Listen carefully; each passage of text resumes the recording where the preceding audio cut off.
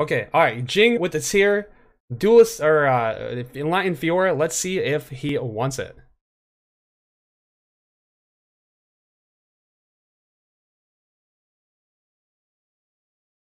Chalice start. Maybe Nico. Doesn't want the Fiora, probably.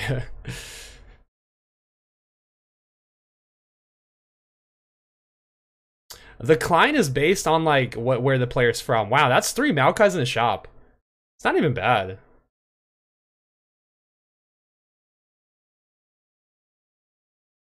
Can't hear game. You know what I can do? I think I actually might be able to get this.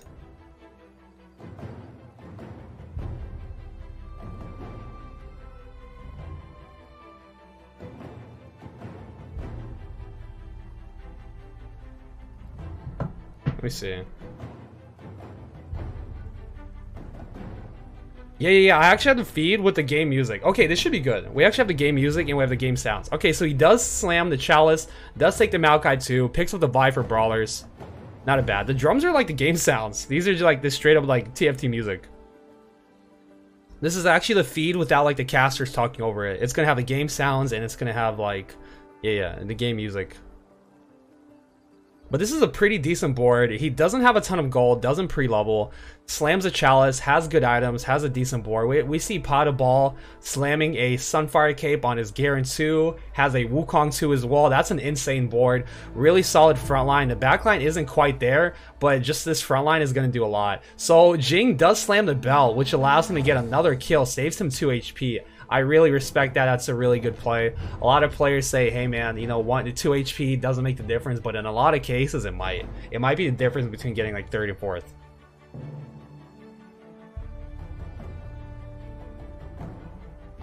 I guess the fights are muted. We just have the game sounds. So he did slam a Sunfire Cape over a GA. I think overall it gives him more board strength. The idea here is we're going to try to win streak with this Garen. Early Garen, if he gets 4 Vanguards pretty early with Sunfire Cape, he's going to streak on that for quite a long time. No, I can't turn up the game sounds. This is just like a YouTube stream. This is what we got. 4 Brawler board. We're seeing there's a lot of Brawler players in the lobby. The Sunfire Cape's going to be super high value against all these players. Look, another Brawler player. Another Chalice Slam as well from Ram Kev. Man, this is going to be a weird lobby. This Sunfire is going to be... Look at this. Look at this. Look at this Garen. Infinite value. This Garen is going to do like 2,300 damage by the end of the fight.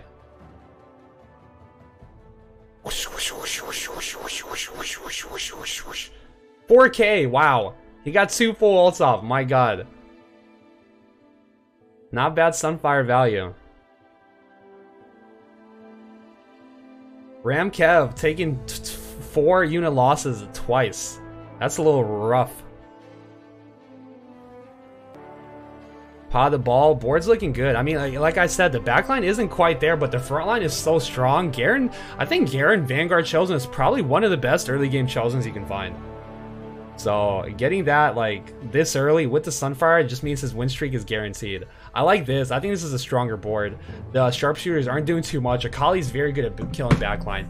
The only issue with Garen Chosen is it doesn't have a way to reach backline. So as the game goes on, like if enemies start getting good backline DPSs like Kindred, maybe like a Yuumi to keep the front line alive, the Garen Chosen isn't going to be able to kill the backline. But if you do play something like an Akali, if you do play like maybe a Diana 2, have assassins, you do have a way to kill the backline with the Garen or with the Akali, and you have a way to kill the front line with the Garen. So having a mix, I think Assassin Vanguard is a very good early game comp. It's going to get you there safely. It's going to kill a lot of units. So he does have that full streak, jaywalk, and also 100 HP. Can we raise the quality? Nah, we can't. That's alright. Well, I mean, if this is the music we're gonna have, I'll play the other music we have. I thought it was gonna be game sounds, it's not, but it's fun. Combined items. Oh, I like that they're showing the combined items now. They need to make them like a little bigger. You know, I have my magnifying glass, but like, you know, it's a little rough to try to get it out every time. So we see 3 Chalice slams. Not too shabby. Kurum X with the Zeeks. I think Kurum is the one running the Diana Chosen. But yeah, we do have a lot of Brawler players. So interested to see how this game plays out. There is a Lucky Lantern. It drops a fawn and a sword. My god, it's a fawn galaxy. Morthog. Morthog is giving us a spicy one. Mwah. That's a spicy meatball. Kerm had a 2 gold Nico start. Oh no. Oh no, Kerm! He's low rolling on Fawn Galaxy. The thing about Fawn Galaxy is you get punished so hard because if you have a weak board and you don't kill units, you take an extra damage or 2 from every single person. Kerm's board is so bad. He has no gold. He can't make 10. He's going to have to roll aggressively level 6, but that means he's going to be down to 0 gold. It's actually going to be a rough game for Kerm. He has to play for a top 4. Let's see if our FCG representative can get it done. He's playing against Pot of Balls board. He's doing all right. You see the Garen hasn't killed anything, but the issue is, can his Diana clutch it out? No! Kerm loses to 5 units. The Yumis are keeping everyone alive, and he doesn't have enough damage to kill anything, really. Fawn on Elise 1, Rakan 1. He's running 2 Rakans. Oh, no. Okay, if Kerm... I think making Econ here might be a mistake. Maybe it's not. The issue is he's on a 3 lose streak, so he wants to maintain it. But at the same time, if he like holds this Aurelia pair, it's just a really rough spot to be in. Because if you sell the Aurelia pair, it means you don't have any. Like he's gonna have to roll down stage 3, no matter what. But yo, Alice Clark, thank you for the 11 months. I probably need to mute those. It just means he's not going to have any board strength. He's going to take really bad losses. On this Galaxy, you can't afford to do that. But at the same time, he really wants to have Econ because he needs a way to get back into this game. And Econ is usually the way to do it. So what he has to hope happens is, you know, you go level 6, you sell Diana, you get a 3-cost chosen, that carries your mid game. And I think that's going to be one of our routes for our boy Kermegs. Let's take this time to, I'm just going to go ahead and mute the alert box for now. Thank you guys for your support, but... We gotta get that quiet time, right? So he does sell the Diana. I agree with that. That's a good choice. But he needs a spike. He needs you can't take it low and slow in this Galaxy. You get punished way too hard because people have too many units. So you need to have a very good board. I think Econ is not important on this Galaxy at all. Because you just need so many units. You know, those units cost gold, and if you want to feel a strong board, then you're just not gonna have Econ. And I mean, that's just the way it is. He has a Nico. Ideally, you want to roll. I don't know when he goes 6. Probably not yet. Really good items, though. GA, strong. Rod, sword, strong, flexible components. I think he's in a decent spot. I'm pretty sure you take this TF for 1 round. Take the TF, take the brand. Play it over. I don't even know what. Is he just going keeper? It looks like just a keeper board, huh? We have a GA. We have half a Morello. It's just a keeper board. We have a sword for the Xayah item. We have Hodge for Xayah.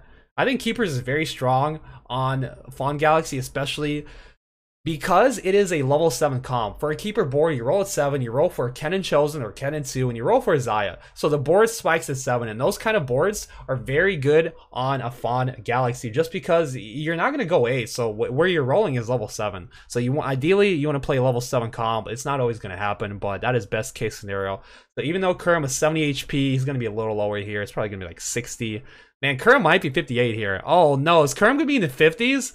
Oh, okay. No, he's not. He's going to be like 60. A little higher.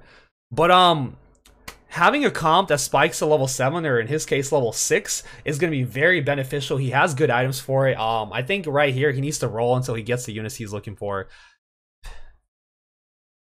He wants a 3-cost carry. There's Kennen. Beautiful.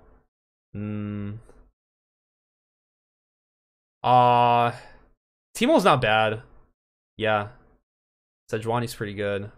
Teemo's really not bad. Sharpshooters. Sell the Akalis. Maybe play like Sejuani or something. Sejuani Jarvan. Oh, he played a Duelist instead. That's not bad. It gives him a little more DPS. Not bad. Jay the Kennen, Rod the Kennen, Hodge the Teemo. He Hodges Kalista. Whatever, it's fine. Not bad. His board isn't amazing. His Econ's pretty bad, but his board it should be stable enough. At the very least, it will kill some units. I think Hodge probably should have gone on Teemo, and I don't know. Maybe you just run 4 keepers with Sedge. Teemo should have enough DPS. 54 HP, man. Kerm's getting kind of low. His Econ's not looking too hot. That Sivir is very helpful. It gives him Cultist now. And all of a sudden, his board's not looking all that awful. It could be better, but I've seen worse. Is he going to roll more? Ooh, I don't know about this one. Okay, he does want to get the Hodge on Teemo.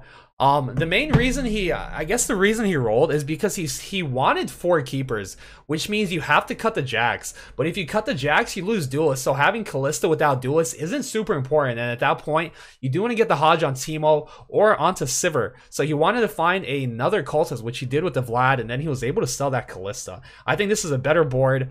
Finding the Sivir is super helpful. That's exactly what he needed. But yeah, this Teemo I think is going to do a lot of work. Early game Teemo, especially when there's more units because of the Fawn, there's more units that are grouped together. It means you get more value from your Teemo. Frames? Yeah, I'm losing some frames. Fuck.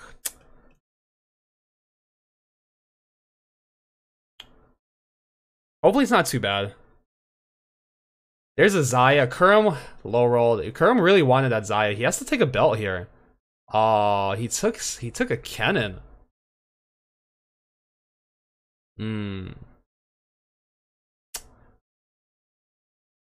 I mean, maybe it's fine because realistically, he really can't use too many belts.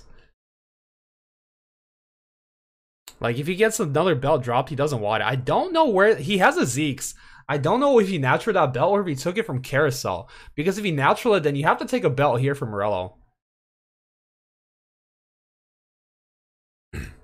That's beautiful. That's amazing. That's exactly what he needed. Your board is super stable. You're chilling. You're having a good time. Kurum is 54 HP. He just won his first round. The best case scenario is he wins some more rounds. He streaks at least 3 streaks into Wolves. His HP is kind of low, but if you look at the lobby, no one has a huge advantage on him. 62, 63, 64 HP, 66. You know, it's a 12 HP lead on Kurum up to top 4. It's not that massive. The way this Galaxy works is you play for a top 4. All those players at the bottom are playing for top 4. The top 3 are trying to keep their lead. Raza, also with a keeper board, has that Kennen with GA Morello, has a Vlad carrying the items for now. The blue buff isn't super helpful, and it's not very good in this comp going forward, but overall, it's not a bad board. It's a cultist chosen. It gives him the option to play 6 cultist mid game, and he should have a decent mid game. I'm lagging a little bit. I don't think it's my end. I think it's the player stream. But for now, his board's not too shabby. He does have a Kennen pair. I wonder how many keeper players are in this lobby.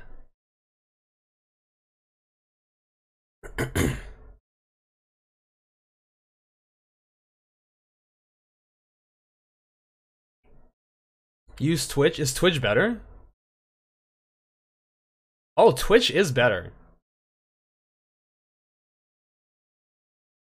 Although, is it? I don't know. I don't know. It's just it's based off of the player's POV that they're watching. So we're watching Raz's POV. I don't know what his upload is. Someone has a. There's 2 players with Kalista too. Wow, whose board is that? Is that DQA? Bro, DQA has a Kalista 2 with a GA and an Aatrox 2, stage 3. Jing has a double Zeke's Chalice Akali, Kindred 2. Man, these boards are so strong. Wow. Especially DQA's board. Jaywalking is running that brawler board. 1, 2, 3, 4, 5, perhaps 6 if it's a brawler chosen brawlers. GA, Hodge, Runan Siobhan, a very strong itemization, very good board. 6 brawlers, there's a reason he's so healthy. Even though the Morello is there, it's just not going to be enough. Kennen 1 is trying his best. I take that back, bro. It is going to be enough. The brawler board gets taken down. The Teemo popping off. The Kennen 1 doing 7.3k damage, and Jaywalking does take another loss. DQA, however, the NA representative, maintaining that win streak into Wolves.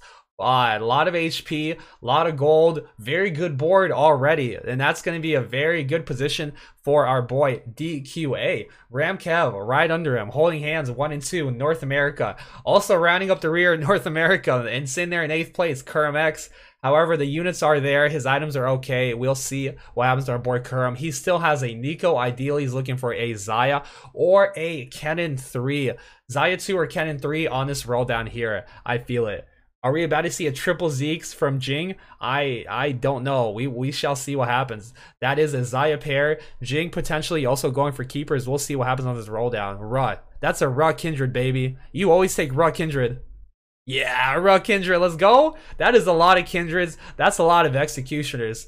That is a funny looking board, but I think it could just work. Pot of Ball with the Nico 2, with the Yuumi 2, perhaps playing Fabled Comp there. Ramkev, Shyvana 2. Is that another Brawler player? That is another Zeeks coming out. Triple Zeeks and a Chalice. My man, how are you going to work all these Aura items? I don't know what the plan is, but it looks like we're playing KO from this spot. We're going to have Aura items on the left, Aura items on the right, KO in the middle, dropping those bombs. Jaywalking with the Brawler board. Still sitting on Shyvana 1.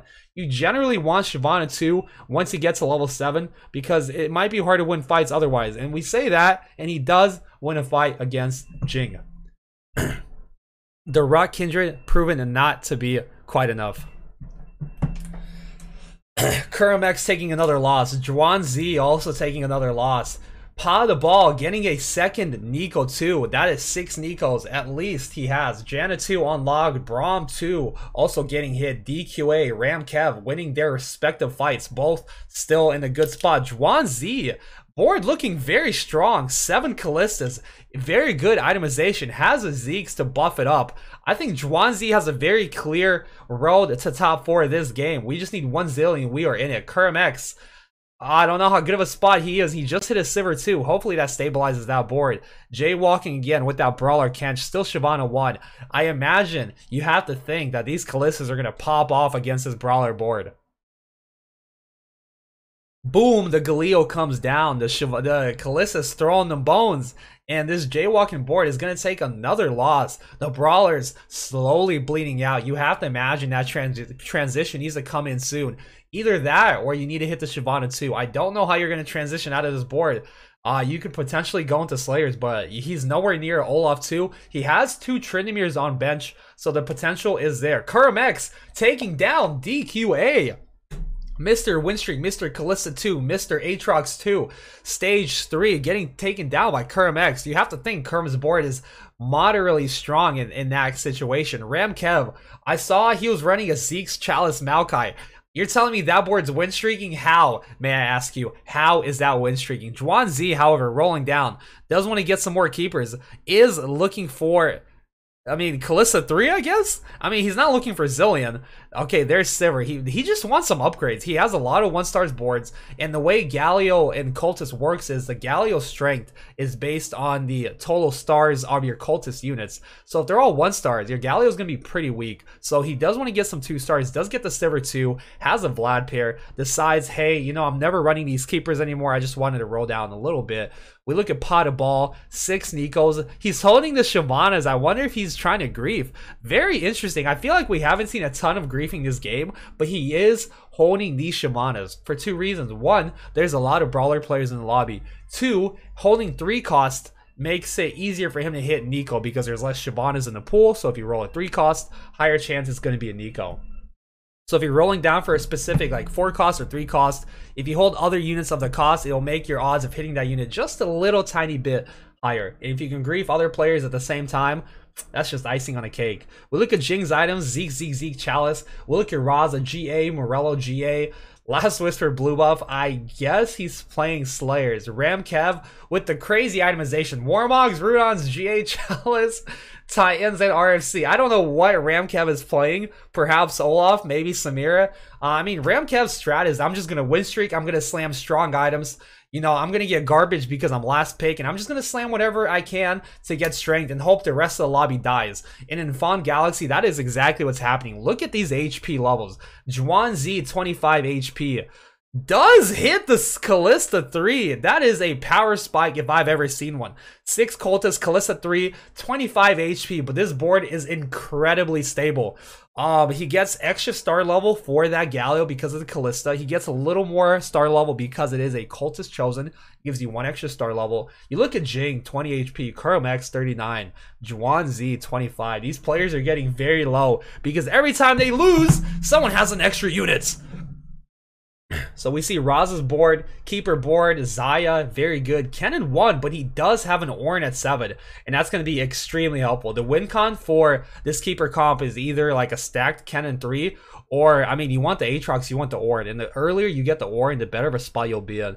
However, this Kalista, as you can see, just does way too much damage. Overall, this is good for Zhuangzi. He's able to stabilize and stop bleeding out. It's not too bad for Raza, a 2-unit loss with 49 HP gives him a little breathing room. Ramkev does take a loss finally. I think it was to DQA.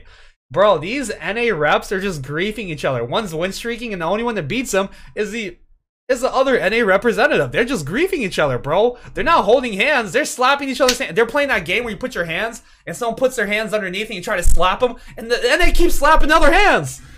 Jing does get the KO. KO 2 on bench, saying, how do I buy this garbage? I have to sell my whole board. Man's about to run 7 out of 8. Plays Andy.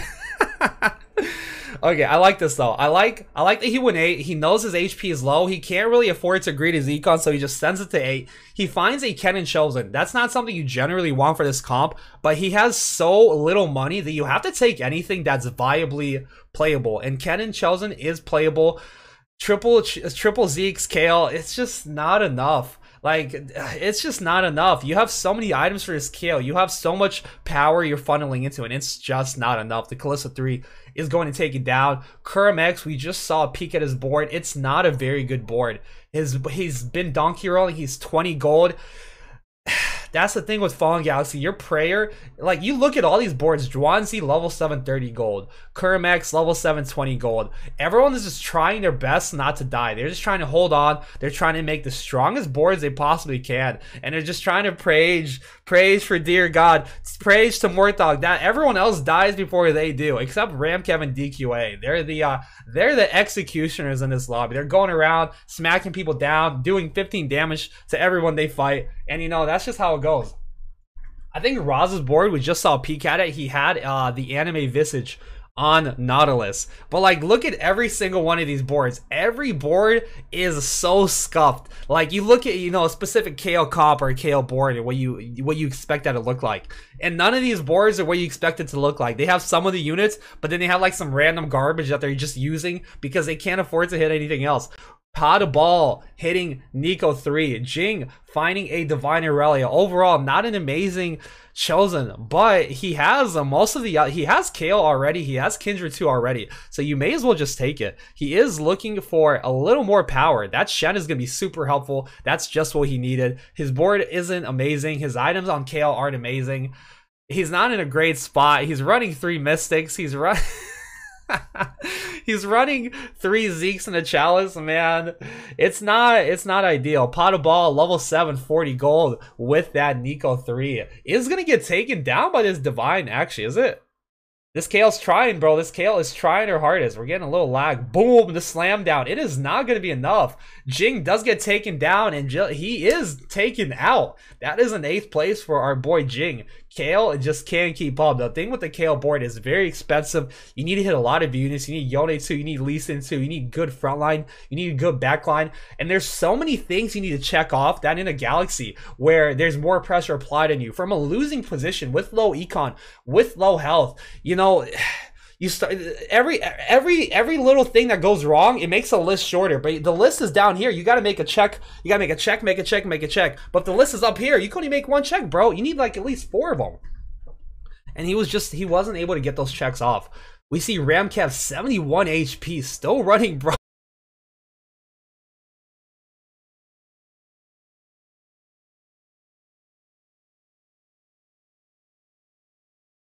Haven't seen up until now. This is a never before seen comp. You've never played against this before. Chalice, Zeke's, Titans, Maokai doing so much work. Gonna lose to this Nico 3, but what is it? At the end of the day, if you look at Ramkev's bench, he's 1 off of Maokai 3. This is a secret North American tech being debuted here in the World Championship Finals, and we're gonna go ahead and look at Ramkev's board. We're gonna show you a sneak peek into this North American big brain, powerful talent coming to you live. Sneak peek for you. Enjoy. You can go ahead and use this in your games, gain a little LP before the season's over, but you know, keep quiet before it spreads too much. 7 brawlers. We are looking for a set to power Spike. We're almost there. Our time has almost come. We're going to play another Maokai. If one Maokai is good, 2 Maokais has to be better. Man, what am I looking at? What is this? What is this board? I don't know. DQA, 1 off of Aatrox 3. Yes, yes, yes. Duelist Zilean, his Kalista's trapped in the corner. Mamma mia, that is not what you want to see. However, she does come out eventually, is on that Maokai. You know, Maokai's a big boy, but Kalista is gonna take him down. Duelist Zilean popping off. Aatrox with the pull. Aatrox with the slam. Zilean ulti's coming out hot. This Shyvana is gonna clean up quite a lot. Wow, she's cleaning up so much. 2 unit laws. American and North American reps have each other. These are good losses. Kerm gets taken out, 7th place. Oh no, he's not happy about that one. Kerm is a player who has a propensity to go on tilt. That means he has 1 bad game and he has more bad games. Hopefully his mental is strong enough to recover. He had a bad start. He cried about it in chat. That is a sign of a shaking and wavering mental. Hopefully our boy Kerm with the power of FCG can bring it back, can regroup, and can come back stronger than ever. However, the other North American representatives, Ramkev and DQA, are in dominant positions this lobby. Ramkev does get a Rage Blade for that Shyvana. Man, the question on everyone's mind is, when will we see Maokai 3? We have Zeke's, we have Chalice, we have Titans. It's best in slot Maokai. All we really need is 1 more Maokai. However, Jing, you know, down there. Raza in the danger zone. 3 HP, about to take a 6th place. I don't know if he's going to beat anybody. Zhuangzi is streaking. Jaywalking is streaking. Pot of Ball streaking. There's a lot of players on fire. Jaywalking has an insanely powerful board. Shen Chosen has Olaf 2, has Tryndamere 2, has a Yone, Morello on his Sejuani, RFC on his Lee Sin. All the boxes are checked. Can this Shyvana clean up? That is an insanely strong board. However, you look around and everyone's gone. The Maokai just showing how powerful it is. The Shyvana popping off. I don't know how this board's doing so well, but Ramkev is popping off. Raza does get taken down. 6th place locked in. This is a strong lobby, and it's a little unfortunate that they got killed so fast. But we do have 5 players left. Zhuangzi lost a streak. Jaywalking lost a streak. I think DQA won his last round. Man, Zhuangzi's board, all these boards are just so good. Another Chalice for DQA. Again, 1 off of Aatrox 3.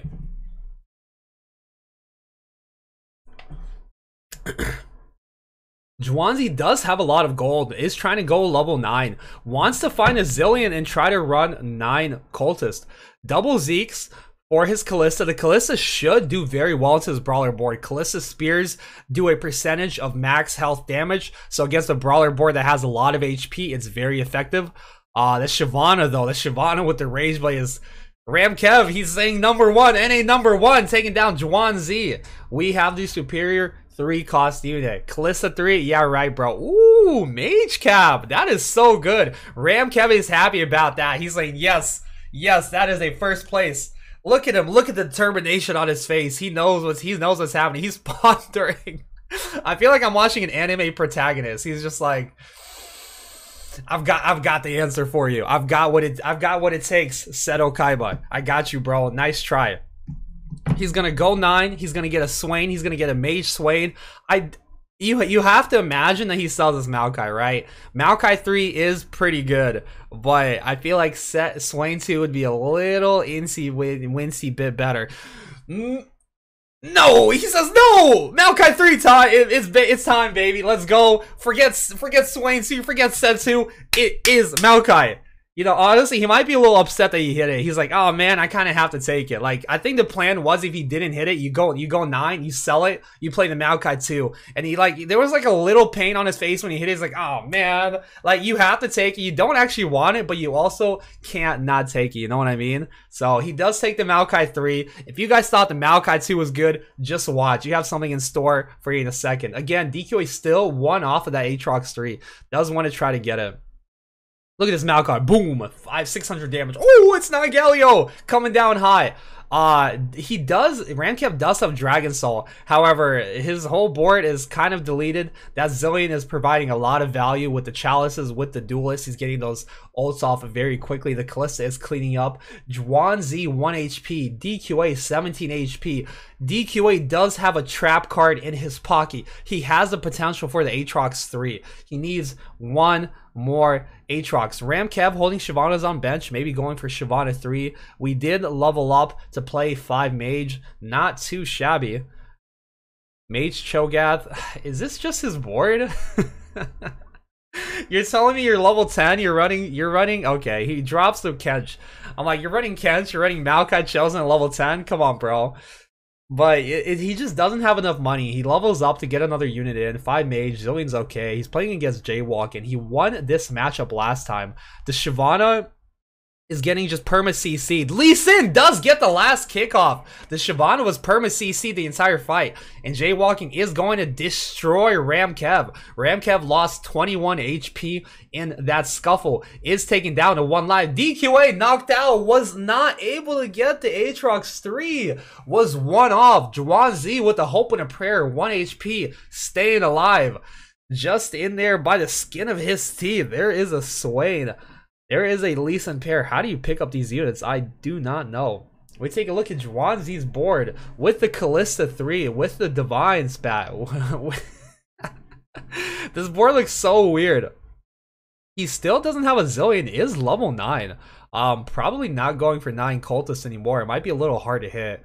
It looks like Pot of Ball is running a 4 Mystic comp, which is pretty good into Kalista. Kalista's ulti is magic damage. So having 4 Mystic is pretty helpful. So we see the Kalista matchup against Brawlers. Brawlers generally has a rough time in his matchup. Cho'Gath does get the double Mage ulti off. Shyvana is going to get taken down. And this isn't looking good for Ramkev. I think if he takes a 4 unit loss, that is going to spell doom.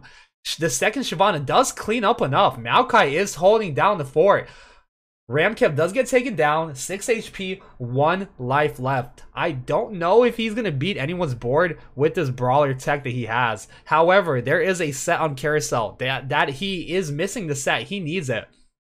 Is Zhuan-Zi going to grief him? Is Zhuan-Zi going to take a Giant Slayer? No, Ramkev does go for the Brawler set. He has 8 Brawlers now finally unlocked. Zhuan-Zi does take a GA, probably for the Lee Sin.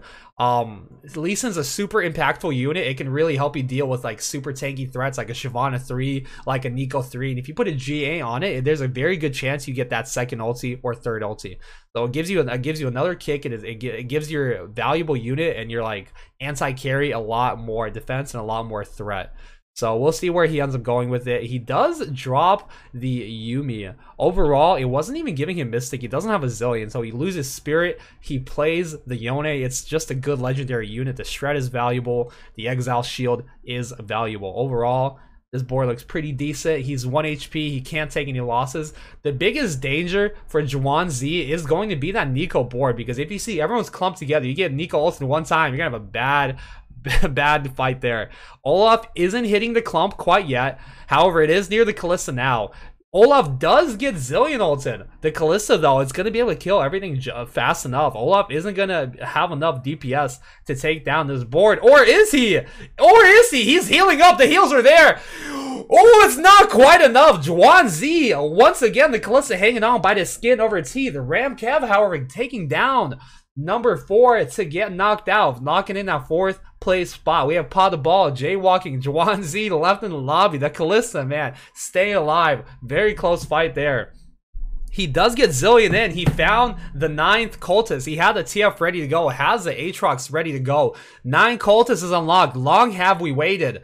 Well, no, wait no longer. Here it is. We are there. And this Cultist board is going to do quite well into a lot of these other boards we have. This, the Dragon Soul might be pretty effective against it, but overall, it's going to one-shot just about everything. Let's see where this Galley is going to come down. Good shred. It doesn't hit the Neeko, but it might be perfectly fine. It does hit the units on the right side of the board, which which is going to give Kalista a little easier time shredding it because of that MR reduction shred. The Kalista does get smacked by Nico ulti once, doesn't get smacked by it twice. The set with the slam jam, thank you ma'am, getting the collector across all those units, and that's going to be a double kill from Pot of Ball, taking down Juan Z and Jaywalking. There are just so many units, there's just so much value from this board that Nico is able to clean, that Nico's able to get everyone low, and the set with the slam is able to get everybody finished off. That collector helping just a little bit. Very good itemization, very good tech against the other players, especially the Galio board. It's going to be super helpful in that regard. And with that done, with that game wrapped up, let's have a word from our casters. Another big win for Nico, another big win for France in game number 1. Yeah, that's right. And, you know, I think it just goes to show you, like, how much higher tempo these players are trying to NA mod check, OCE mod check. Analysis through the it was lens Nico of the 3. Standard game cadence, but it wasn't whatsoever, Doa. By everyone getting that extra level, you can see how fast some people were dying. And yeah, Kerm had a really bad time that game. That was rough. Get me strong now so I can protect my health points. I felt like I learned a lot that game because you don't really get too many games where everyone has a random force of nature thrown at them through the Lucky Lantern.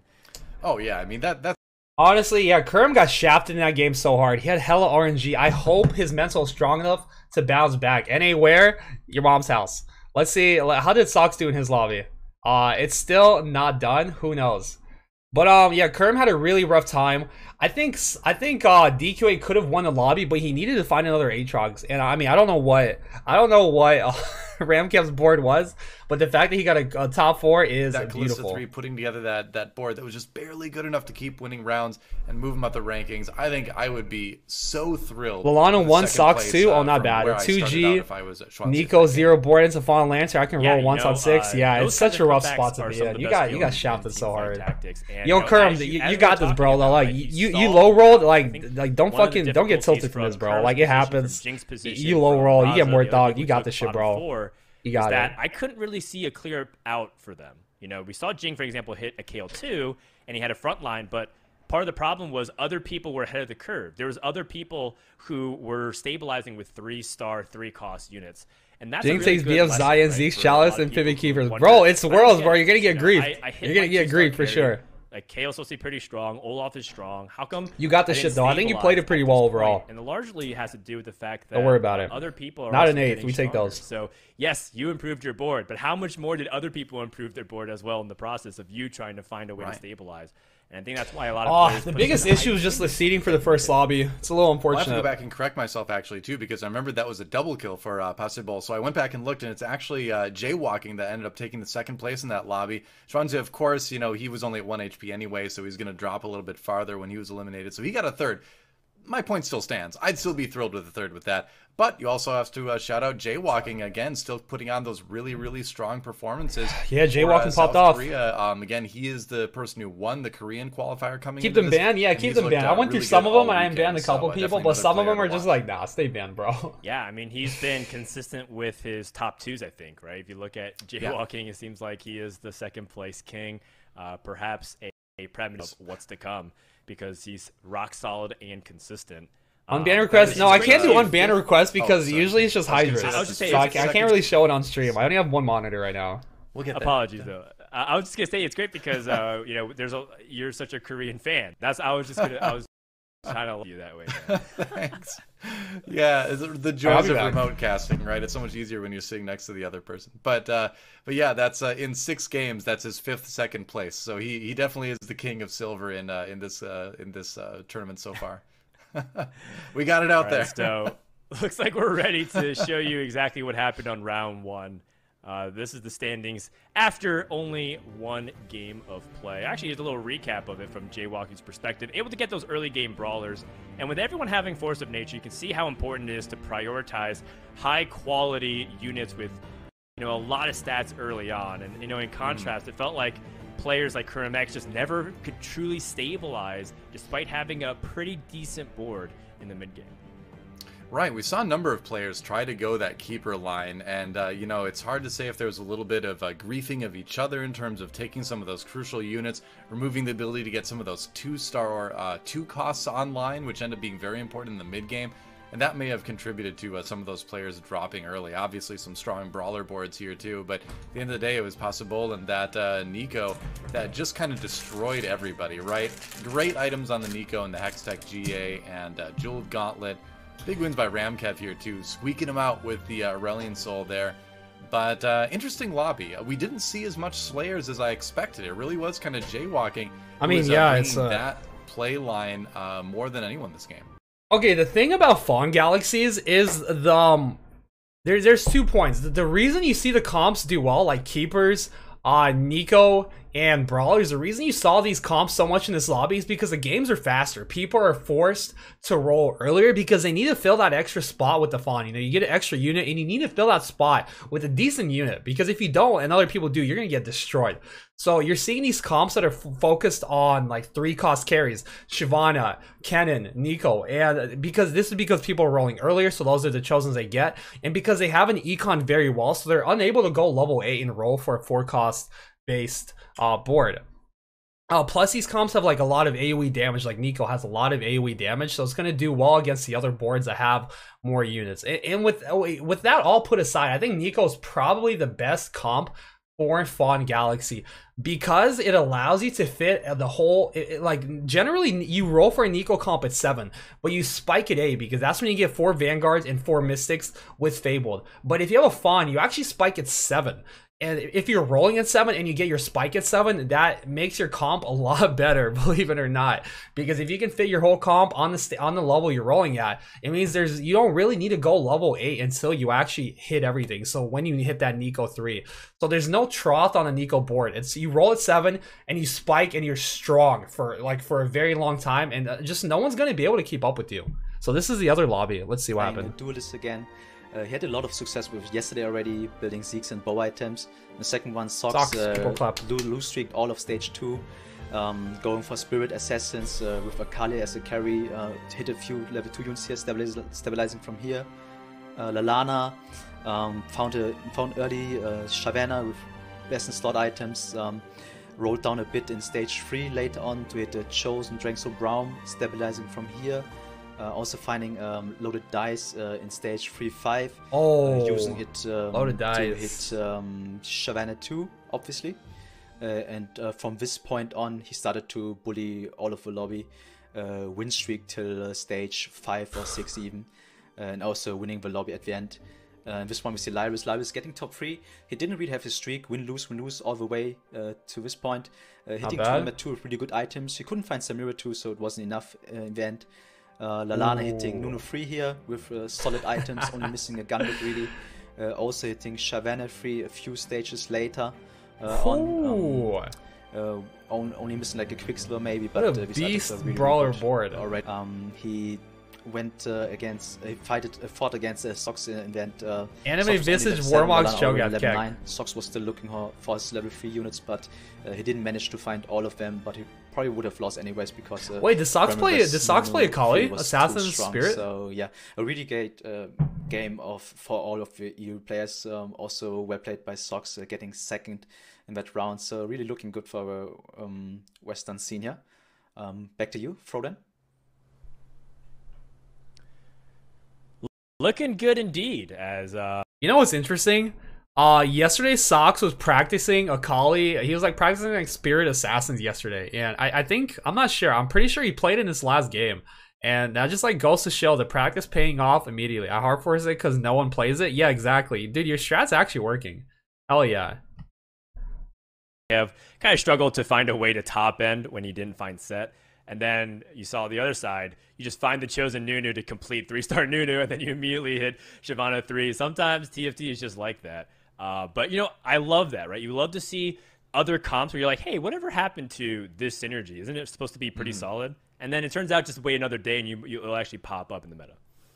Yeah, I like I said in that last game that we were watching, like maybe I've been sleeping on Brawlers a little bit lately. Maybe I need to give that synergy another chance, because it definitely did look strong in both lobbies. I also have to say I'm super hyped that we have Solar Gasang on the broadcast, because whenever I'm playing games, I always have his meta like Google document on the other monitor with a bunch of different comps and things just for reference. So shout out to Solar Gasang for keeping that updated for like a long time now. So great to have him here. Absolutely. Great streamer, great player, great analyst.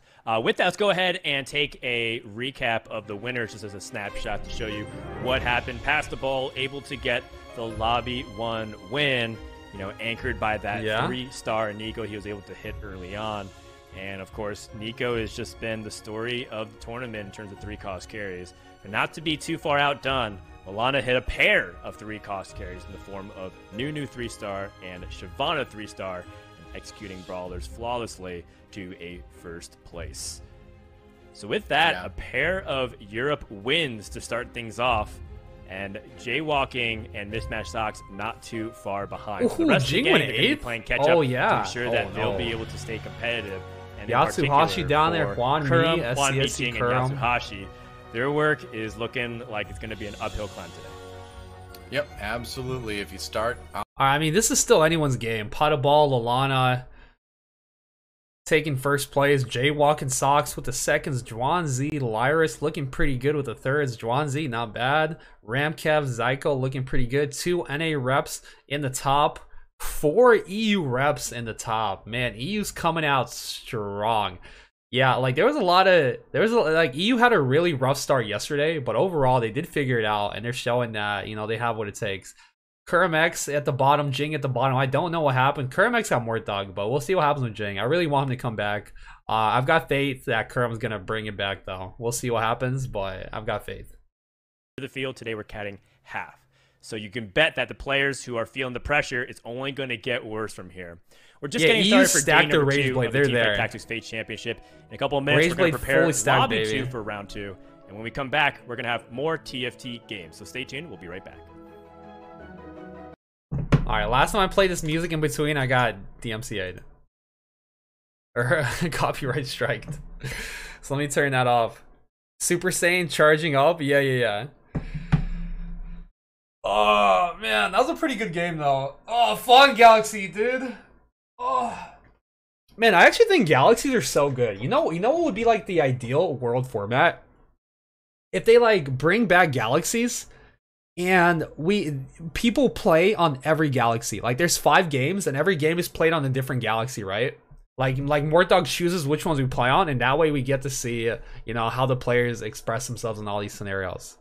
Or maybe it's gonna be like a grief. I don't know. But it'd be kind of fun to watch, you know? Like if that's what happened for like set 3 championship, like if like we played on every single Galaxy. Fun Galaxy every game, yeah. Dude, I feel like Galaxies were actually just the best idea Riot ever had. Like, Galaxies are basically set mechanics, but if they suck, like Nicoverse, you just get rid of it and you go for the next Galaxy. Like, you know, if it's like, what was it? What was the 4-cost one? I don't even remember, but the 4-cost carousel where you just get KO with the bow from carousel and someone gets like a Soraka and you're like, well, I guess I'm playing for top 5, you know? Like, that one sucked, but some of them were pretty good. Lilac, yeah, that one. How bad feels Unique Galaxy no one has played before? Oh, that would be that. No, I don't think it's appropriate for Worlds. Maybe it's good for like at the beginning of the season. But I think at the end of the season, you want to see the best of the best. You want to see very good play. You want to see players who have a mastery of the set. You know, you want to see good gameplay. You don't want to see someone playing something for the first time. That's just like a grief. You know, you want to see the highest level of gameplay that, you know, it could be put on. Or at least that's what I feel like Worlds should be, you know? But at the beginning of a season, like you say, okay, these are the new Galaxies. This is the first time anyone's playing it. Here you go. Let's see what happens. As some like kind of like an exhibition, right? I think that would be super fun, and that'd be like a good hype event to like kind of show what, you know, the set has in store, what people can do with it, and just begin to play around with it. And hopefully, we see more of those events. I know we had some of them like in previous sets.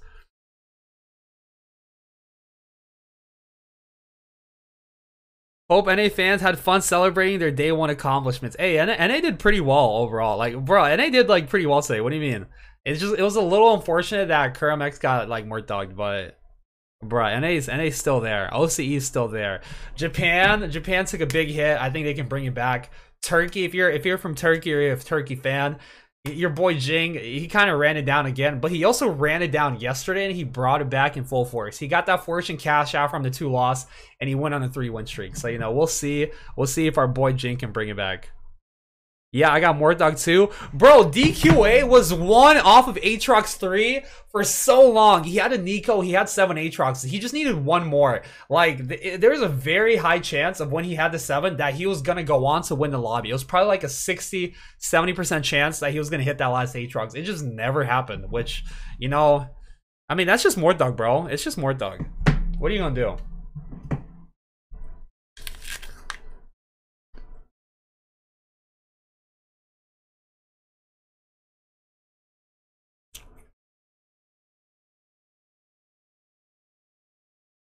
Yeah, it wasn't contested. He actually had a very good chance of hitting it.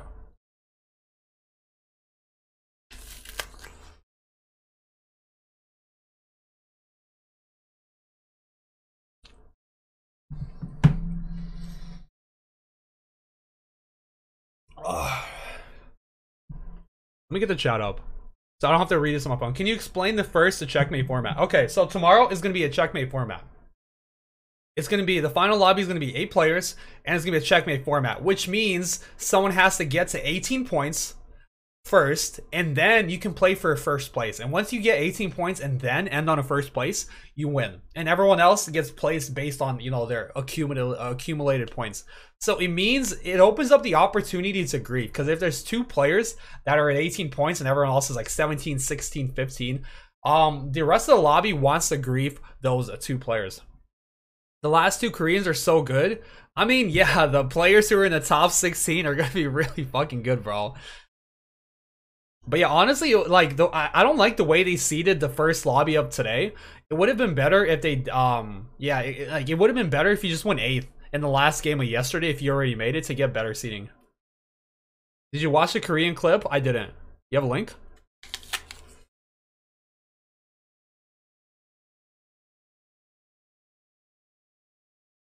You can't hit with 18. You have to have 18 and then you need a first. This is a clip, socks link. 들어가면 더 셀 것 같다. 나는 그런 느낌이고. 학살자 내릴 법했던 것 같은데. I really liked his Kalista positioning. 일단 계속 트리는 쓸 생각인 것 같아요. 덧발 저격. 좋아요. 이거 와, 좋아. 배치 느낌 좋다. 암살자 배치고. 완전 무조건 만나니까. 와, 이거 아칼리상 That's so clean. 나이스. 먹였어요. 와! 이 이걸 피지컬을 보여주네. 이걸 대회에서. You got the Akali, bro. That's clean. You know, this is something players don't do, because when your units are on bench, they get put on the board a certain way. So if you like put them on bench and you know where they're gonna go, you can it lets you swap faster. It lets you just like swap it instead of swapping here to here. It lets you like put the units exactly where you want them. 아칼리인데 덧발. 나이스.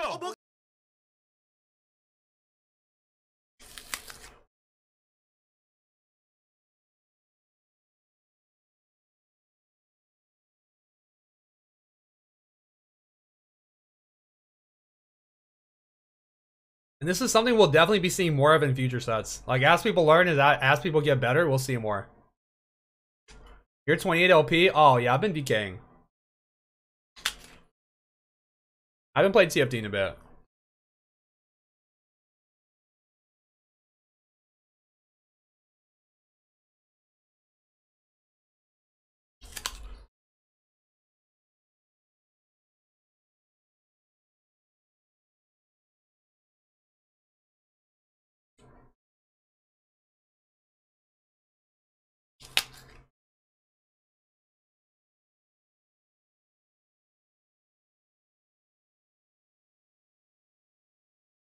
Does each set have a world? Well, they grouped 3 and 3.5 together, and they grouped 4 and 4.5 together. So, kind of. So it's like 2 worlds a year, right?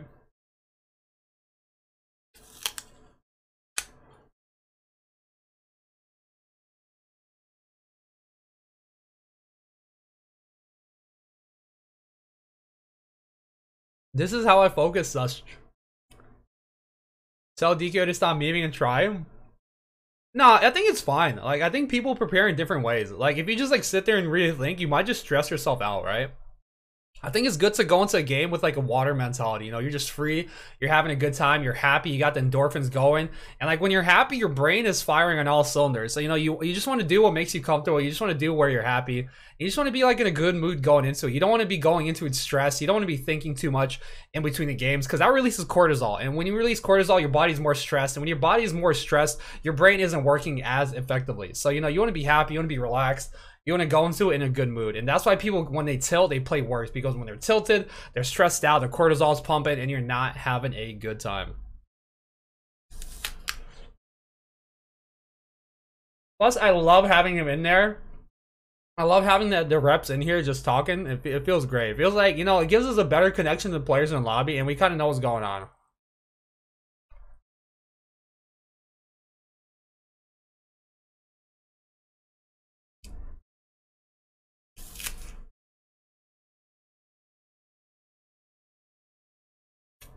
Oh, when are we starting? 1 minute? I feel like this timer we're seeing is like a chess timer. You know how you hit it and it stops and then someone else hits and it starts? Like basically like they hit it and it ticks down and then like somebody who we don't see hits the other timer and it just stops. And then we don't know what happens, but then it comes back eventually.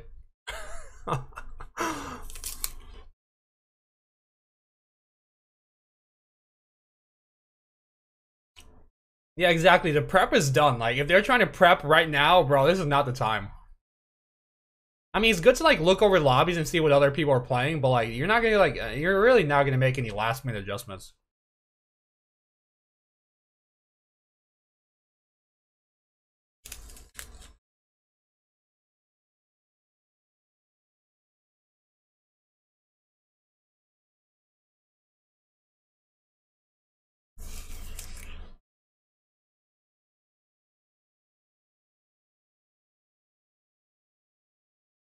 Day 2 of the Teamfight Tactics Fates Championship. Now, if you're just tuning in, we finished round number 1, and we're one step closer to finding out who is going to be the champion. And for many people, they wonder what it means to be a champion, and so we sent our best Avali May to go find out with Hwanmi. And we're back, and lucky for you, I have even harder questions and more contestants. Oh no! Let's start with you telling me again. a little bit about yourself. 我的游戏 ID 叫幻灭，我来自广西。 That's a pretty good answer. What are you hoping that your outcome is? 那人 Bro, this guy is so serious. 去的，我也不例外。 That is correct. What region do you think ranks at the top of the skill charts? 如果理性一点回答的话，肯定是上次夺冠的欧洲啊。不过我觉得这次我们会比他更强。 And once again, no wrong answers. Get me out of here. Thank you very much, Avali May, for that insightful interview with Hwanmi. Short but sweet. Speaking of sweet, we have Crowan joining us for a broadcast on game number 2. Speaking of sweet, Crowan, how'd you enjoy game number 1 so far? Yeah, thanks. I'm glad to join the broadcast. I really liked game number 1. Honestly, from both lobbies, we got to see the Lolana win in lobby 2, that solo Gasang covered with a brawler victory. I was coming into this event being like, oh man, I wish we would have seen brawlers, especially on day number 1, right? Because brawlers is really well known as a consistent composition. But even in day 2, where you got to get a bit of better placements on average to move through, people are running brawlers. And honestly, with the Ramkev placement being 4th, that's about what you expect. But the Lolana one is, I guess, a bit of a high roll there, that scenario, but nonetheless, I just love seeing brawlers. I love seeing the meta being diversified. Only one Slayer composition that we saw in that game on stream, and everyone's just taking their own approaches and trying to do the best that they can with that. Yeah, and that's pretty much the name of the game, right? A lot of people might aim for a top 4, but hey, I know how to turn this top 4 into a top 1, and the conditions are right for it. And I think that's what every player is looking for. And, on the alternative side, some players are just thinking about how they can avoid the worst possible scenarios of getting 8th place, but somebody's got to. And so for players who got the 8th, someone has to go 8th. And Jing to pick it around.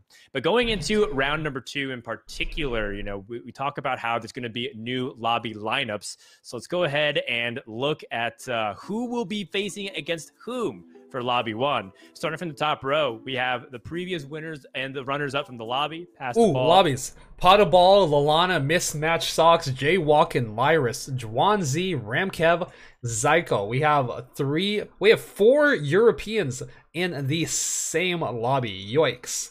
2NA, Korea and China. Kezi, DQA, SCSC, Raza, lobby number 2. Kermex, Hwanmi, Jing, Yatsu, Hashi. Honestly, I kind of like lobby 2 here. I think this one will be very interesting. We're gonna watch lobby 1. Man, we don't get to see Jing at all because like he just kind of runs it down early and we never get to see him. You know, maybe this is a strat. Maybe Jing is just Galaxy Brain to where he runs it down early so no one gets to see it. Like no one, because like all the other players, like everyone here, they're gonna watch the VOD and they're gonna see game number 1 or they're gonna see what everyone's doing. No one gets a glimpse into what Jing is doing. He's keeping the strats hidden. He's going 8th, and then he goes 1-1-1, and he just keeps his placement low. So maybe it's all calculated. Maybe not, maybe. Can easily flip depending on how a couple of rounds go. And you know, based off of the trend so far, Crone, I feel like we're just getting started, right? Some it's players like who 4D took 7 chess. and 8 to start yesterday, they end up climbing back with a vengeance, getting like top 2s to end out the day. So, you know, we're just in the beginning of the development here. Hey, we in, baby. All right. Boom. Wow, that is a lot of tiers. Oh wait, we're watching lobby 2. Oh, what? I guess the strats leaked. It didn't work out. DQA getting the bow, KRMX getting the glove. Wait, we're watching lobby 2? Oh man. Perfect. I actually like this lobby. I don't know why I like this lobby more, but it's just more interesting to watch. I feel like I don't know. Well, I guess it's like watching 4EU, you know, kind of Resident Sleeper. Watching a nice little mix. We have a hella representation. We got the Osh rep, we get Japanese rep, got a couple NA, got some EU in the house. You know, Korea's in here, China's in here. We've got everyone. It's a full house, baby. It's a crew, the flush. I don't know the right analogy, but you know we got everyone in here. It's like all the dogs sitting at the table playing poker. You have the Cocker Spaniel, you have the Rottweiler, you've got the Poodle in there. You've got the horn dog, you know, you've got all the dogs, right? Anyways, Hwanmi, glove start, not too shabby. He's probably pretty happy with that one. There was a lot of tiers. I don't know who actually ended up getting him, but they probably do not want them. This is the people's lobby. Agreed. Raza, don't know what he started. Has some brawlers, has some sharpshooters. Kezi started tier, does have a Sivir. So, dude, I feel like getting a 3-cost early from the orbs is so good. Like if you get Sivir, Callista, Kindred, Akali, your mid game's gonna be, or your early game's gonna be so strong. Hwanmi, 3 items, not really anything slammable here. Chain, cloak, glove. You can't really slam anything. Like some people will like, oh, slam QSS, but the thing with QSS is defensive items really don't do anything for your early game, and you need offensive items to give you direction. I'm gonna change a song because it's kind of sleeper.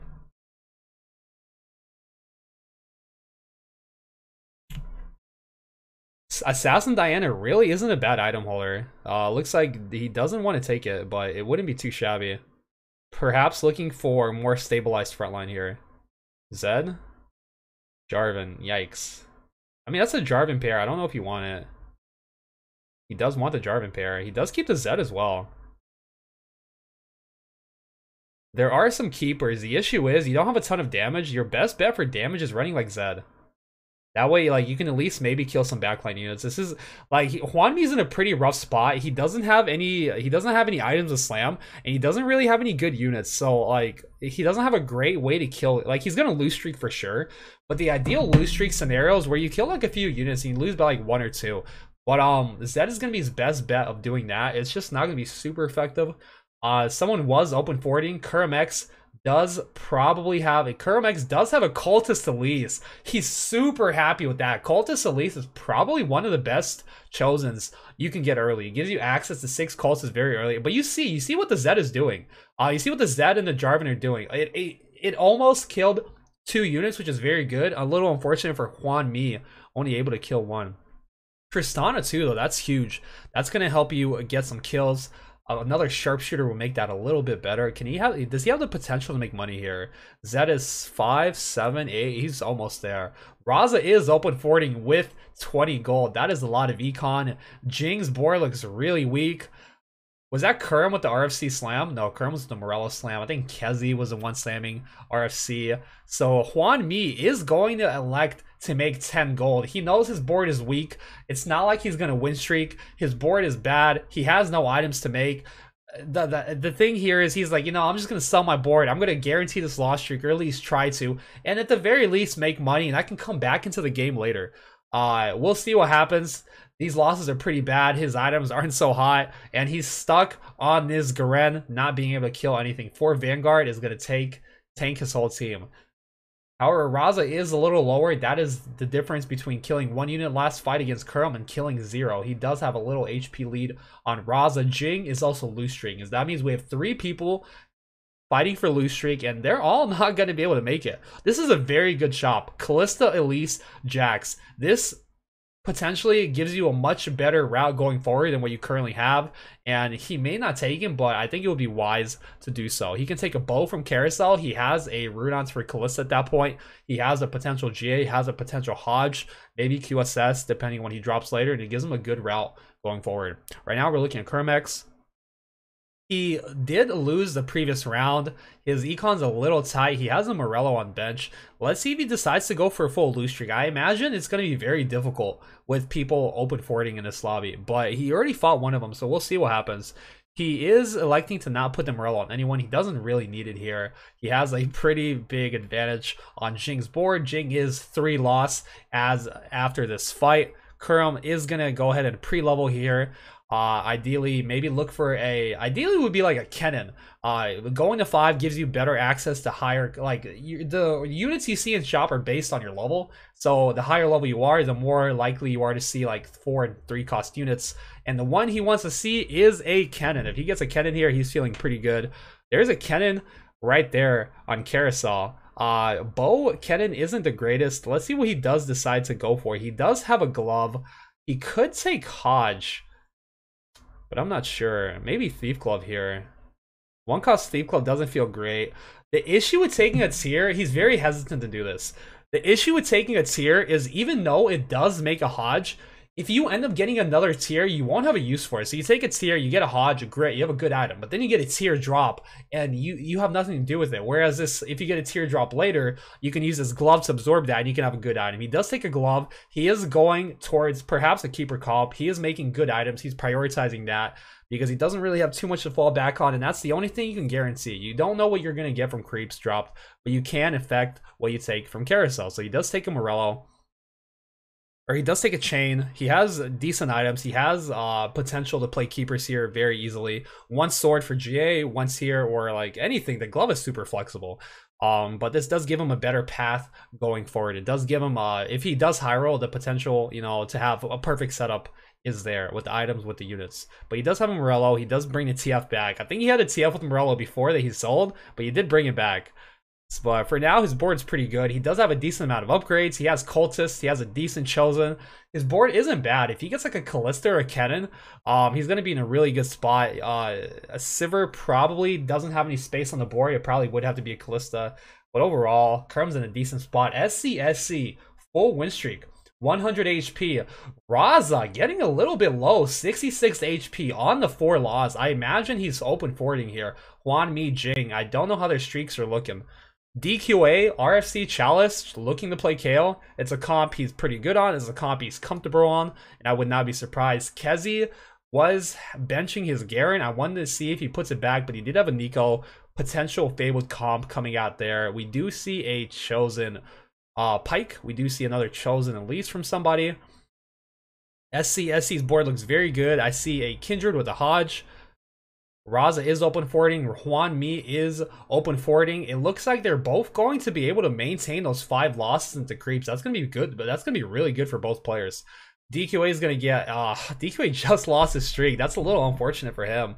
He's not going to have a streak going to Krog, so his econ's not going to be the best. 17 gold, no streak. Not where he wants to be. He does have a Nico. The best thing about playing 4-cost comps is if you have a Nico, it's a lot easier to hit it, because instead of needing to hit like 3 kills, you just need 2, and that's a lot easier to get. Yatsuhashi, 4 streak into Krugs. SC, 5 streak into Krugs. Their HPs are going to be very high. Their econ is going to be very good.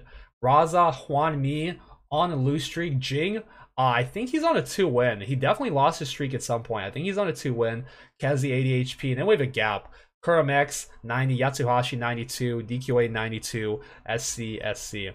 So DQA does drop his Diana. He's gonna want to find a better item holder for those units. He gets the mages in.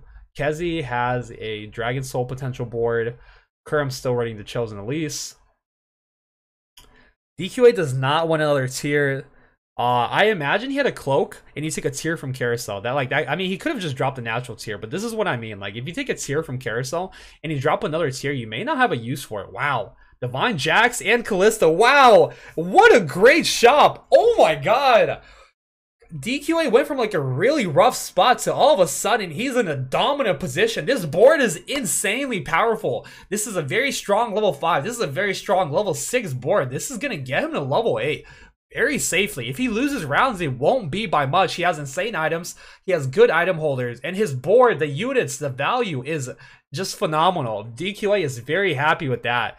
He could slam a redemption. It wouldn't be bad, but there's a high chance he just saves for Zeke's and a Hodge. He doesn't really need more power. This is SCSC, level 6, 100 HP. DQA is certainly going to give him a run for his money. I think if he slams redemption on Jax here, he probably wins. The Kindred just barely living against that NASA. I think Redemption Jax would have won this, but he is going to greed. It would have been close either way. It's not a guaranteed win, but I don't think Slam or Redemption would have been a wrong choice there. He has good damage. A little utility isn't awful idea. SCSC, Chosen Fortune Catch, does not have Fortune on the board. That is a little disappointing. Yatsuhashi with the Kalista, RFC Rudon's really good unit, really good items on it. But SCSC does have that 4 brawler board. He has really good frontline. He has very good backline with the Diana, with the with the Kindred. And we did just see a Kalista too from I think it was it wasn't Yatsuhashi. I'm not sure who it was. Maybe Hwanmi. Hwanmi loves playing Cultists. He's a big fan of 9 Cultists. It's something we've seen a lot out of this player. And he has exactly what he's looking for. Excuse me, he has exactly what he's looking for. Kindred is doing so much damage. This is why I feel like getting 3 costs early is super impactful, because you get like a Kindred early and it allows you to streak. Can his Kalista go off? No. SC is super happy about that. If the Kalista got the Randolph on the Shyvana, the Chosen Janet would have been enough to keep the Kalista alive, and SC would have lost his streak. However, winning that is super impactful. It means he's going to maintain his streak for longer. And if you look at his econ, 50 gold, 7 win streak. It means his HP is high. It means his econ is high. He basically has like 3 extra. He basically has 80 gold with that streak. However, we look at Jing, 82 HP, full win streak, running 4 sharpshooters. The front line isn't amazing, but he does have really good items. He has a Tristana 2 with the Morello and a Last Whisper. And the reason Morello is so good on Tristana is because Tristana's ability does magic damage, and with the sharpshooter procs, it hits a lot of units. And when you do magic damage and you have Morello, you apply Morello on basically all the units, so it gives you infinite value. Now we look at Kezi, GA, a Jeweled Gauntlet Nico, very good board, very good kill potential. He has insane frontline with his Braum too. He is running a second Braum. Funny looking board, but just look at the damage coming out of this little baby Nico. He has a Kindred for a little extra oomph as a way to help, do a little more damage. I don't know if it's going to be enough against this big brawler board. Nico got 2 ultis off. It's not going to be enough. Kezi does get taken down. DQA is losing health. DQA's board is a little... DQA is in a really rough spot. His items are a little suboptimal. His board is pretty good. But the thing with Kayle comp is it's super expensive. You really need a lot of econ. Like we saw last game, Jing tried to play Kayle and he went 8th because it's just so expensive and it's so hard to get there. DQA does take a glove. He's going to use that tier and he's going to make a Hodge. So he's going for perfect items. He has an RFC. He has a Hodge. Ideally, he wants a sword for that belt, and that's going to give him a Zeke's, and that's going to give him a little more oomph, a little more bite to the comp. Yatsuhashi taking a belt, SC taking a bow. Items are super flex. I wonder if we see a Titan Slam. Maybe not. Raza cashed out. Oh, did he? Wait, was Raza playing Fortune? There's a high chance we see a level 7 here. He's gonna wait. He's gonna wait. And he's gonna cheese it. I love it. Raza going level 7. SCSC waiting until the last second to level up. Man, some of these boards look pretty good. Raza has a Kennen too, also with the Nico board. Vanguard and Nautilus, 4 Vanguards, very nice. So he does level up to play a second Diana. He stays above 30 gold.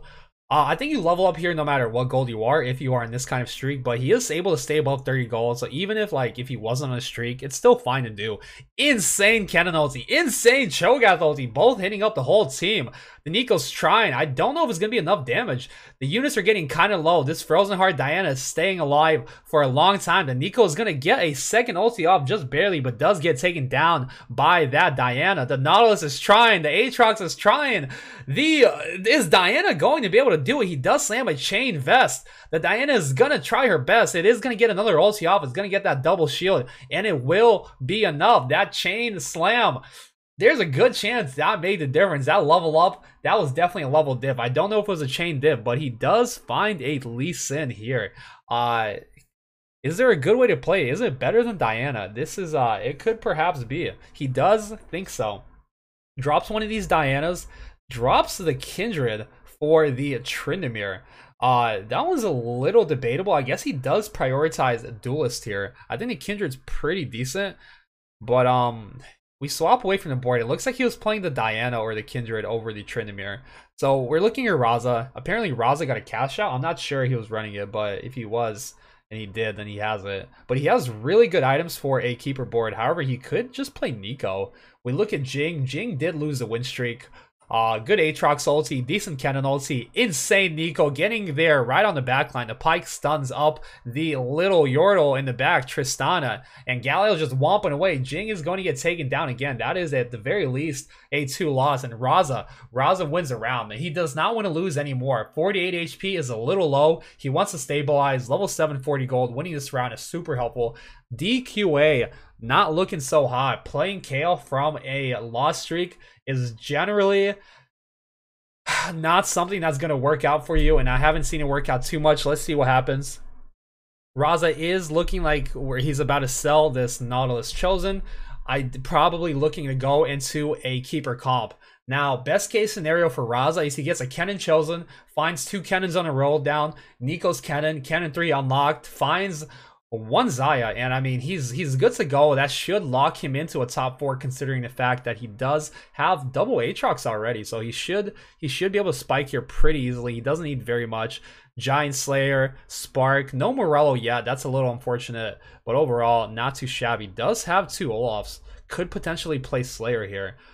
He hasn't sold his Nautilus. I wonder if that's intentional or if he's just gonna play Fabled. Maybe he just plays Fabled, says, you know, I don't want to play Keeper, I'm just going to play Fabled, has the 5 Nautiluses, has Aatrox 2, there's a Yuumi. You definitely want Yuumi over Pyke here. Very good, very good. Not too shabby. 5 Vanguard, Fabled's unlocked. Decent items. Gunblade is going to come out here. There's a Chalice. He slammed out on the Yuumi. And I think you wait. You could make a Spark, but overall, I think you wait for the most part. So he is going to commit to the Fabled comp. He could go Keepers, but decides against it. Not the wrong choice. I think he had both options. Probably his items are a little better for Fabled because he does have like a few rods. I mean, you can go either way. You can go Spark Morello, or I mean, you can do this. Either way's fine. But he does have a lot of Nikos. He does have a lot of Nautiluses. So I think this is a safe choice. He has a good Chosen for it, and he is good to go. Aatrox 2 unlocked. Yasuhashi, 0 gold, level 7. Irelia 2 on bench. 5 items on bench. Man, is he dizzy or what? That is not a good spot to be in. Looks like we have 2 Nico players. I mean, his health is pretty high. However, we look at SC. SC finally lost that 100 streak. Is going to get taken down, so his income's going to go down a little bit, but you have that streak for so long, you build such an advantage. The amount of gold this man has accumulated is just phenomenal. It's going to be in a very good spot. It's going to be in a very dominant position. DQA does hit the Kayle 2, finally, stage 4-2, very early Kayle, with the help of that Nico. He does have an RFC. Hwan Mi, again, full win streak, has the Kalista 2, has Sivir Chosen, Kennen 2, Jax 2, Pyke 2, insane board, very good items, very good synergies, a lot of power. It does get clapped by the Nico. You see the value of that AoE bomb. However, this Kalista rolling healing is going to be able to out-sustain. The Nico does not have the damage to burst down this Kalista. It doesn't have the damage to deal with this Galio. And it looks like Raza is going to take a loss. It's a 1-unit loss. Not too shabby. Hwan Mi with the Nico on bench, has TF on bench, is looking for a 9 cultist angle. However, Raza is just econing up. He has his board. He doesn't really have anything to roll for. People say, hey, when I'm rolling down, when do I sit? This is when you sit. Once you hit most of your upgrades, when you have nothing to really roll for, you kind of sit. He's rolling XS50. He's not going yet. He's going to try to get Nico 3. He's going to try to get Nautilus 3. He scouted the other Fabled player to see how many Nikos, how many Nautiluses he has, to know how good of a chance he has to hit. The other guy didn't have a lot of Nikos. He had 3. He had, I think he had still had Nautilus 1. We look at Kerm's board, level 7, 10 gold, very rough spot. However, that is a Samira, that is a Swain. So even though his board's in a really rough spot, his econ's in a really bad spot, he does have some legendary units to carry him there. If he can get a GA, this Samira living by the skin of her teeth, getting another bounce. This is going to be another ulti. Kerm winning this against all odds. You love to see it as an NA fan. He really needed that win. He's in a rough spot. He's playing for the best placement he possibly can. He's going to need a lot of gold to get these units, to get level 8 at the very least. He's going to need some gold for that. Raza, however, taking another loss, but Raza does have a very clear path to top 4. Even though his HP is kind of low, I think he's pretty safe.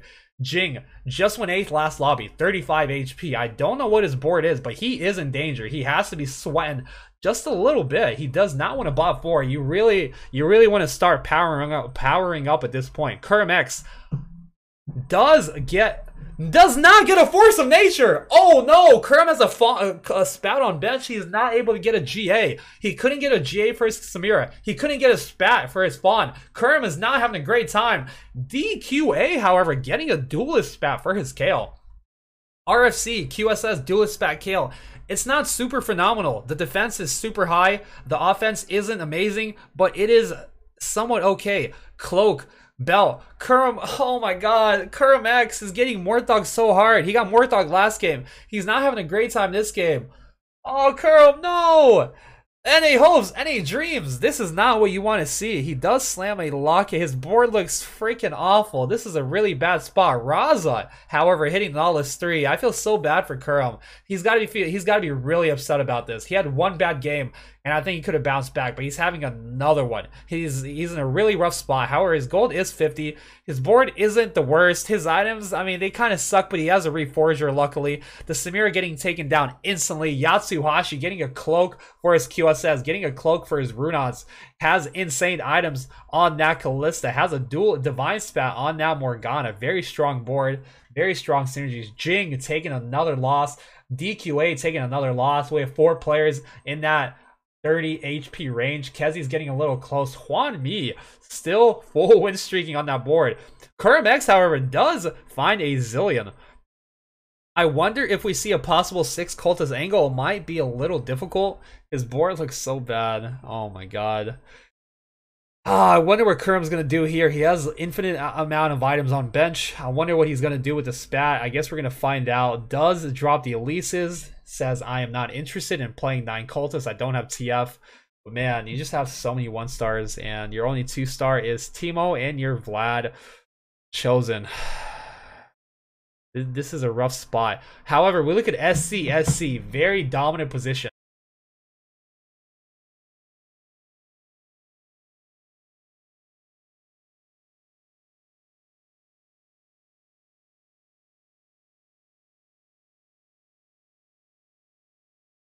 He's not really running a comp. He's just running good units. He's running backline. He's running frontline.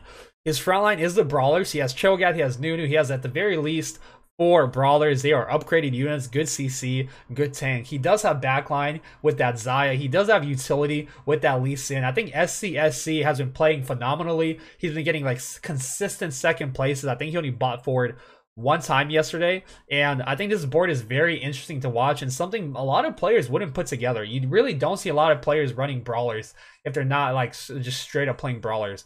SC's playing what he's given. He's doing a very good job of that. He's playing that brawler board and showing that, you know what, this may not be the comp or the units I want to run, not what I'm looking for, but I will make the best of it and I will play a strong board. And he is able to maintain that streak with very little gold. I think a very good skill and sign of a good player is when they're able to put together a strong board for very little econ, and that's exactly what SC is doing. He's giving what's given to him, he's playing what's given to him, and he's making the best of it.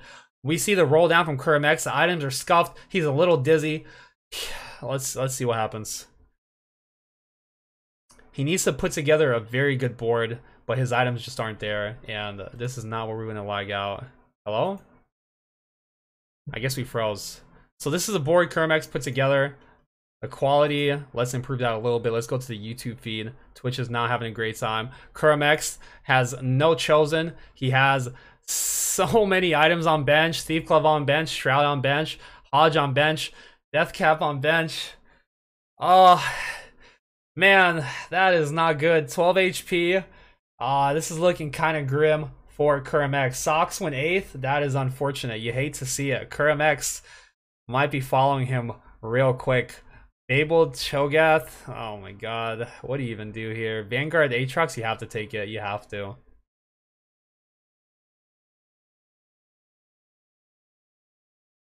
Who's his carry? He doesn't have a carry. I don't really understand who he's trying to carry or what he can even do from the spot. This is looking like a fat 8th. He's trying to go into Slayer board maybe, but it's just so difficult from this spot. We look at Kezi. He has a Vanguard spat on the Yuumi. You really want that on the Nico, but it is on the Yuumi. 2 off. Does find the Nico chosen. That is a big boy Aatrox, and Kerim is making the best of his situation. However, he has a Morello and a Hodge and a Shroud on bench. And I think Kerim, I think his mental is really boom. It's showing that he's kind of given up there, that he kind of gave up there in the last one. He's upset. He's not having a good time. He doesn't really know what he's doing, and the cracks definitely showed there. His mental took a boom. He gave up, and he kind of gave up his life on that one. I think he could have potentially won that fight if he uses items, but that's going to be not what you want to see from the FCG representative. I think we've all been in that spot where you're just in a rough spot and you're like, man, I can maybe play for 6th place, but I'm just done. I give up. And I think we've all been there, and it's never the right play. Let's see if we can get the Twitch one right back up. We can. There we go. All right, well, we look at DQA's board. The items are there. He has good aura items. However, Raza has a Titans, D-Claw, Nautilus 3, and I'm pretty sure DQA is not going to be able to cut through this Nautilus. He does have true damage, but the Nautilus is just slamming down. It does take down the Kayle. A little unfortunate that the Kayle got focused. Also, I think DQA could have had a little better of a time if he had the Yone on the right side. You want the Yone near the Kayle because Yone shreds armor, Yone shreds MR, and that's going to help your Kayle get through those tanky targets like the Nautilus. But overall, it's not going to be a bad loss for DQA. Jing is at 3 HP, isn't that danger zone. Raza still doesn't have Nico 3. There are a lot of players. There is 2 players contesting Nikos, and they both have 2 Nico 2s. So it's going to be very hard to hit for either one of them. However, DQA 28 HP, Kezi 26, Raza 25. The top is looking a little safe. Hwan Mi, SC, and Yatsuhashi, all in a very comfortable HP range. Jing, however, 1 life. He needs to make a stand here. He really needs to throw down the gauntlet and not take any more losses. For Adept from DQA, does have Kindred 2, does have Kayle 2. If you look at the board, there's still a lot of upgrades he needs. He's running a Jax for Duelist that ideally wants to be a Lee Sin. He has an Aurelia. He has a Xayah 1, Aurelia 1. He's looking for some upgrades here. Aurelia 2 would be very helpful. Xayah 2 would be really nice, and a Lee Sin would be very good. Like, if you had a Lee Sin against that Nautilus, it would help a lot. It'd be a lot better than the Jax. Because like even if you don't kick the Nautilus out, at least you get it away from your backline, which is equally important. Does get a Thief Club for his Shen. Even though these items aren't very good on the Shen, the Jeweled Gauntlet and the blue buff, Thief Club does give you 20% dodge chance, and if you get other dodge items from the Thief Club, like a Shroud, like a Trap Claw, all of a sudden your unit has a very high dodge chance, and it's very helpful on a frontliner, because right now DQA is missing frontline, so getting some good items would be the best case scenario, getting some dodge, getting some tank, and it will supplement that. However, we look at SC's board, does have a Chosen Samira, does have 3 items on it, it does get the spin off, Trinimir's trying, does get the spin, Samira taken down, and SC is going to take a loss against this duelist cultist board. Giant Slayer, i.e. Gunblade Trinimir, showing how hot it is.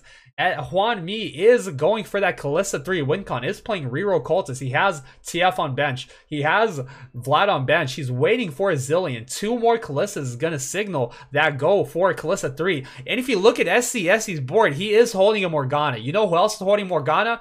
I don't know. Somebody. I don't know who it was, but somebody is holding Morganas, and they're going for a Morgana 3. And SC, he sees it. He knows he's going for it. He's griefing the Morg. And I love it. I mean, he could be trying to play Siphoners, but I like to think in my mind that he is holding it to grief. He doesn't want to play it. He's holding it to grief. Does get Yone 2.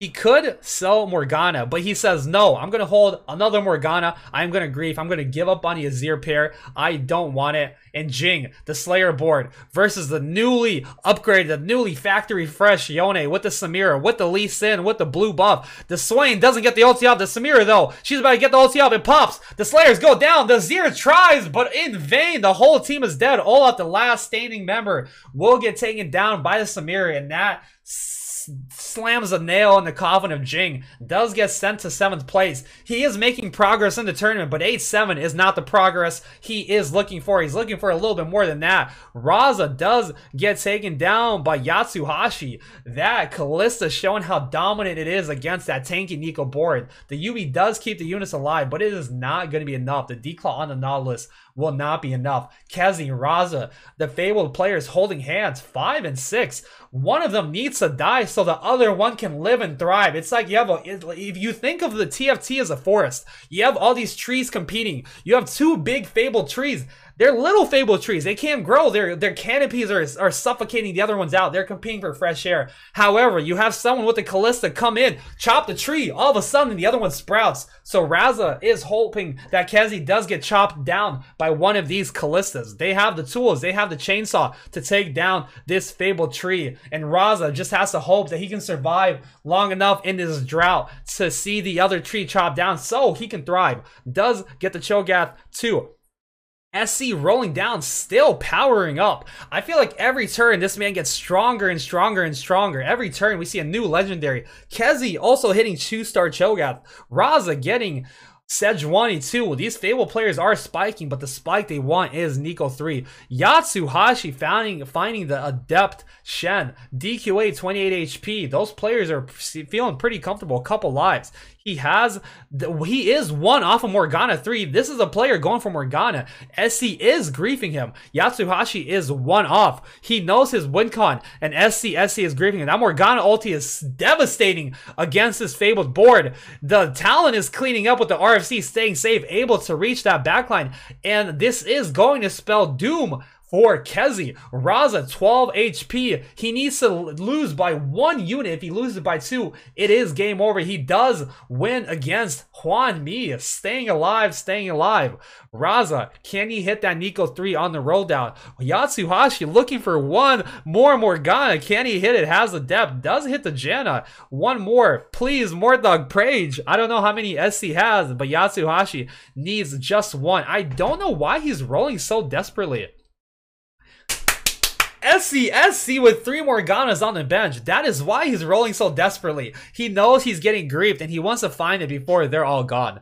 However, I mean, he could have just gone 9, honestly. He doesn't really need to go for Morg 3. He could have just gone 9.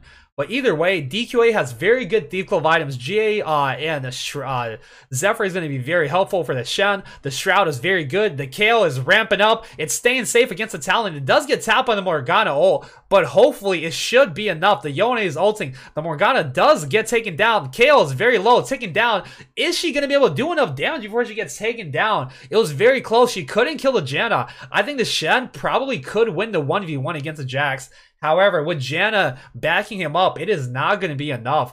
And DQA does take a loss here. Hwan Mi does get sent to 5th place. Raza taking a loss, but it was by 1 unit, so he does stay alive. This gives him another chance to hit that Nico 3. DQA 6 HP, Raza 2 HP, and after that, it's going to be a battle for first. Can Yatsuhashi get the Morgana? He's desperately rolling. He's keeping these 4 costs on bench to increase his odds. If Yatsuhashi doesn't hit Morgana now, his chances to hit it later go down significantly, because right now there's a lot of 4 costs out of the pool. DQA has Sejuani's, he has Kales. Raza has Cho'Gaths, he has 6 Sejuani's, he has Aatroxes. If those players die, all these 4 costs go back into the pool, and a chance of hitting a Morgana when there's only 1 left and all these other 4 costs are back in the pool goes down a lot. Luckily for Yatsuhashi, DQA and Raza are fighting each other, which means only one of them is going to die. We see SC's board versus the Morgana board. I don't think he has what it takes to deal with the Samira. And I say that in the Lee Sin kicking with his final breath right as he dies, getting that CC off on the Talon, throwing him away, buying the Samira just enough time to take the win. Raza does get taken down by DQA. The KO board coming out on top against that Nico, was not able to get that Nico 3.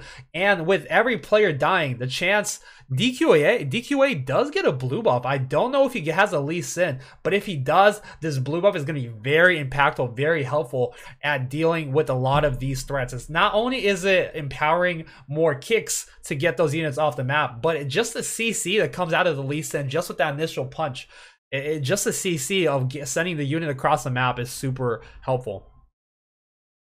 Yatsuhashi has a Yone pair. I don't know. He's probably not going to Nico. I don't think Yone 2 is going to be enough, especially with the just the econ and the win streak CSC has. You need a lot to get past it. DQA does have a Lee Sin. He now has a blue buff Lee Sin. This Shroud is going to be super impactful, and it's going to come down to these Shen items. These Sleep Clothes are going to be super important. If he gets really good items, it gives him a big edge in the fight. He has a QSS here, which means he's going to have a lot of dodge chance. Overall, it's not super impactful. The Yuumi does get the ulti off, does get taken down by the Talon, but the Talon's low, does get taken down. Kale's ramping up. The Morgana still hasn't tapped the Kale, and that means even though he won the last fight, this time is not going to be so lucky. Does have a blue buff on the Lee Sin to provide a lot of CC. Does have a Shroud. DQA takes down both SC and Yatsuhashi. The blue buff Lee Sin showing just how valuable it is. He is going to sell one Irelia once he get another one. He is going to Shroud Cheese. DQA knows he has no wiggle room. One bad fight, one loss, and that is a death. He does have 4 Divine. He has all the tools he needs. However, that is a lot of legendaries. I don't know if he beat SC last time or for someone else, but that is a crazy board. He has a Zephyr. He is going to Shroud.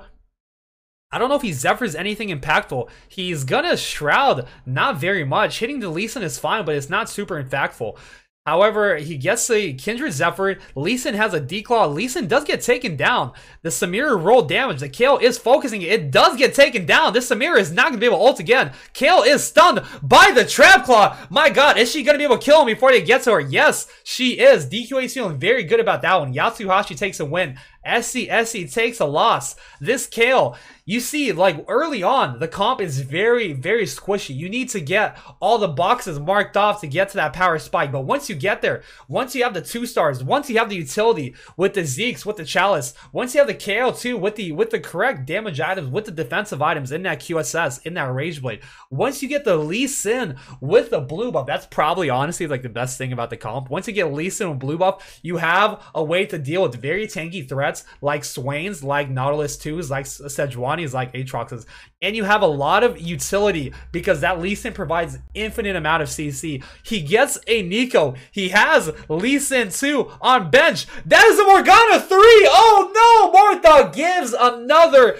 Nico to Yatsuhashi. The KO board is strong, but it cannot deal with Morgana 3. He has to do something. He has to play the Jax on the left side. If he plays Jax on the right side, it's such a bad spot to be on, because if you play Jax left, Talon can jump on your KO and kill you instantly. But if you play your Jax right, the way Morgana ult works, it picks 2 targets on the map, and whichever targets have the most amount of units around them, that's the one is going to hit. And if you have 4 units clumped together, there's a very good chance that Morgana is going to target your KO. He does get Yatsuhashi's Ghost, and we have on the right side, we have SC again versus Yatsuhashi. The Morgana ulti does miss the KO. The Talon does not kill the KO.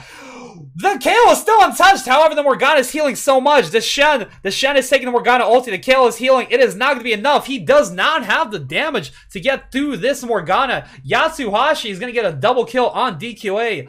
On SCSC, now Morgana 3 is going to come out on top. I think DQA takes a third, and SCSC does take a second place there. We get a leak of the Discord there real quick before the cameraman switches away. I didn't see the final placement. I think it's DQA taking a third, Morgana 3 coming out on top with the Hodge. Can't be stopped.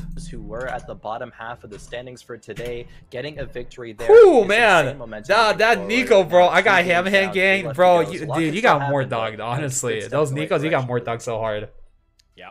And you love to see. Yeah, I think the split screen is not it. It's so hard. You gotta get like your magnifying glass, right? People know you get monocle here, monocle here. You know that go, this is a I composition can't that see existed. In fact, there was a patch where this comp was the terror DQA second. Oh yeah, baby. You know, Talon and Morgana was just Japan though. Japan bringing it out. The first game they struggled a little bit, but they brought it back. He knew what his win con was. Yatsu approached it right because we see another strategy. Okay, I'm gonna mute this because I'm super hyped about what I saw. I think this is the first time. Maybe we've seen more griefing, but this is the first time I actually noticed perfect griefing.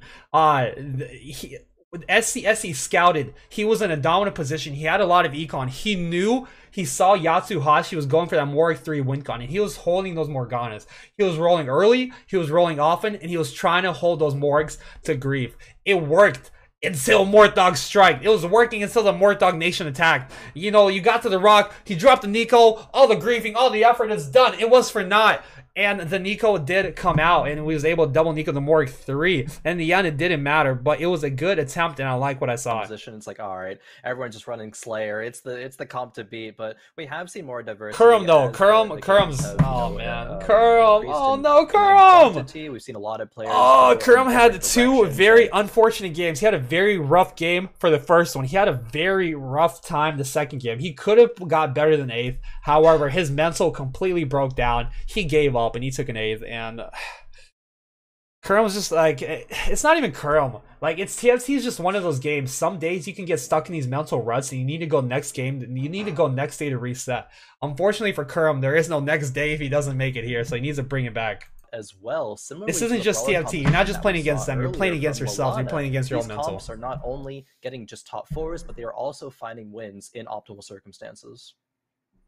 All right, so let's go ahead and take a look at what we just saw as we have our recap to walk through the different stages of the game. In the very beginning, it was pretty much about SCSC off that to early the Kindred is super impactful. A unstoppable win streak that led to him going for a fast 9 as he was able to streak all the way to the very end of stage 3. Fortune catch. You know, once more, kind of showing the case of how powerful brawlers can be, but also like the fact that he's not just like completely leaning into it. Some people just say, "Oh, it's brawler buzz. I'm going to go 6 brawler, roll down a lot of my gold." Yeah, SCOC recognizing that he could play other synergies in the meantime. SC played it so well. We actually did get a chance. He played his best board. He didn't roll. He used what the game gave him, and he did a very good job of it. Hats off to him. Excellently played. So got to see how that played out. It was fantastic. On board with DQA, of course. Dude, after seeing SC play without the tournament, isn't he like one of the favorites? I think this player is insane. He's so strong. The way he plays the game is incredible. He's so good at playing the best board. He scouts. He's aware of what's going on in the lobby. He understands what his win con is. He understands what the win con is of the other players in the lobby. And I think that game, just that early and mid game, it was played so well. It was so well done. He played like such a good board. He played a strong board with garbage units, and that's so valuable. Okay, DQA does take a third there. SCSC taking a second. Yatsuhashi with a first. This is something he desperately needed after going 8th in the lobby prior. Jing, Kurum X, not looking so high. I think these, if you're from Turkey, that's your man. If you're from NA,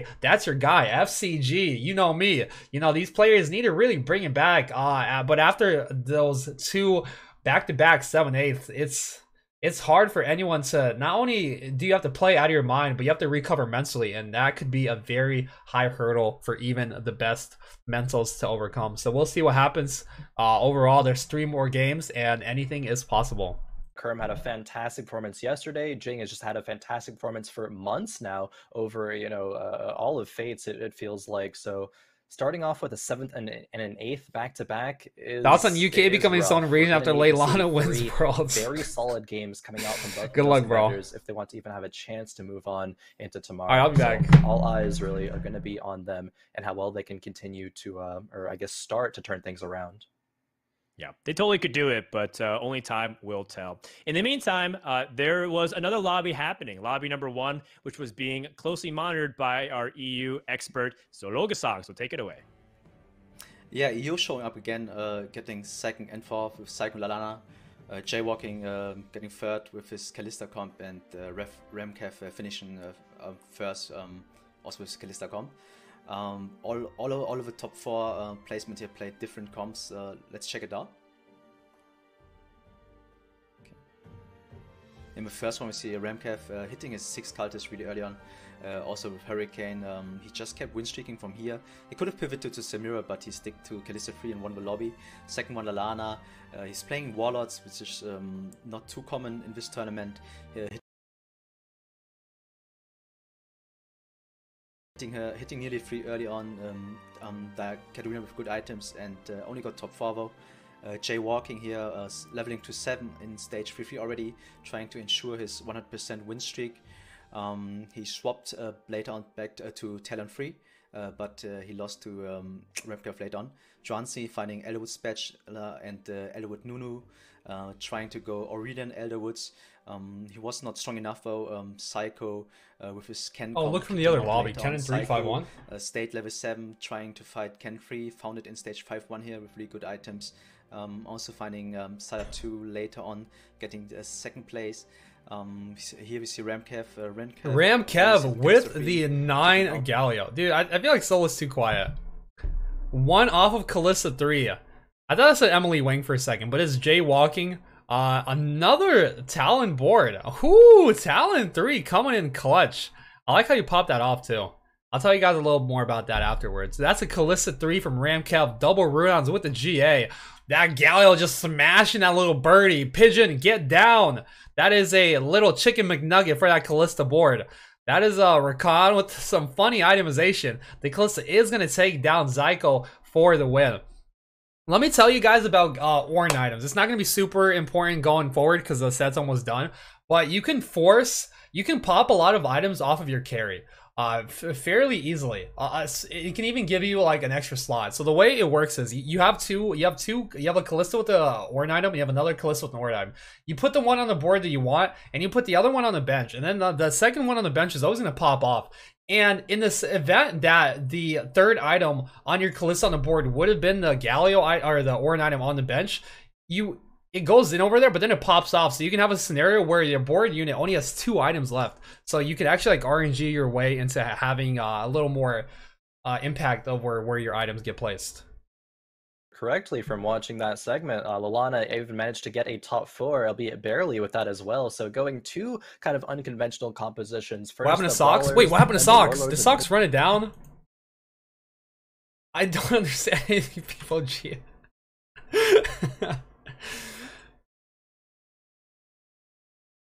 All right, let's see what happened. Day number 2, mismatch Socks. Oh no, he went 8th. Oh no, tied for 6th though. Okay, not too shabby. Oh man, you know it's anything's game. You know Ramkev, bro. Ramkev has been slept on for so long, and he's been performing so well. He did well in all the regionals. He did well into the events leading up to the regionals. He did well in the finals, and he's showing he did well day 1, and he's showing how dominant of a player, and he's showing why. He deserves a spot to be here. He's been slept on for so long. Ramkev who? Ramkev who? Ramkev top of the leaderboards is who, motherfuckers. Watch and recognize. This man is a beast, and I think he's about to get the recognition he deserves. Kurum, Jing, Huan Mi, Kezi, not looking so hot. This is only top 8 move on 2, 3, 4, 5, 6, 7, 8, 8. Oh my god. That's so many people getting dropped. Yatsuhashi and Raza, if you're from Japan or OCE, you really want these players to step up a little bit. Overall, they're not too far behind, but we do need to see a little better performances. Kurum with the Thunder cosplay.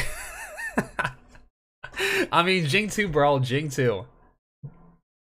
What's happening? Bad habit. We're used to covering on the weekends.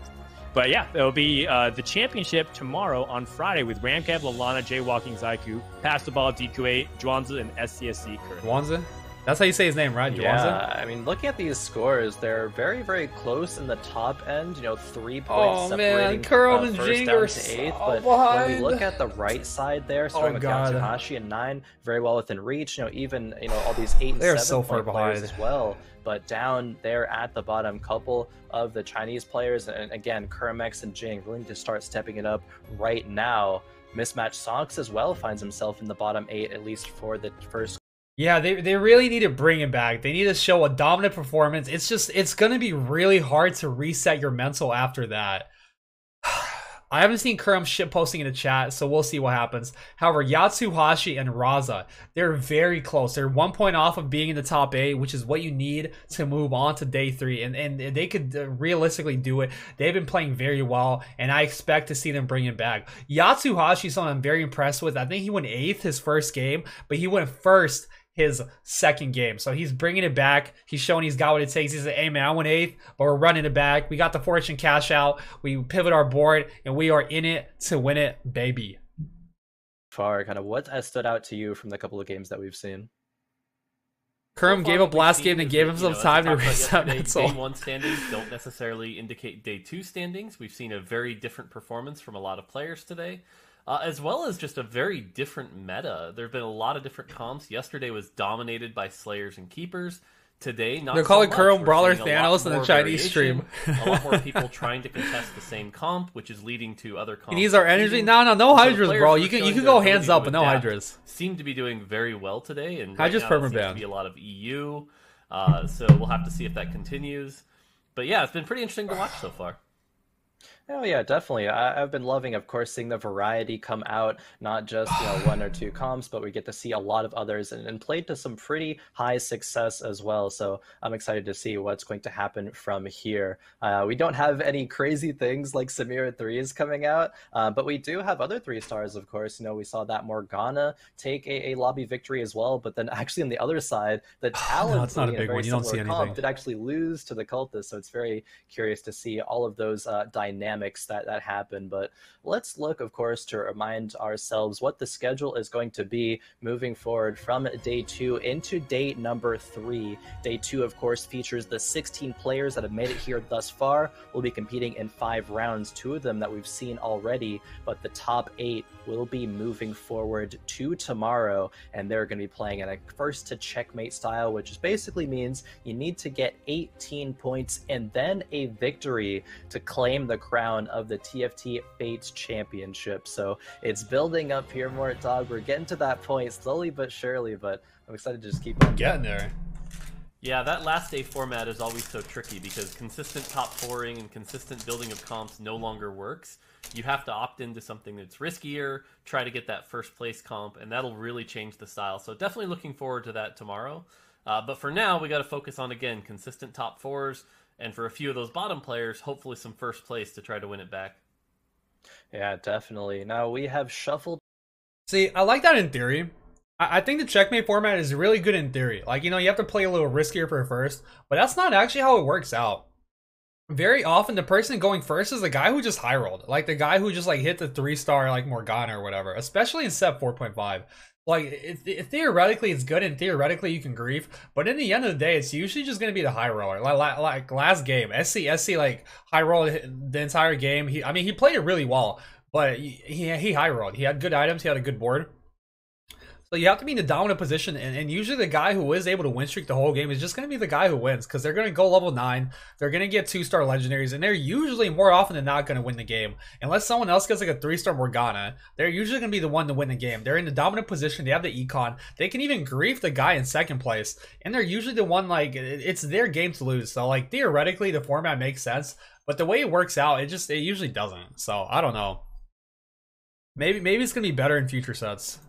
Definitely. And now we've seen what the lobbies have shaped up to look like. More, do you have any, I guess, predictions? Yeah, griefing didn't help in that case. Just any thoughts, seeing how everything has stacked up so far? I think on the lobby 1 side, I think we're going to see a lot of what we've been seeing, because these are the players who are starting to feel comfortable and just really trying to make sure they can make it. But on the bottom side, I'd be curious to see game? What kind of crazy high rolls the bottom tries to pull out to come we're in game. So. All right, without further ado, let's get to it.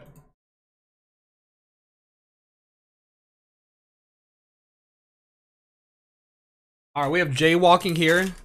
Not too shabby. Board is looking halfway decent. He has a sword. That is all he really needs at this point. Bro, I have all this chocolate on my fingers from this protein bar. Sorry. Ooh, GA. Don't slam it yet, bro. It's so good. Sorry. Yup, shit. Wow, that's a lot of Nidalees. Oh my god. Wait, his board's so good. He has a GA. He has Nidalee 2 already. He's in a great spot.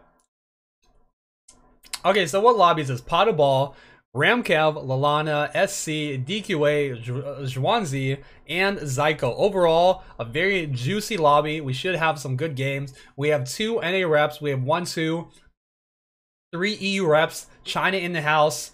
We have Korea in the house. Everyone's here. Everyone's partying. Raza, man, I kind of want to see Raza's lobby. I want to see Yatsuashi, because those are the players that are like really close to that area to qualifying, and they're like the only regional reps. So I really want to see them do well. I don't know. They're kind of like the underdogs, right? You only have one man, and seeing that dude in the finals feels pretty good. Anyways, Jaywalking has a GA, has a sword. These items are insane. There's a Braum for frontline. Overall, I think this guy is in a very good spot to do well this game. Ram, ooh, oh, it's Brawler Chosen, Zhuanzi, Brawler Kench, Katarina, Ram Kev, Cultist TF, a very strong Chosen. Cultist Chosen is very, very, very good early game, because it lets you get those cultists online a little quicker. All right, we're back.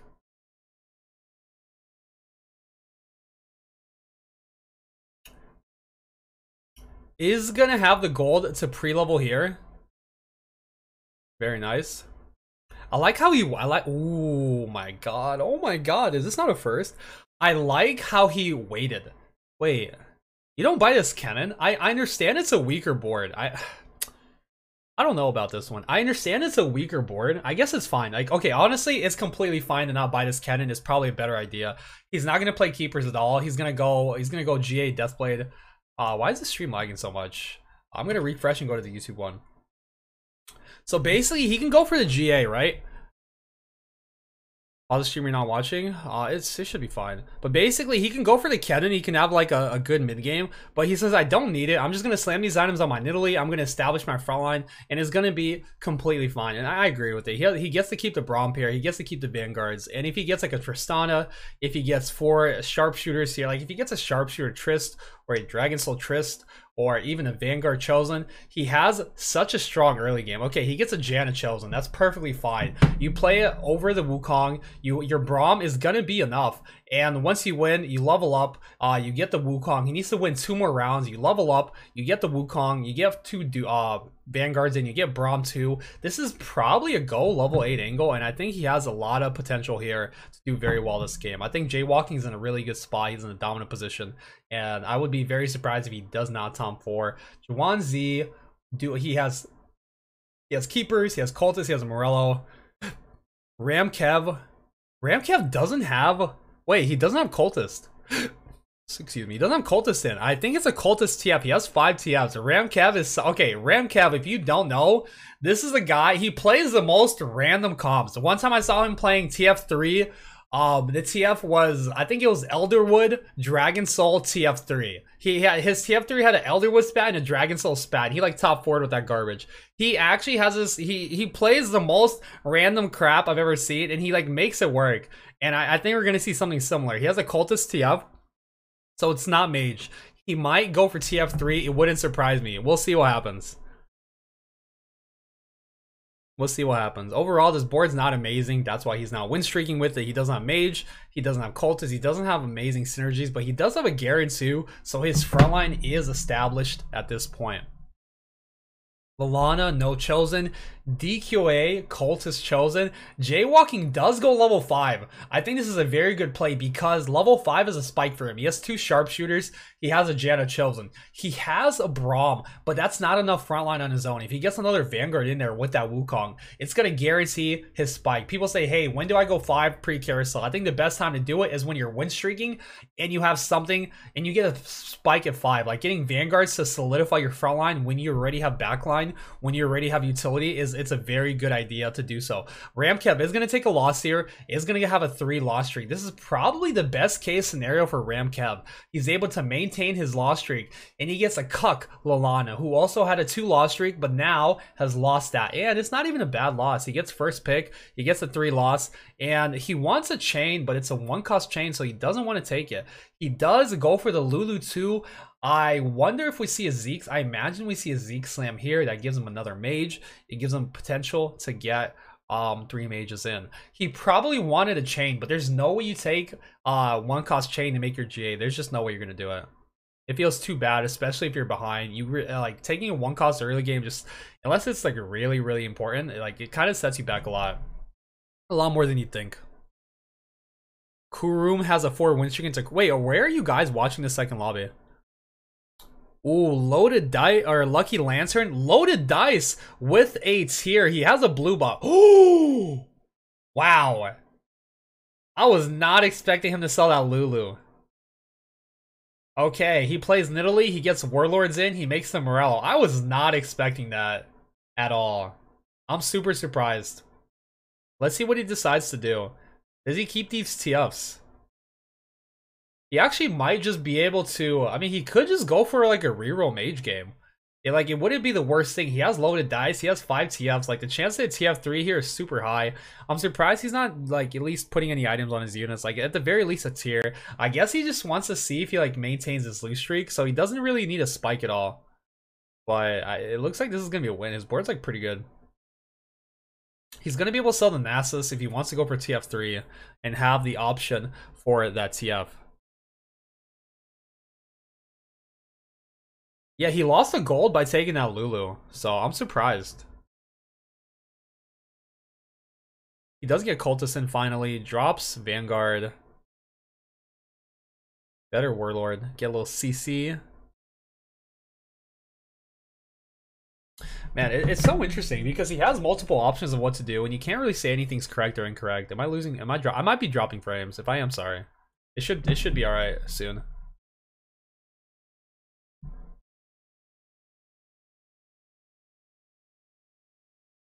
So he won the previous round. He's gonna put an item now to be a little stronger. Like the reason you don't slam items if you're loose streaking is because you don't really want to win. But once you do win, like you may as well slam because at that point you want to win, right? You want to get a streak going and you want to get the gold for winning a round. Zyko does have a strong cat. Zyko looks to be playing a Nico board. I think generally loaded dice favors comps that revolve around rerolling 3 costs. So Nico, Shyvana, Cannon, because it makes it a lot easier to hit those units. Loaded dice is especially good for Nico board because your chances to hit Nico and Nautilus are very high.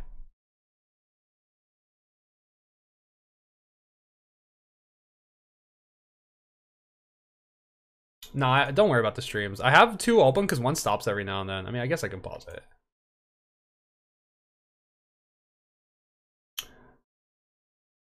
Oh, this one's a little behind. Let me refresh.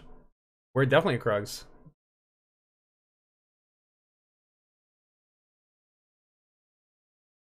Alright, we have Krugs. Ramkev getting a sword and a bow. He has so many items. He needs to do something here. Double sword if you're playing mages is not ideal. The bow is also pretty bad. However, if you're going slayers, blue buff isn't ideal. His items are like not so good. He has a 2 win streak though. That would have been a Vi too. A little unfortunate. I wonder what he decides to go for. He's really thinking about this one. It's kind of a hard spot to be in. Jaywalking's obviously going slayers. Juan Z playing his strongest board, probably keepers. Zyko ideally looking to play Nico there. DQA I think maybe keepers as well. You kind of have to make the blue buff. Like, what else are you going to do with it? It just doesn't feel great. His items aren't great. They're not amazing.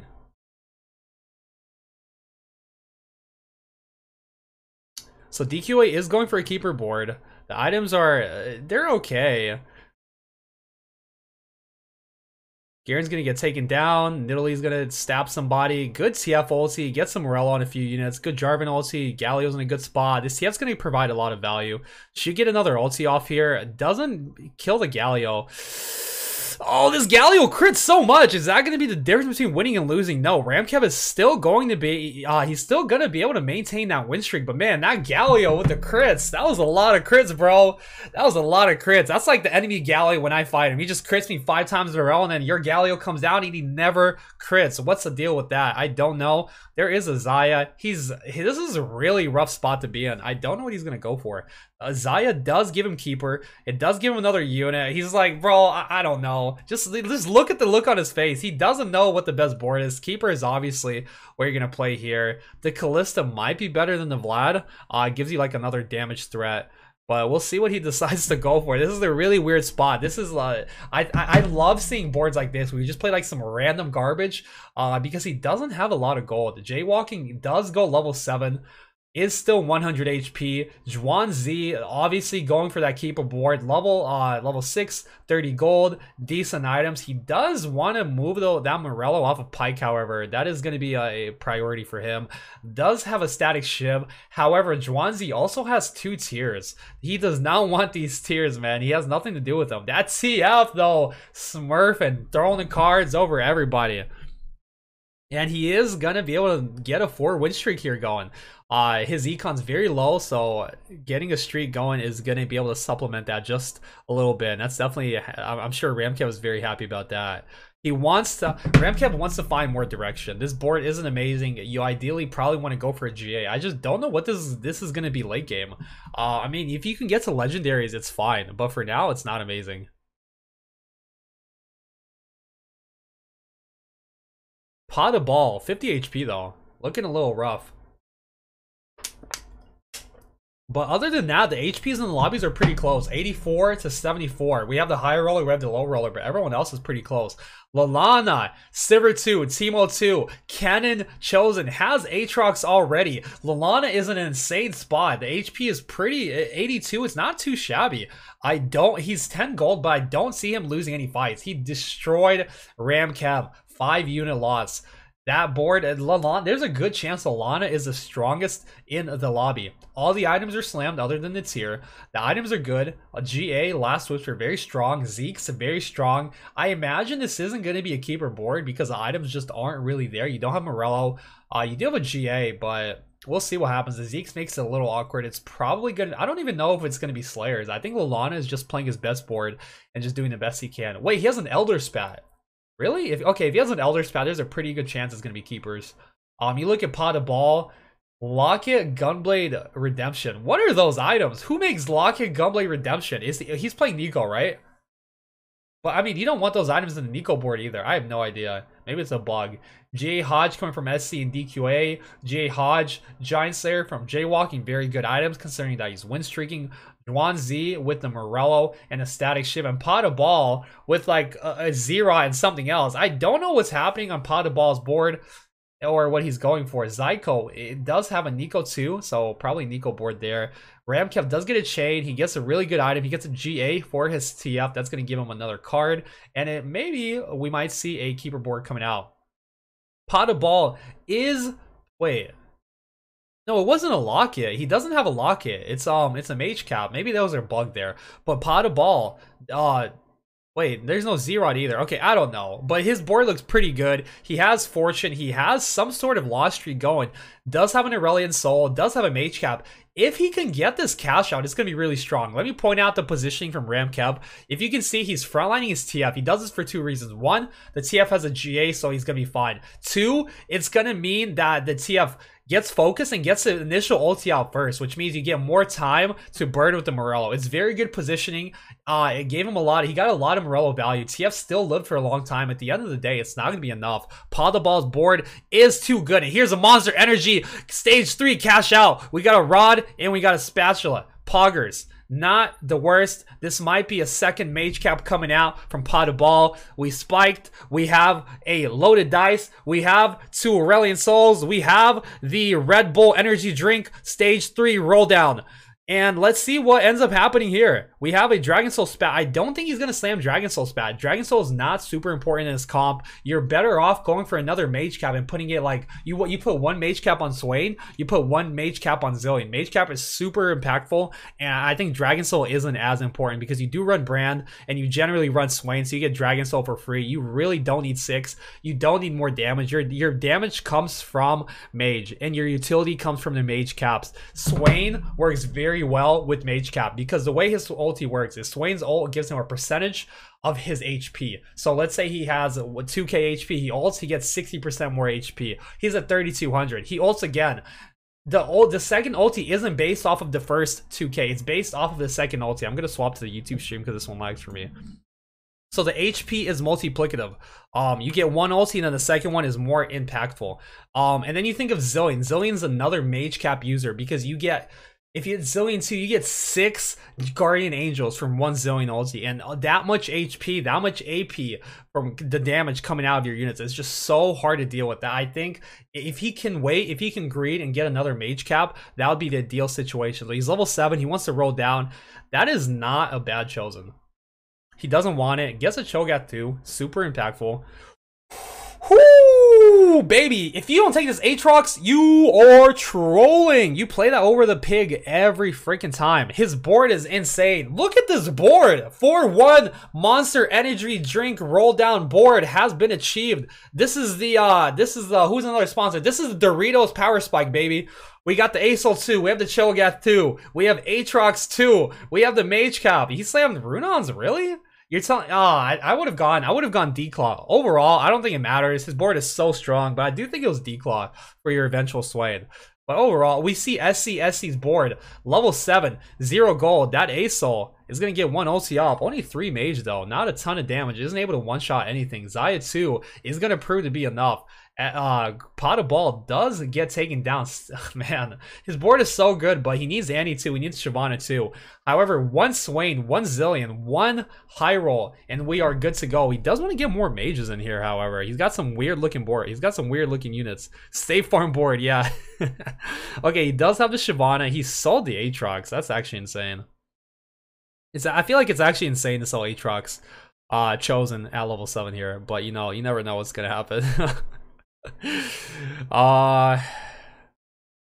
Let's see what he decides to do with these items. I mean, this could very well be an Acel 3 angle. You have the dice, your Chosen is still unlocked. If you can make it to level 8, you can definitely get an Acel 3 here. Lalana has a pretty good board. Lalana's been had a good board. The Kennen, he has a Kindred 2 now. The Sivir, the Teemo, he has 6 Teemos at this point. But you know, a good board is a good board, but it does get one shot by the Aurelion Soul. The Dragons doing work in tandem. They're all over there together in the back, popping off. Zhuangzi, 21 HP. Not where he wants to be. Ball, he doesn't have an amazing board, but it's pretty freaking good and it should be stable.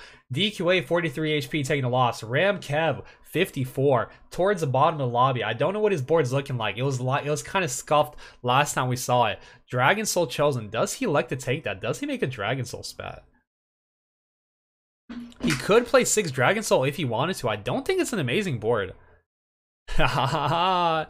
He is looking for Brand. He's mad. Paw the ball saying, "Pa me the freaking Brand, bro. I'm trying to get these Dragon Souls in." So he does go for the Dragon Soul spat, electing to take the immediate power spike from Dragon Soul as opposed to the potential late game power spike from a Mage Cap.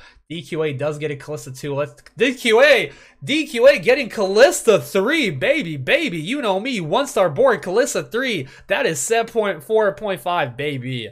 We have Kalista 3. We have the Ruans, double Hodge. We have the Cannon with the GA, with the Morello. Yoink, get over here, says Scorpion Aatrox, and the Kalista does get demolished by that Aatrox Aurelion Soul Shyvana combo. Kalista 3, not quite enough, but that is why I talked about this earlier. I think 3-cost carry. I think if you have if you play a comp that revolves around a 3-cost on in the game where you get a loaded dice, you're gonna be in a very good spot because it's gonna help you hit that unit very easily, especially if other players are going for their own 3-cost units because they will be out of the pool. But anyways, let's look at the rest of the lobby. Jaywalking 86 HP, looking very healthy. Zyko 73 in a very comfortable spot. Lana strong board 63, SC 62, feeling very good there. Pot Ball takes a sword. I don't know what that sword is going to be. Potentially going for a Guardian's Angel. I guess ideally it's a GA. He hasn't gotten any chains yet, which means the chance he's going to natural a chain is pretty freaking high. There was a chain, there was a tier here, so if he waited a little bit, he could have had a Mage Spat. But honestly, dude, I don't know. Like, honestly, I think it's fine either way. Like, it doesn't really matter either way. You can go for more mages. You can go for 6 Dragon Soul. Personally, I would go for mages, but I don't think it's the wrong play. 6 Dragon Soul is also fine. He definitely wants to get a GA for his Aurelion Soul, though, in that case. He didn't take the Swain. Yeah, he can't take the Swain anymore. He can't take the Swain because he committed to the Shyvana. He made the Runons. And when you make the Runons, you're saying, wow, Zhuangzi with the Samira too. Well, let me talk about this. Basically, he committed to the Shyvana over the Swain by making the Runons. If he waited, he could have waited and he could have greedied. He could have made Dragon Claw. And in that case, you go for Swain. In that case, you go for a second decap. But he elected to go for a board that is a Dragon Soul board. He made the Shyvana. He made the Dragon Soul spat. Zyko, however, 2 off of Nico 3. He has very good Nico items. However, the front line isn't there. The CC isn't there. And the board will get melted by the 6 Dragon Soul board. The Nico's trying, but baby, she's dying. It's not going to be enough. Zhuangzi, 10 HP, does get taken down. Takes a 1 or 2 unit loss. Samira 2, 5 HP, holding on. 1 bad loss, 1 bad fight, and he's out of there. He's going to take an 8th. 6 Sivers, 7 Sivers. Samira 2, RFC Hodge. Has an Ornn, 1 off of the item. 1 more fight, 1 more round, please, Morthog saying. He's saying, please, Morthog, give me a collector. It's all I need. Just collector me 1 time. If you don't collector me, maybe Anime Visage. 1 time. Morthog, Prage. Wanzi is Praging. See, this is recorded footage in the bottom right. He's actually going like this. They just don't want to show it because they don't want you to know that's what you need to do to win. He is on the Shyvana. Oh my god, the Samira jumping out of the Cho'Gath ulti does take down the Shyvana. The Sharpshooter procs, the redemption. Dodge an Aesol 1 time. Oh my god, this Samira is a smurf. She dodged the Aurelion Soul ulti. She dodged the Cho'Gath ulti. Pew, pew, pew, pew. The Hodge is healing her up. Taking down the Braum, not going to be enough. Pot the ball is mad over that one. He's typing BG, BG, BG. Once again, the Samira does stay alive, and we do make it to fight another day. Collector coming in hot. Whoop boom! Ornn poops it out. Ronzi picks it up. Oh, Death Defiance, unlucky. He's not very happy about that one. It's not the worst item, but it is not the best. But man, I can't believe the Samira lived there. That was against all odds. That Samira, who's the best Samira player in League of Legends? Is it Doublelift or who is it? Whoever is the best Samira player, they got him there. They say, hey bro, you know, TFT is an auto battler, but we're gonna give you control of this unit. And that's exactly what happened. Honestly, this Samira item is actually pretty good. Doublelift, Keg W, Doublelift, Keg W. Okay, maybe he's not Doublelift. Maybe it's not Doublelift. Jing dead. Wait, Jing's dead again? Oh no. Okay, well he does slam the Death's Defiance on the Samira. That's going to help it stay alive. Has some funny looking items on the bench. Let's see what he decides to do with those. Does have a double Ornn.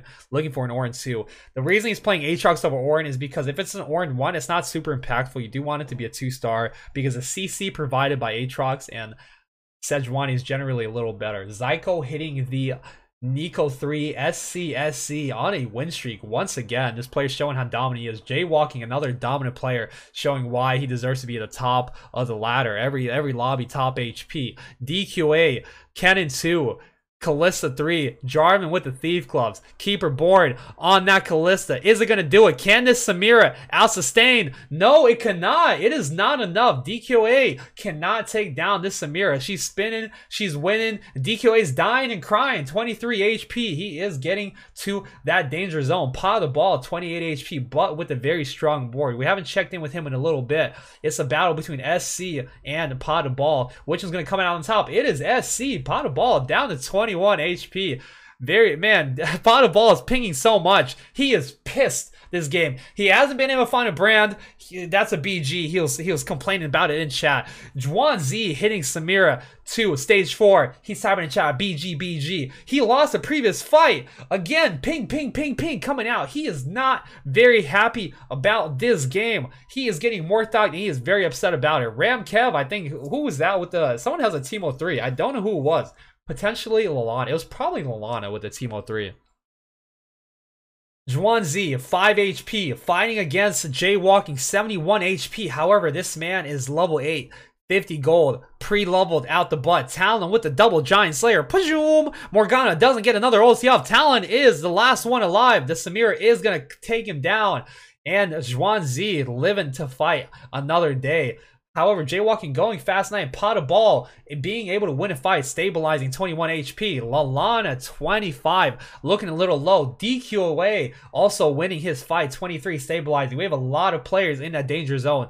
Ramkev, Lalana, DQ, Pot of Ball, everyone in the 20s, looking a little rough for these players. Juan Z, 5 HP. He has his board. He has the 4 sharpshooters. However, the backline just isn't there. We have 2 players, Lalana and Juan Z, who are both going for that Sivir 3 win con. It's going to be very hard for both players to win. They both want it. I don't know if they can hit it. We have Assassin, Tryndamere. We have the frontliners. Juan Z's board would be infinitely better, and his spot would be a lot stronger if he was able to get these upgraded frontliners. He has a Sejuani pair. He has an Aatrox pair after we win this round. If we lose this round, he's dead anyways. We're against the Nico board. That is a Nautilus 3 with the Jewel Gauntlet. The Samira barely staying alive, taking down the Nico. The Morello is taking down. However, the Death Defiance is going to keep it alive. The Zeros trying. Kite. And with the Death Defiance, with the Slayer healing just barely by a Beast Pecker staying alive. That's Samira spinning and winning and not being taken down. Ramkev, DQA, both at 1 HP. NA hopes and dreams. Are they going to get shattered, or are they going to be able to make it to fight another day? Juan Z taking the Yone with the Hodge. I don't know who the Hodge is for. Probably for that Tryndamere. Let's see if it's going to be enough. Man, that fight was so close, bro. It was so close. And we'll see, man. Pot of Ball won his fight. Lalana winning a fight as well. Those 20 HP players, suddenly they're looking a little more safe with these players in the single digits with the 1 lives. Ramkev potentially 2 lives, but he can't really lose. He needs to win these fights. If he does lose, it has to be by a little, but man, every unit's gonna count. We're gonna see Juan Z with the roll down, 6 HP and a dream. Sejuani pair, Aatrox pair is looking to 2-star these frontliners. He's gonna say, I'm down, I'm out of the Sivir. He needs shred. He doesn't have a Last Whisper. He doesn't have any reduction. This Yone is going to be a lot. It's going to be a lot of help, and it's going to help his board just a little bit. He doesn't really have a great Hodge user. He could put on Tryndamere, but I guess he doesn't really care about it. He does prioritize this Yanni. Anyways, this is our board. Couldn't hit the upgrades. SCSC level 8, 30 gold. 3 Elderwood spats. Man, this man's growing a garden. That is a lot of Elderwood. Xayah ult backwards. Really bad ulti. Kale stuck on Tryndamere. Good Yone ulti. Samira spinning and winning. Everyone disappears. The Xayah is strong. She has a Hodge healing. Is it going to be enough? Does get another ulti out. Wajoom! Boom! Takes down the Sivir. One more. Can she do it? The Samira takes no damage from the dodge. The Xayah heals fully. She's gonna get kited. Can the Samira do it? She jumps out of the feather range. She's gonna spin and win. Boom! Take it down. SC. The Samira does it once again by a Beast Pecker, staying in there, staying alive. DQA 8 HP. Pot of ball 14. Ram Kev does take a loss, but it was a very, very little loss. 5 HP. He is certainly in one shot range. It is 3 stage damage. It is 5 stage damage here. So DQA can lose by 1 unit at most. Pot of ball hitting Shyvana 3. Everyone spiking. Ram Kev with that Morgana 2. How many Elderwoods does that man have? Jaywalking with a lot of Morganas. All of a sudden, this man's about to run it back. 4 Morganas, baby. That's 7 with the Chosen. Set 4.5 coming at you. Lalana, Sivir 3, Teemo 3, Pyke 3. Is it going to be enough to win against this Samira? We've seen the Samira pop up time after time again. Teemo gets taken down. Now Blind will not be there. The Sivir is alive, just barely. The Pyke stun coming in hot. Sivir versus Samira. Which one's going to take the cake? Main, and it is Zhuan-Z. 6 win streak, 1 HP, 1 life. Ram Kev, Pot of Ball, DQA, Lalana. Everybody's at 1 life. This half of the lobby is gonna die in stage 6. It is 8 base damage. Lalana has to, if he loses, it has to be by 1 unit, or else that spells doom. We have so many players playing for this top 4. This lobby is so tight. Zhuan-Z gets more thugged with the Warlord spat. Is he even running a Warlord? Tryndamere. Wow, that is a little unfortunate. We have a very tight lobby. In the other lobby, we have Kerm beating Tryndamere 3. Hands up, FCG. Yeah, you know me. Kerm coming in hot, showing that he can bring that mental right back, baby. So, but this lobby, this is the one we're watching. This is a tight one. Zhuan-Z against all odds, stabilizing stage 4 with the Samira, winning every round at 5 HP. That is 4 more than he needs. If he can roll down and get these upgraded frontliners, he's going to be in a very good spot. He gets a dead item, which is a little unfortunate. We have SC, Jaywalk, and Zyko in very comfortable positions. They just have to not, I mean, they just would bleed out slowly, and it's probably guaranteed top 4. We are rolling down. Zhuan-Zi's rolling. He is not hitting. That is a Zilean. You could potentially, I don't know what you even play that over. You could drop the frontliners. You can go Zilean Azir over Sejuani Aatrox, and that is exactly what he decides to do. He isn't getting those upgrades. If he gets the upgrades 2-star, it is better. But without the upgrades, without the 2-stars, this is probably a better board. I think you should probably move the Azir soldiers to the front because you don't really have much frontline. He's against the Ram Kev. Slayer, Dragon Soul board, Aatrox 2, Swain 2, Tyans, Dragon Claw. Aesol gets taken down, does get the ulti off, doesn't tap the Samira, doesn't tap it one more time. Can the Swain do it? I don't know. One of them is dying. Ram Kev showing why NA it comes out triumphant. Don't look at DQA, but Zhuan-Z goes A. DQA follows him right after. However, Ram Kev with the 9 Dragon Soul board. That's Swain doing infinite amount of damage.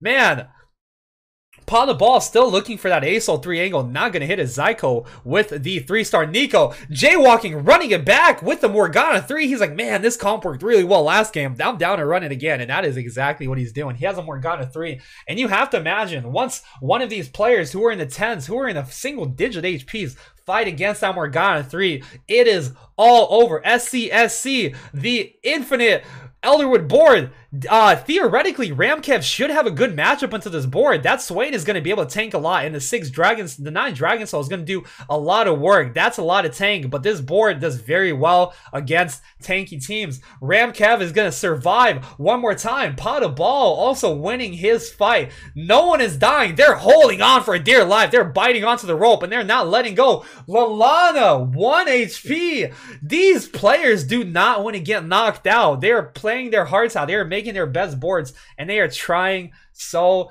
freaking hard to stay in there. Jaywalking. Wait, did Jaywalking just lose a round with Morgana 3? I think so. I think Jaywalking just lost a round. It might have been to Zyko's board. SC getting another Xayah 2. Who killed this Morgana? Double Talon 2, Morgana 3. Oh my god, this game is so tight, bro. Let's see what happens. We have 5 players are in one-shot range if they lose bad enough. That is a Lee Sin 2 on the backline. It's not going to be able to get a kickoff. That Aesol is going to block. That Aesol does get pulled. Swain is ulting. It's in the middle. It's got a Lee Sin on him. Can we take down the Lee Sin? Yes, we can. Aesol's still alive. I think it still has a GA. The Nico's trying, but that is a Dragon Claw Swain, and you are not going to be able to get through that. Lolana does get taken out. Zyko takes a loss, but it's a very good loss. 2 units. He does stay in there. Lolana takes a 6th place. Ramkev still hanging on a win streak. SC 6 HP. Zyko 6 HP. Pot of Ball 7 HP. The Ramkev 5 HP does get a Shroud. Late game Shroud is one of the best items you could ever get from a carousel, because there's so many units late game that you Shroud a lot of units generally, and a lot of these abilities are super impactful, like Lee Sin, Yone, Swain, you know, Aatrox, Sejuani, Cho'Gath, Morgana. If you can slow down these casts, that's generally going to be the difference between winning and losing a fight. So Shroud is one of the best items you can get late game. Ramkev, 50 gold, is going to, he needs 60 to level up. He needs 1 more turn. He can get another mage in. Right now, he doesn't have mages. He has a Tristana on the bench ready to go in. It's saying, put me in, coach. 9 Elderwoods, set chosen from SCSC. Infinite Elder Spats, Pot of Ball, Shyvana 3, Mage Cap, double Aesol 2, 6 Dragon Soul, very strong board. However, this Dragon Claw Swain is gonna do so much work. Dragon Claw super good in this lobby, except into jaywalking. He's dodging for this long. I don't know if this is gonna do it. He does Shroud the Morgana.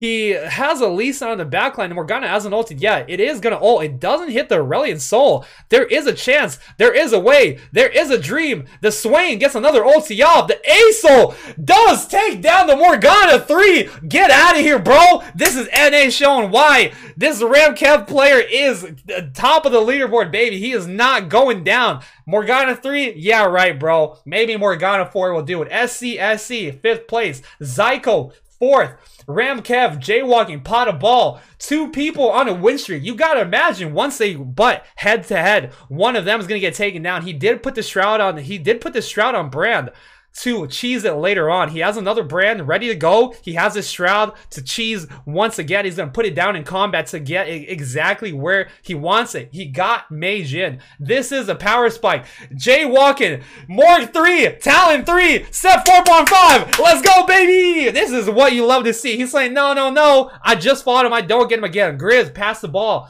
versus Ramkev. One of them is getting taken down. Very good Shroud. He's positioned very well onto this powerful Aesol. He does take it down once. The whole team of Pot of Ball does get melted. Can this Dragon Soul Swain do it? He cannot. The D-Claw is not going to be enough. Pot of Ball does take him down. 1 off of Aurelion Soul 3. Pot of Ball. He does get some dragons free. GA is going to be super helpful. At the very least, if he doesn't get Aesol 3, he does have a second GA. You know, you see Talon 3, Morg 3. There's actually a chance that Pot of Ball can win this game. That Shyvana is very scary. These Aurelion Souls are terrifying. Once they ult, even if a 3-star Talon, he will get taken down. However, that is a double Giant Slayer, and it's going to be super impactful against these high HP boards. I think both of these boards have a chance of winning. You know, you can't count out either one. There's a Nico for jaywalking. If he wants to go for that 4-star unit, he does have a Nico to get another one. He has a GA. Lee Sin doesn't have any space. I don't know where this GA is going to go. We will see. Is rolling for that Aesol 3. Cannot play Swain. 1 more Aesol. More Thug, please. 1 time. Oh, he hit it. He sells the Cho'Gath. Is he stronger even? Or is his board weaker? I don't even know. So he does hit the Aesol 3. However, I don't know if this board is even better. I am not so sure. Where are we putting this GA? I don't know. That double Giant Slayer is going to do so much work. That Morgana got hooked into the Aesol and deleted instantly. It's Talon 3 versus the world. Takes down the Aesol once. Can he do it twice? He takes down the Aesol. Can he take down the Shyvana? No, he cannot. Jaywalking does get taken down. Talon 3, Morg 3 taking a 2nd place. You got a first with it once. You are not doing it again. And the Aurelion Soul 3 melting the whole enemy team, showing why this man can position, can stay alive. He was super low HP, but he brought it back. Pot of Ball, Europe coming out on top. That, you know, some people question the Shyvana. Some people question the 6th Dragon Soul angle. Not taking Swain and Carousel. Man's out of his mind. But he did. He knew what his win con was. He made a choice. He committed to it. And this is why TFT is such a beautiful game. You could have gone Dragonclaw. You could have gone for Swain. You could have gone that direction. But you can also go for Shyvana Kira. You can also go for Shyvana 3, 6th Dragon Soul. You don't have to go for the mage. There are a lot of ways to play this game. And there's a lot of paths to victory. And we just saw one of those paths coming out on top over Morg and Talon 3. Very well played from Pot of Ball. Let's have a word from Crowan and Mort Doggy Dog. Hello? Hello? I can't hear him. All right, let's have a word from them here.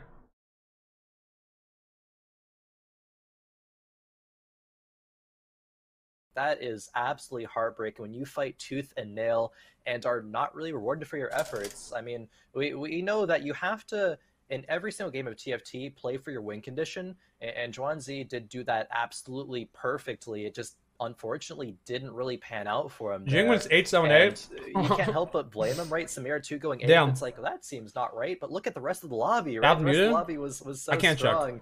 It's just that, you know, that power that happens, that power dynamic that happens in every single lobby. That game was so good, insane. bro. Makes me excited moving forward into the next couple of games. 2-8, you know, 2-2-2, 2-3. Dude, later, jaywalking but, is a beast. The scores based off what's happened so far, that's gonna really tell the story as we, you know, get into the latter half of this day number 2. But we're ready to get into the recap for what happened that last game, and I feel like we need it more because there was so much. Zhuangzi was win streaking. Oh man, that game got me hot. Number 2 had a fantastic start, but somewhere, you know, it really started to not go his way, and I think the start actually was here, losing that key win streak over to Jaywalking. Pot of Bull here, you know, did end up with that Aurelion Sol 3 and the Shyvana 3, and it started with the Fortune cash out, right? That's what got Pot of Bull back in the running, is able to convert that into a first. Yeah, the Fortune cash out was really big, and as we saw, I got he turn was this in fan 8th on. place Sorry. when that happened, but able to turn it around. Meanwhile, Jaywalking continuing to win streak. Here we see Wanzi, you know, use that, use the items to try to get the Samira here. Got the Nico, which was really key to his coming back. You know, a lot of people were really worried when he hit that. And then, of course, we have Jaywalking's Morgana 3 and Talon 3, because, of course, you need both. Hitting 2 3-star 4 costs and still not winning the game. And here's that final fight where the Aurelion Sol dies, but can't quite kill the Shyvana. Man, that Morgana got deleted. Yeah, no, man, that is crazy, and it's crazy to think about what all, you know, happens with the lobby when we have so many 3 stars coming out and the placements, right? Dude, Pot of Ball is playing out of his mind. So is Jaywalking. So is Ramcab. Take a look at the results of that lobby. Pod of Bull taking the first, Jaywalking second, Ramkev with a third. Ramkev still really shaping up to impress in terms of NA right now. DQA needing to step it up, the other NA representative there, down at... Bro, in that lobby, getting a third for Ramkev is actually insane. Like, he was playing against just some cracked out of their minds boards. I think the scores are updated. Let me see. Yeah, he had 1 life for so long with that Dragon Soul. How's their Talon 3, Morg 3, Shyvana? Yeah, exactly. All right, let's look at the lobby. These are the scores. Jaywalking leading the leaderboard, 20 points, very well played. Pot of Ball, Ramkev tied at 19. Zyko, number 4, 17, very well played. EU, Lalana, 16 points, and then it drops off a little. 1, 2, 3, 4, 5, 6, 7, 8. So SC doing very well. Yatsuhashi bringing it back. 815. Well, he didn't bring it back that much, but overall, he's in the top 8. Huan Mi also doing pretty well in that second place, getting himself into the top 8, really. Jing struggling. Lyris struggling in those last few games. Zhuangzi, a bit of a disappointing performance. I was expecting a little more. Watch Kerm. I mean, Kerm's not streaming. Raza, 11 points. 1, 2, 3, 4, 5, 6, 7, 8. Huanmi, 13 points as a breaker. You can scroll, right? Oh, very nice, very nice. Okay, so Kerm brought it back just a little bit. He started off really rough, but getting a first. He went 7-8 to start, but we finished off with the first in that previous game, and that's gonna put him at 11 points. Mismatch Sox bringing it back, tied in contention to run it back for that top 8. Mismatch Sox getting a 4th in that last game after a devastating 8th, bringing it back. Once the camera is off, Kuram's showing that he can shine. DQ8 very close. A lot of the NA reps are very close to being in that top 8. Raza very close as well for the OCE rep. Yatsuhashi brought it back in, and these players are just showing how dominant they are. So these top 4 are probably, the top 5 are fairly locked in. They have a very good lead. However, this middle area, the next 3 slots, it's anyone's game. Even down these guys at 11 points, even 10 points, it's anyone's game. I think Jing, I mean, I'm pretty sure if he goes first, that gives him out to up to 20 points. I mean, I guess Jing could bring him back, but he literally needs to go 1-1. But for the rest of the lobby, it's very close. It's anyone's game. I don't know if Jing can do it. I mean, this man is insane. We'll see what happens, but it's definitely very close for the rest of the players. It's anyone's game to take. All the regions have a shot. NA, EU have decent representation up top. Korea's up there. China's got their man. Japan doing hot. OCE, I know if you're from an oceanic region, you want Raza to step it up just a little bit. He's shown that he can definitely do that. Camp, and then we got a new version of this fight. Actually, the Lee Sin on this 50-50 aggro does kick the Kennen into the right-hand corner, which seems really good for Hwanmi for a second, but then Tryndamere dashes back into it and gets pulled by the Aatrox back into it, so it eats an entire Kennen 3-star Tryndamere 3 just takes too much damage, and then it's kind of Tryndamere versus the world. The Xayah and Tryndamere the 3 Kennen combine to do enough damage to push Kuram over the hump. He gets that desperately needed win, keeps his hopes alive for advancing to day 3. Really, really solid performance from him, and it's so tough, you guys, when you get behind the 8 ball after a couple of lobbies to keep your mental strong. Kuram does it. He win streaks early. He makes the correct call about when to spend his gold, hits that Kennen 3, and it converts into a lobby FCG, baby. All the energy chat sending, it worked. He feels it. He feels the hands up. He feels it's like the spirit bomb, right? Kuram's charging up. He's charging up the spirit bomb, and everyone's hands up. They're giving him the energy, and he feels it. He gets it, and he gets that first place little good finish. Bad game, well played dynamic going on. An excellent recap and pretty exciting stuff. I think these 2 lobbies really show you kind of the stakes that's at hand, right? You can kind of see the intensity with all these players being like in single digits with the lobby that you were casting, Mort and Crone. And that other lobby, it just kind of looked like everyone was going online. It was really close as well. Mort, I mean, you know, we're gonna see this continue to ramp up. It doesn't get any easier from this point on. Yeah, I mean, like I said, we talked about this yesterday, and we're going to talk about it again today. Game 4 is where it all comes together, and a lot of decisions get made because is it possible to come back or not? Is the gap too wide? And it's even harder today because, again, only half the players make it to the final day. So every game's got to count. Every decision's going to matter. You know, we saw Wanzi there try his best to turn an 8th into something else, and it ended up being an 8th, and just there's going to be a lot of that for the rest of the day, and it's going to be stressful, it's going to be hectic, and it's going to be fun to watch. So, yeah. I was saying in the chat with other people that might have been one of the strongest 8th boards I've ever seen. It's just one of the most wild things. You're like, this board's an 8th? I can't believe it. But context matters a lot. And with that, let's go ahead and see the context of who won, as well as the standings in just a moment here as we take a quick recap. Pass the ball, as you saw, with a major comeback. Aurelion Sol, pretty good champion, especially if you can find 2 of them to march your way back up to the top of the standings. And over in Lobby 2, picking up where he was leaving off yesterday. Maybe we can just forget the first 2 games. Kuram X from Team Liquid making that big comeback campaign, but does need to continue to rattle that off because People's Champ. At the beginning, we have 2 more lobbies. That was the single most insane game of TFT. That game was nuts, bro. Is actually it's super tight here. The most consistent player in this tournament.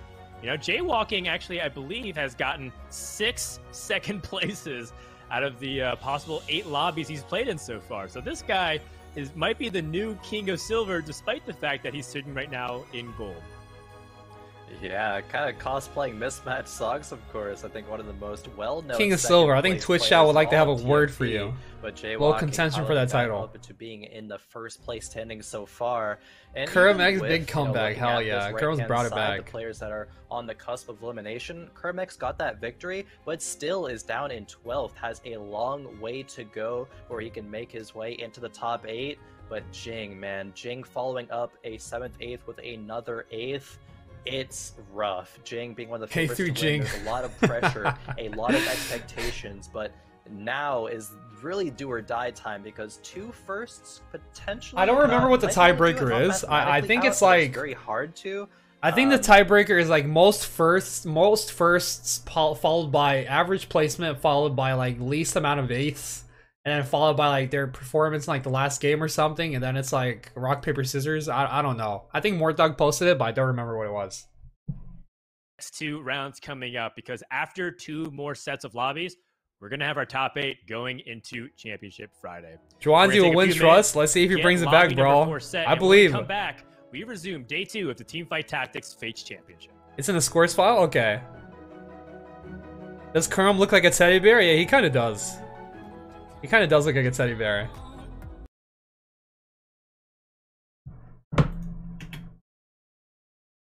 List on the score sheet? Okay. 1 average POS, 2 most firsts, 3 most points last round. Okay. Now there's gonna be 2 more games today. 2 more games. Oh man, that last one was so good, bro. That lobby was so close. So many players just didn't refuse to die. It's like Grandpa on life support, but he just refuses to go. He just wants to go to the blackjack, to the Vegas, he just wants to go play blackjack with the ladies one more time. He's like, nah, bro, I'm not dying. I'm going to Vegas, baby. Get me out. Get me out of this bed. Give me my oxygen tank. I'm gonna roll my wheelchair and I'm gonna go get those ladies. And the pixie sticks. The way I've seen lobby seems good for all but the final lobby. Yeah. The way they seeded the initial lobby was kind of a joke. That's Kerm. Yeah, that's Kerm, bro. He's like, I'm not out, bro. Get this oxygen out of here.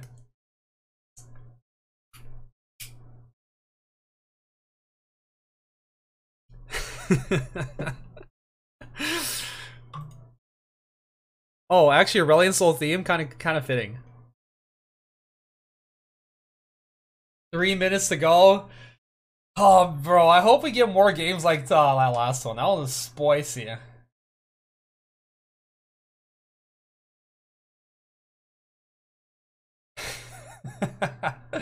What does first to checkmate mean tomorrow? Okay, for all those who don't know what the checkmate format is, you have to get to 18 points through your placements, and then once you have 18 points, you need to get a first place. And then if you get a first place after you get 18 points, you win the thing, and then the rest of the placement is decided on overall points.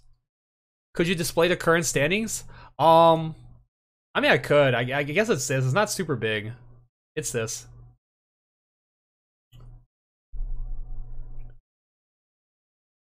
Yo, Scapegoat Eyes, thank you for the 7 months. Oh, let me thank the subs I missed. Hold up. Scapegoat Eyes, thank you for the 7 months. Clay of the Mountain, thank you for the 7 months. Keep up the commentary, big man. I will keep it up.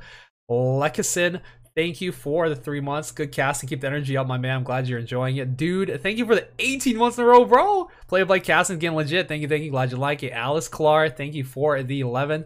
Finally some TFT again. Love the cast. Thank you. And these are from yesterday. Yo, if you guys have Prime, if you have Amazon Prime, you can link into your Twitch account, and what that does is it gives you a free sub every single month. On top of that, you get a bunch of other benefits. You get a free sub every single month. But if you don't use it, you lose it, it's gone. So you want to make sure you use it. You want to click the subscribe button, and it will tell you if it's available. It doesn't tell you otherwise. Make sure you're getting all your Prime benefits. Get that free sub. You get no ads. And with that said and done, I'm about to run to 180s. Yo, Pengu Soldier, thank you for the Prime, my dude. Acknowledge me, daddy, and you'll get my Prime. Thank you very much. I will love to get your Prime. Although if you Prime, I just like call you out so you get acknowledged. NA holding hands. Yeah, dude, NA is so close. Sox, DQA, Kerm, they're all very close. Yo, I'm a Verum. Thank you for the Prime, bro. I have a Prime available. How do I use it?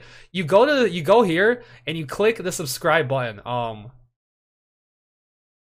Let me look at Bebe, for example. You click the subscribe button, it'll tell you if it's available. Storm Barnes, thank you for the Prime. Fizzy Pepsi Cola, thank you for Prime. You click subscribe, and if your sub's available, it will let you know. It will tell you your free Twitch Prime sub is available at one of these options. Zumanzo, thank you for the 2 months Prime. Vadi Lol, thank you for the Prime.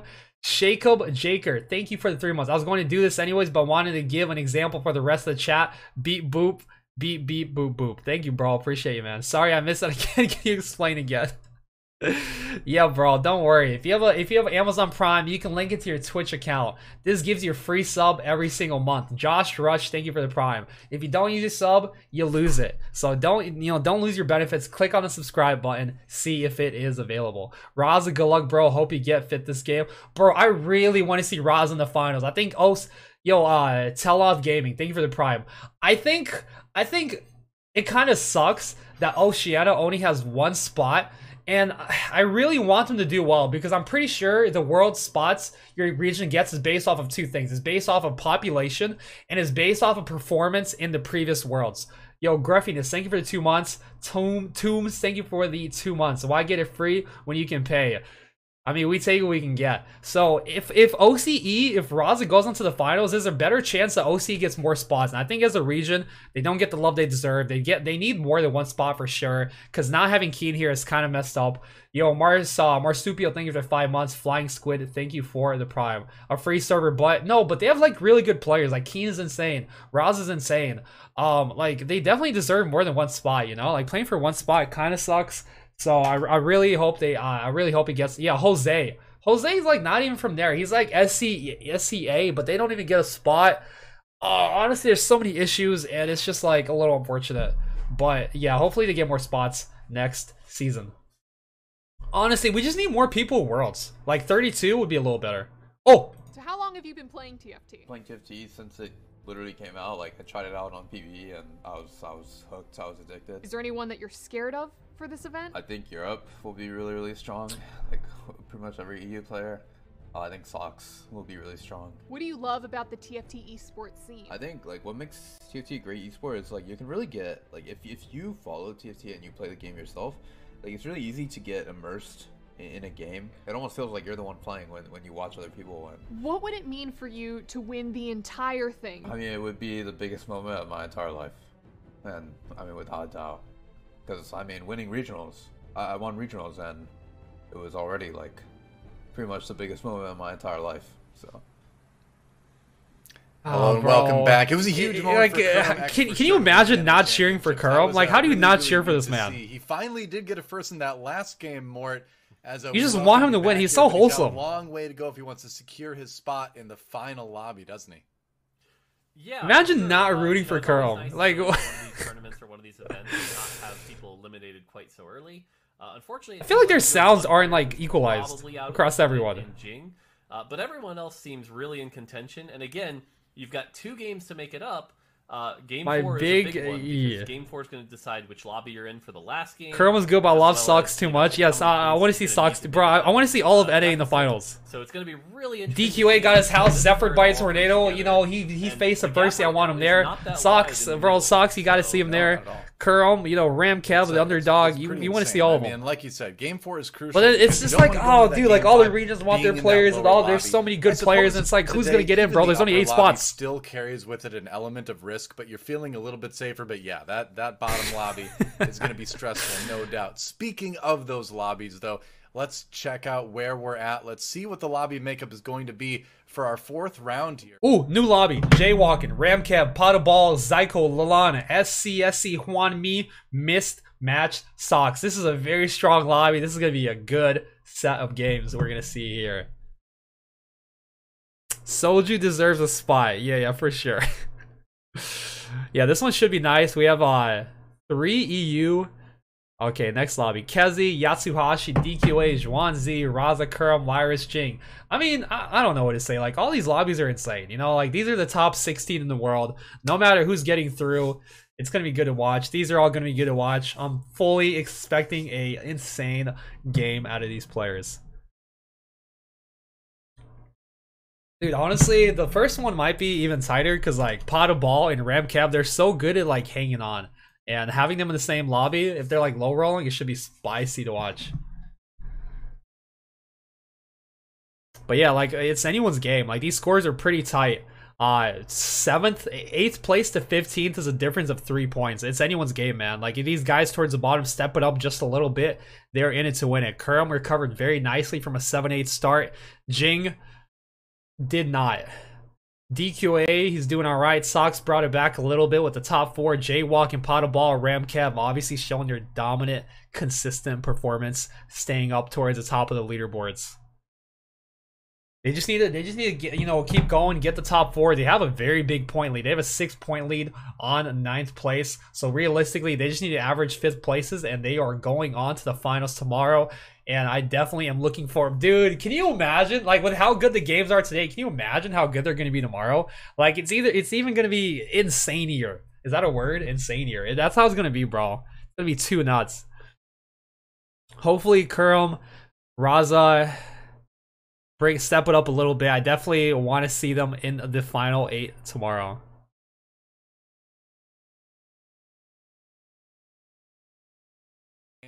I was worried for a moment too that we were going to have to put Kurum X in that category as well after his first 2 games of the day, but managing to win one now, he's back in it in a big way. We're seeing players like Mismatched Sox as well, who had a little bit of a rough start to climb back into that top 8. So, you know, we'll see. These next 2 games are going to be very dramatic. But today's been really interesting because I feel like today has really kind of been the day of 3-star domination, whether it's a 3-star 3 cost or 3-star 4 cost. Players seem to kind of be going for that extra sort of like extra strong. I mean, why 2-star your board when you can 3-star it, no? Solo carry, and that's going to do it for me, huh? Yeah, it's been really. You on the Ramkev hype train? Bro, I've been on the Ramkev hype train since before regionals. A meta of, you know, 1 or 2 people. I feel like the man doesn't get the respect and acknowledgement he deserves. He's been the underdog, and I don't know, like he's just been a consistent performer across every single tournament for like the past 3 months, and like everyone just sleeps on him. Are you on it? Is the better question. Anyways, we're getting in. Pot of Ball, Ramkev, Jaywalking, Lalana, SC, Juan Mi, and Zyko with Mismatched Socks over here. I was on it before you were on it? Yeah, right. Bro, I was on it before you knew who he was. I played in a 2v2 tourney with Ramkev against the Europeans. You don't even know. You didn't even know. You never even heard the name before I was on the Ramkev hype train. Nice try. This poser hipster. I knew Ramkev before he was cool. Anyways, we're getting into it. Sox has been getting these carousels every single game. This game, chain start. Did not win this one. That's alright. Double Garen, not bad.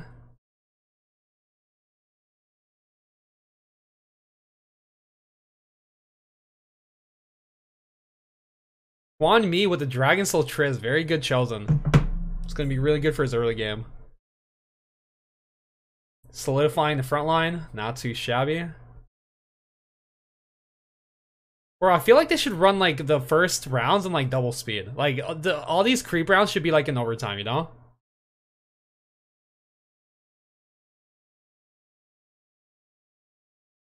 Ooh, Bonky Kong, is it time? He has a lot of Vanguards. He has a Garen pair. There's a pretty good chance he gets Garen too. He's trying to think about how to level up or something maybe. He has Sharpshooters. He has a lot of Vanguards. I mean, that Wukong's not bad. He does take the Wukong.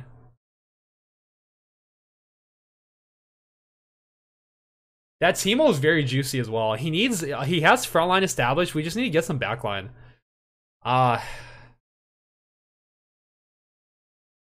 He buys the Teemo. Okay, he gets a Sharpshooter. I fully expect him to sell Jarvan here and level up. Maybe we see a Sunfire Slam here. We do see a Sunfire Slam on the Wukong. Maybe he doesn't level up. Maybe he wants to keep the Jarvan for a potential Warlord angle, but I don't even know. I don't know if he's even better. Maybe just, like, you don't want to lose streak because he did slam Sunfire. He's probably going to level up, sell Jarvan here. He does level up, does sell the Jarvan, plays the Sharpshooters. Good backline, good frontline. This board should be able to win streak. He slams a Cloak there because he is trying to be as strong as possible here. Keep that Wukong alive just a little bit longer.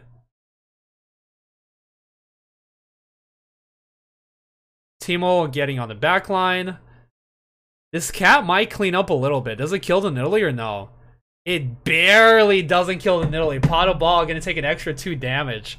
Just a little bit shy. One little dagger being the difference there. Jaywalking, Zeke's TF Slam, Ramcap, Hwan Mi, Pot of Ball, Lalana losing their first round. Sox is able to solidify that front line with the Garen 2-star. His front line's very good. I think now that you have this Garen 2-star, you no longer fully frontline it's the Wukong. You want him to stay alive longer. You want Garen to get most of the aggro because for 2 reasons. 1, he has an AoE ability. And 2, you want to make sure your Wukong with the Sunfire stays alive a little longer. Backline Wukong also helps you deal with these assassin players. He is spreading his backliners so that way if the Kali does get in the backline, it only kills one of them. But I do think he's missing an opportunity by fully frontlining his Wukong. It does get focused first, and that's probably not ideal. You don't want it dying. You want it to stay alive as long as possible. Like you see here, you see how fast it's going to die to this Kalista. And all of a sudden, your Sunfire is gone. And your useless Garen, who doesn't have a Sunfire, is not going to be able to do it. And I think that might just be the difference in this fight. He's going to end up losing this because his Wukong died too early. And I do think this was a fight he was able to win if he did frontline a Garen. The added benefit of frontlining the Garen versus Kalista is when Garen spins, he takes reduced magic damage, which means Kalista probably isn't going to get the Rend off until the spin is over, so it buys you just a little bit of time. And I do think that was a fight Sox could have won if he frontlined his Garen instead of the Wukong. Not only do you get more Sunfire, but you get more value from the spin. And now he's in a spot where he lost a round, so he's no longer win streaking, which means he's incentivized to try to sack and make Econ here. So it's just a losing battle. You lose and then you want to lose more and you want to make Econ to fall back on. And I think it could definitely have been prevented here. Ramkev, Hwan Mi, Pot of Ball, Lalana all continuing their lose streak. I think Pot of Ball and Lalana actually might have won their previous rounds. We see Hwan Mi with the Dragon Soul Tristana. Look at the bench. That's 5 Trists. He has a glove. He has the Braum. Very good board. Very good path towards a top 4 with this Tristana reroll comp. Is going to be able to win a round. Sox should get another win. Oh, he doesn't get the kill on the Nidalee. It's going to take 4 damage. That is definitely a Sharpshooter diff. If he won the previous round, he probably would have won this round if he kept that team on. He would be on a 3 loss instead of a he would have been on a 3 win instead of a 2 loss. And let's see how this impacts the game going forward. It's a little bit of a rough spot because he did slam Sunfire. This is an item you slam if you want to win streak early game, and he is not win streaking early game. Does take a glove. He has a cloak. Doesn't really have anything strong to make here. I think Sox is in a pretty rough spot.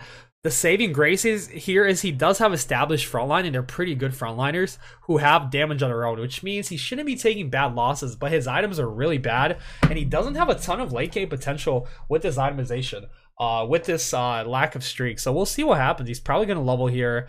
You probably want to play this Yuumi perhaps. I mean, he actually might sell. He's thinking about selling Nautilus and Fiora and just maintaining this loss streak. I don't know if it's the right choice. Maybe he sells the Wukong. Maybe he sells Wukong, plays Nautilus, puts a Sunfire and Garen. We'll see what happens. SC with a decent looking board. Hwan Mi. The issue with Hwan Mi is he is unable to lose streak. He has 5 Tristanas, but he did win the round. And at that point, you don't have a loss streak. You have a kind of scuffed board. You kind of want to keep that win streak going. He did go level 5, and we'll see what happens with that board. SC has a Morello, potentially a Talon board here. He is running the Morello on the Irelia. It is his best item holder. I actually think Irelia is a really good holder for Morello. She usually gets multiple ults off. Mismatch Sox does level up to 5, does play that Yuumi. Yuumi's very good with the Vanguard board because Vanguards have increased armor, which means they're generally tanky. So the more you heal them, the more effective that health is going to be, and the more value you get throughout a fight. Look at that Garen just staying alive with the Yuumi heals. With the magic reduction against that Vlad ulti, is able to stay alive. And this is why Garen is so good. And this is why I think Sox had the opportunity to win streak the entire time. However, speaking of win streak, look at Jaywalking. Look at Zyko. Jaywalking, a super consistent player throughout all these games. Once again, win streaking and leading the lobby at the top, showing that he can play the strongest board. He does know how to itemize. He does know how to play his units. He does know how to position. He does know how to convert that into a win streak. Zyko also in a very good spot, running, jaywalking has 6 cultists. Zyko's board is also looking really good. He had 6 Elises, Juan Mi with 5 Tristanas. He leveled to 5. I don't know if he's going to reroll for the Trist or not. Maybe, maybe not. We'll see what happens. But at the end of the day, jaywalking does have 6 cultists in stage 2 with the Kalista, with the Runons, and it is going to stop Juan Mi's win streak dead in its tracks. Zyko also... Zyko is unable to maintain that win streak. Oh wait, he is able to maintain that win streak. We have 2 players, both at 100 HP. That's going to be very good for their economy. You have to imagine that jaywalking at 3-1 is going to go level 6 to play that Jax 2 on the bench. That's going to give him a very good frontliner with Jax 2, and is going to give him duelist for his Runon's Kalista.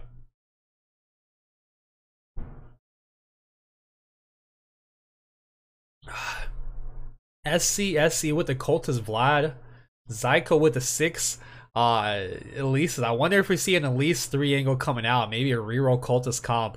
Cloak drop, not amazing unless we see a bow coming out. No bow, we get some defensive itemization, not too shabby, but it's not going to do too much for his current board state. Unless he, I mean, maybe he slams Stoneplate on Jax, but I'm not. Oh my god! The Master of Just Hit. Okay, let me talk about what just happened here. So 1, he high rolled, right? But 2, generally when people level 6 here, a lot of the time you'll see that they'll rat it. They'll wait until the last second and they'll level up to surprise the rest of the lobby. This man just dropped his pecker right on the table and says, I don't care if you know I'm going 6. I'm going 6. You can try to go 6 and contest me. Good luck, bro. You're going to lose your streak. He went 6 immediately. He put the Jax in front and center, letting them know what's what, dropping it right on the table, dropping it right on their heads, and Pow the Ball is going to get smacked right in the head by this Jax. This Jax is going to stun the whole team. No units are going to get killed. This is going to be a 5, 6, 7, 8, 10 unit loss. That's dying to 6 units. Pow the Ball died before the Galio even came down. His whole board is dead. His dreams are shattered. He's going to take a big loss running that Fortune board. That is a Shyvana 2 with an IE. That's a strong looking board. And Zyko is going to lose that 100 HP position. Jaywalking, our strong, consistent competitor, once again coming out very strong right out of that gate.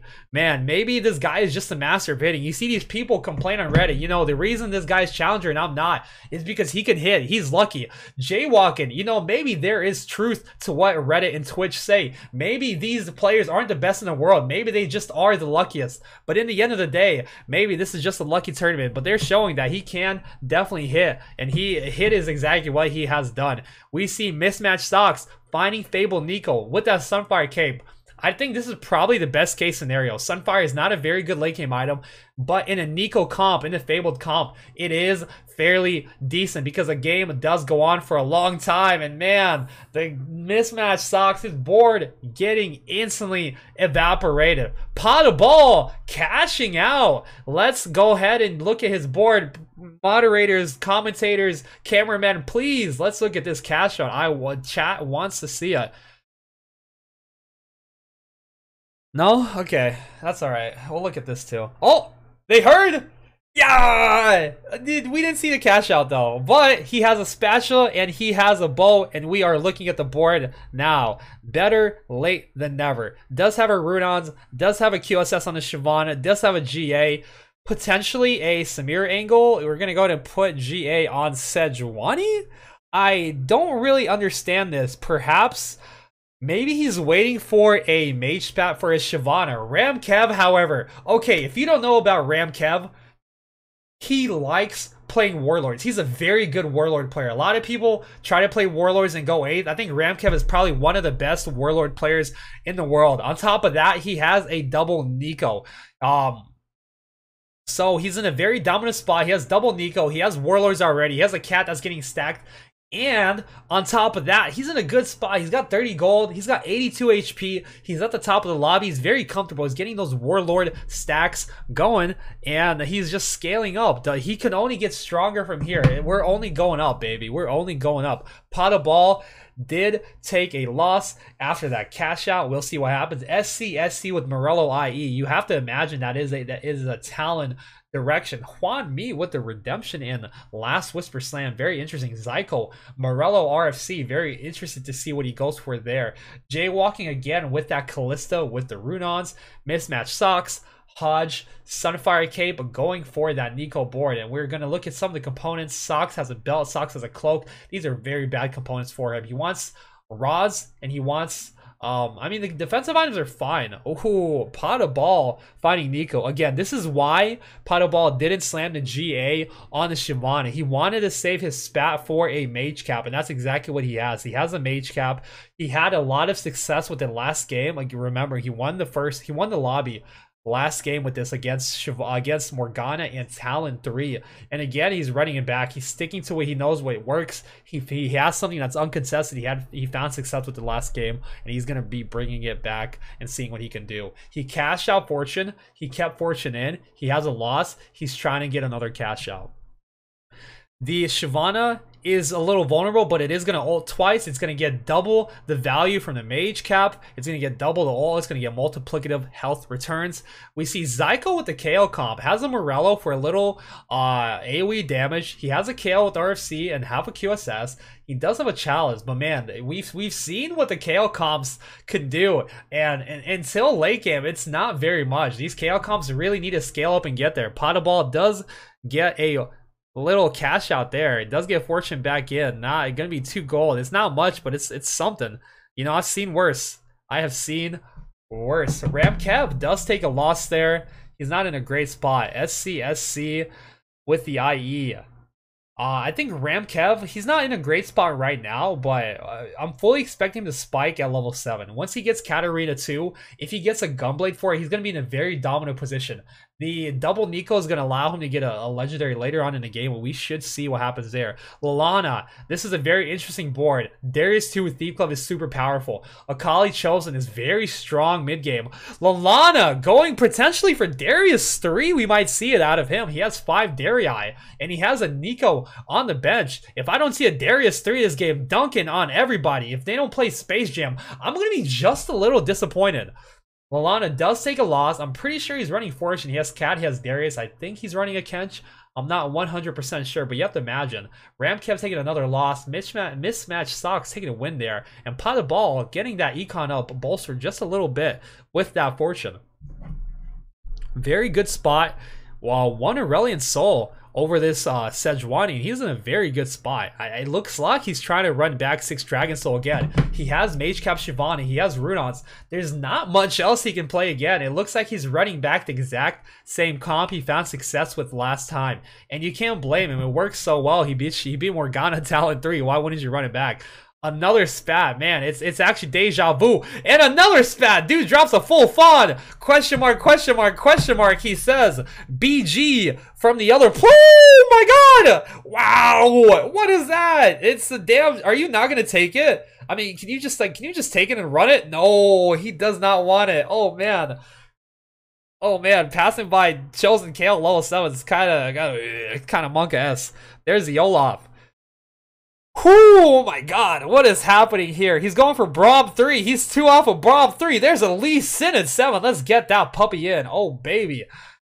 Oh, what is this game? What is this game? We have Jaywalking, Rageblade, Runons, Dragon Claw, Callista 2, 6 Gallios. This board isn't looking too high. You know, he was win streaking. He is 100 HP, but I think he might just be taken down by this Dragon Soul, Mage Cap, Shyvana 1. You see Pot of Ball rolling down. The reason he's rolling down is 1, he wants a Chosen, and 2, he really wants to get Shyvana 2. 4-1 is when you do want to get that Shyvana 2 online. It's a huge power spike. Shyvana 2 has been achieved. He could actually sit here. He might try to roll for a Chosen, but he could sit here. He's still running Kench. He's still running Annie and still running Sejuani. I think he's probably going to roll.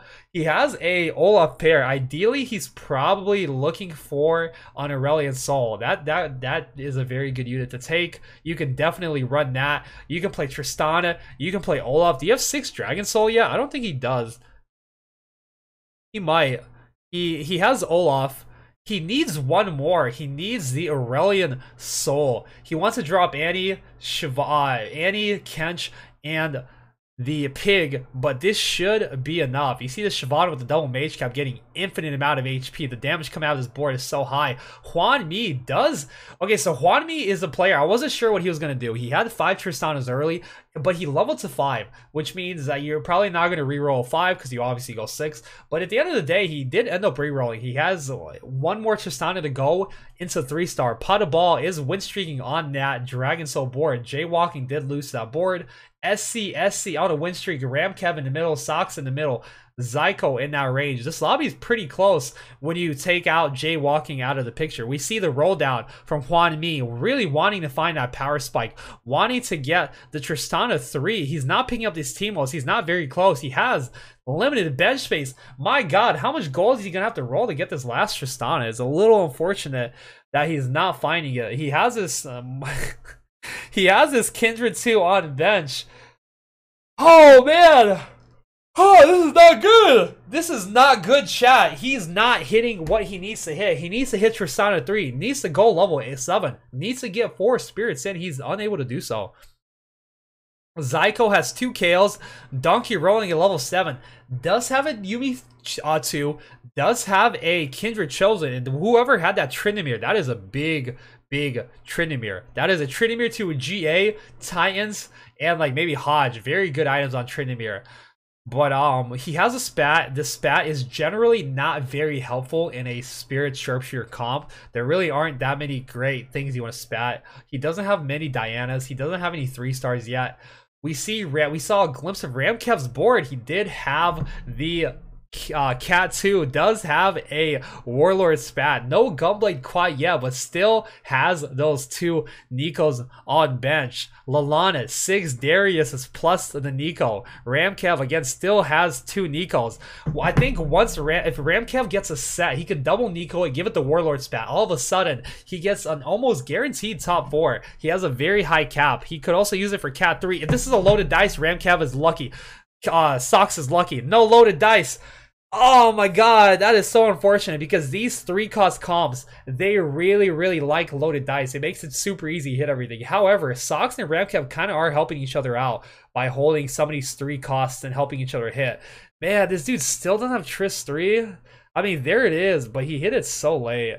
I mean, it's good that he hit it now rather than never hitting it, but he's just so far behind the curve that it's kind of a tough spot to be in. If you look, he had a Kindred 2 on bench. He did end up having to sell it just to roll a little more. Mismatch Sox with the death cap, with the Hodge on his Nico. He probably needs a defensive item here. I think best case scenario for Sox would be getting a spatula from the stage 4 creep round.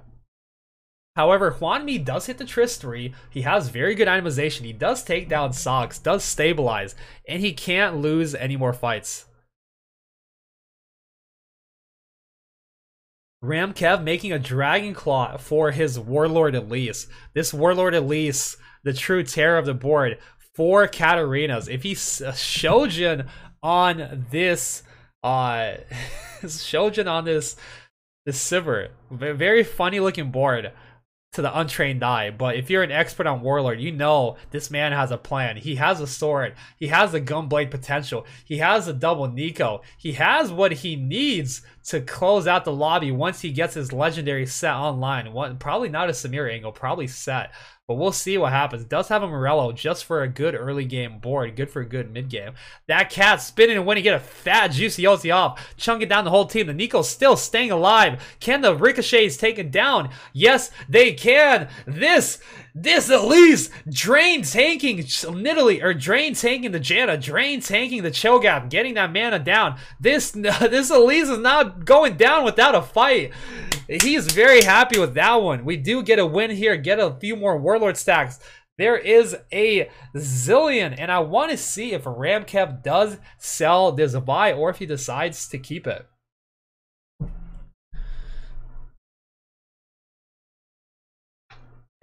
Let's look at the rest of the lobby. Hwan Mi won another round, 28 HP, stabilized, 2 win streak. Mismatch Stocks has a Nico board. If he gets a Vanguard spat, there's a very high chance of him top 4ing. If he doesn't, there's a pretty good chance he goes bottom 4. However, the rest of the lobby is very close. Zyko's 42. Lalana is 41. Probably going... Yeah, let's go, baby. We got the Gunblade. Ramkev is in a very good spot to win the lobby if he gets his Cat 3 fairly soon. He has a lot of win potential. He has 5 cats. He has 6 cats. He has 7 cats. I wonder if he sells this. He is not selling the Vi. He's saying, I'm going to keep this Vi. There is another cat. We are 1 cat arena off. 1 more Katrina, more dog. Let us have it. There's an Orin. There's a Samira.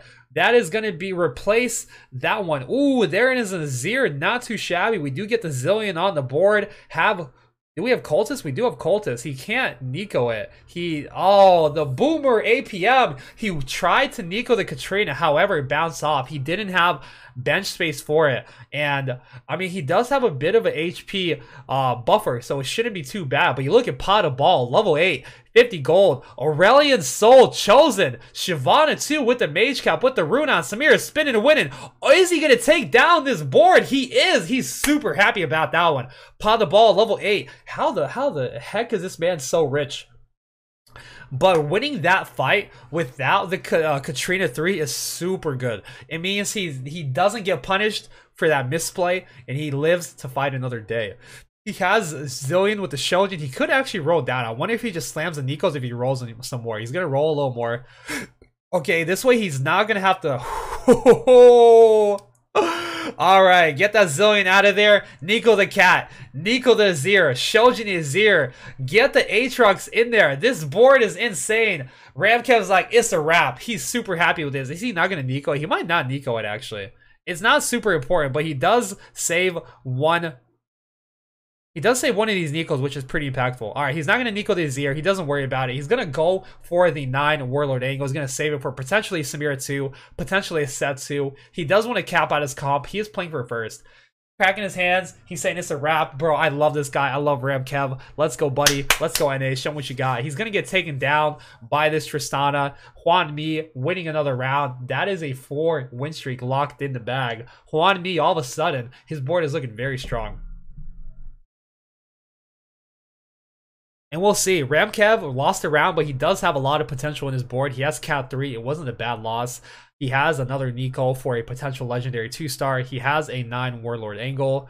There's a Pike coming in. Assassin upgraded. Slayer is upgraded. Not too shabby. He needs a Tryndamere so he can actually get the Slayers. And it's going to be Tryndamere and what? Who else is he missing? He's missing Garen. So he needs to go level 9 and drop the Aatrox. You go level 9, you drop Aatrox, you get in Tryndamere and Garen. He has a Garen ready to go on the bench. And that's going to be his level 9 Warlord, 3 Slayer, 2 Assassin board. Very strong board, very high cap. He could play a Set 2 potentially, but that's probably not the direction we're going in this game. Zyko with the KO chosen, RFC, Rageblade, QSS, double aura item. Aatrox 2 frontline, Sejuani with the Morello, Irelia 2. Zyko's board is phenomenal. Does get trapped up by God knows what. Katarina getting the second ulti off, winning by a hair. That HP is barely there. And that's going to be a good win because if Ramkev can make it to level 9, it's a ways to go. He's 37 HP. Every win is very important. There is a Samira. The Samira is gone. Honestly, a Thief Club is very good for Ramkev. He might also take the Azir just because it's an Azir 2. The Hodge is okay. The RFC is okay. I fully expect him to take the Azir here. RFC on Samira could be good, but at the end of the day, it's not super impactful. The Runons is going to be very helpful with the Shojin. Shojin, if you don't know, it gives you mana every time you auto attack. If you have a Runons, you get double the mana from that Shojin effect. Oh, the stream is not having a great time. We are back. We are back. So this Azir's gonna get a lot. I'm gonna go ahead and watch a YouTube stream actually.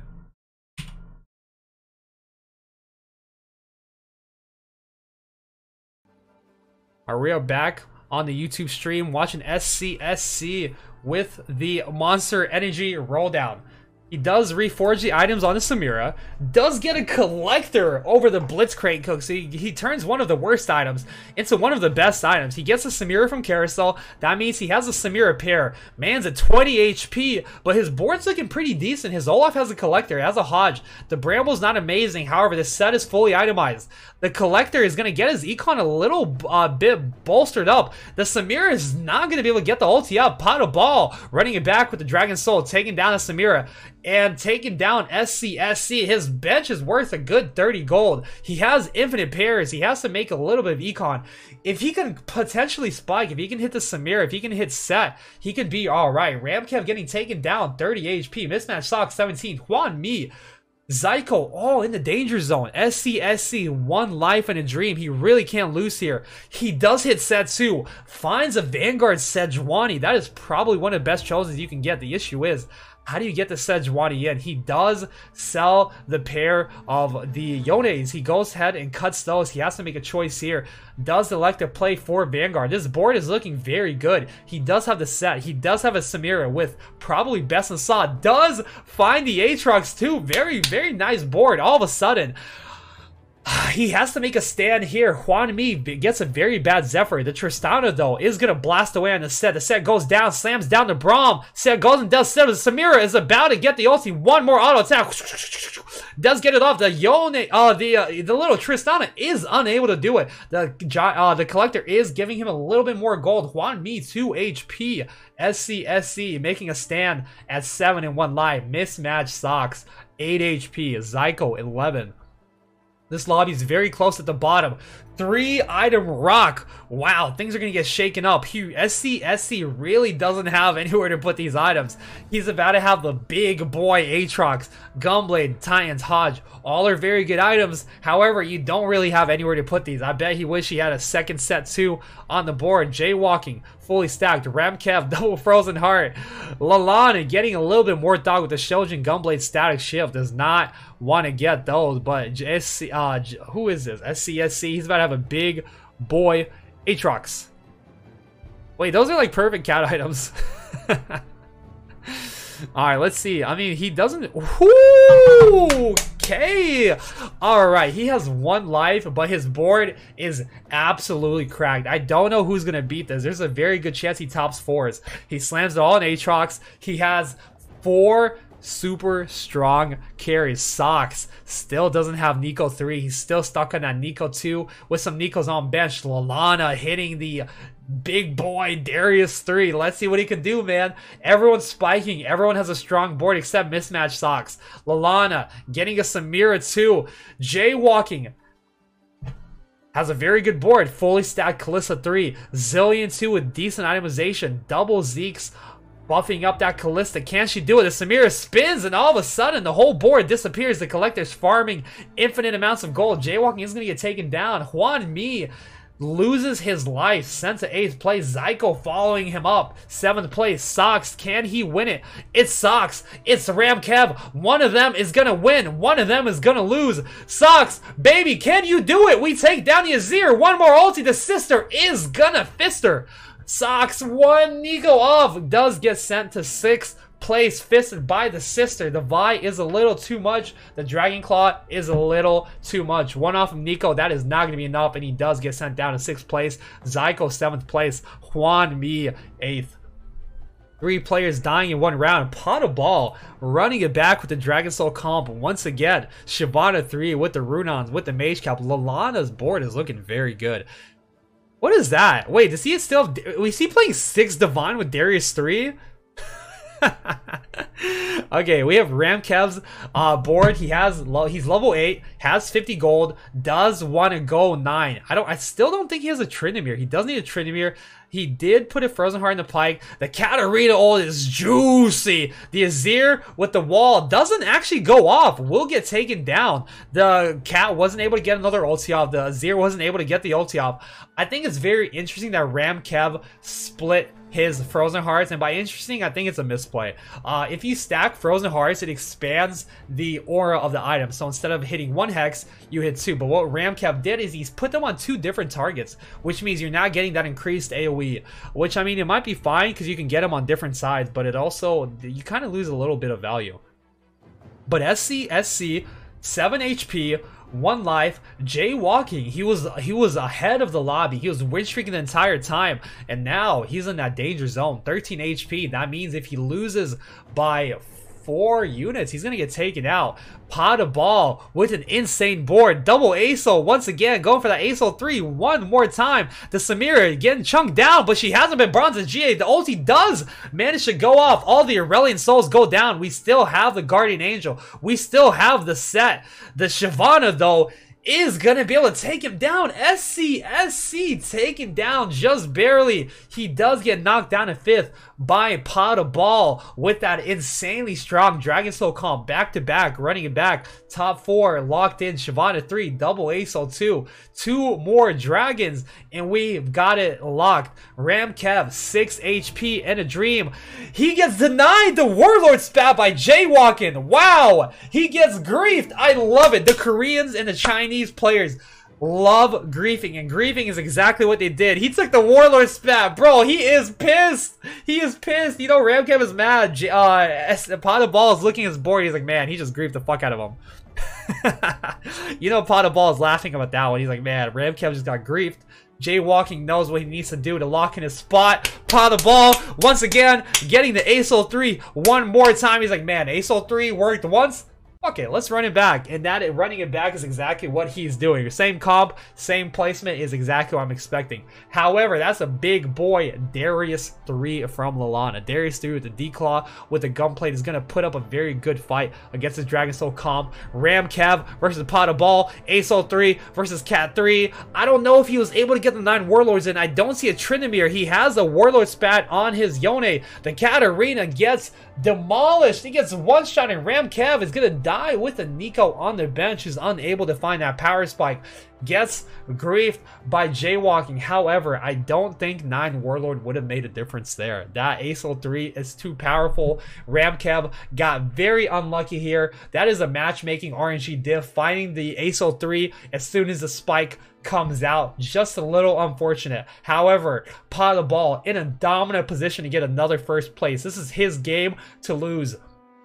Lalana, however, has an insane board. Samira 2, Lee Sin 2, Darius 3, 6 Divine, Lee Sin 2, Aurelia Chosen. He has good Orin items. He has the Rando and Sanctum. However, Pot of Ball does position that Frozen Heart on the Samira. The Samira is going to get slowed down. We have split screen. I can't see anything. I got buzzed down by magnifying glass. The Darius is on the Shyvana. Shyvana jumps away. The Darius is on the Aurelion Soul. The Aurelion Soul is bouncing. The Darius does get taken down. Aurelion Soul gets those OTs out. At the end of the day, it's not going to be enough. Looking to the right, we have Samira spinning and winning. Darius is dunking and chunking, and someone's gonna get taken down. It is gonna be jaywalking. He does lose to the 6 Divine. Darius 3 board. The magnifying tech keeping you guys updated. The Red Bull magnifying glass power play split screen rundown is what we witnessed. And the Shyvana, the Aurelion Soul are going to take down just about anything in their way. Double Declaw board is not going to be enough against this Omega stacked Dragon Soul squad coming out of Pot of Ball, running it back. They should have known. They should have held the ASOs.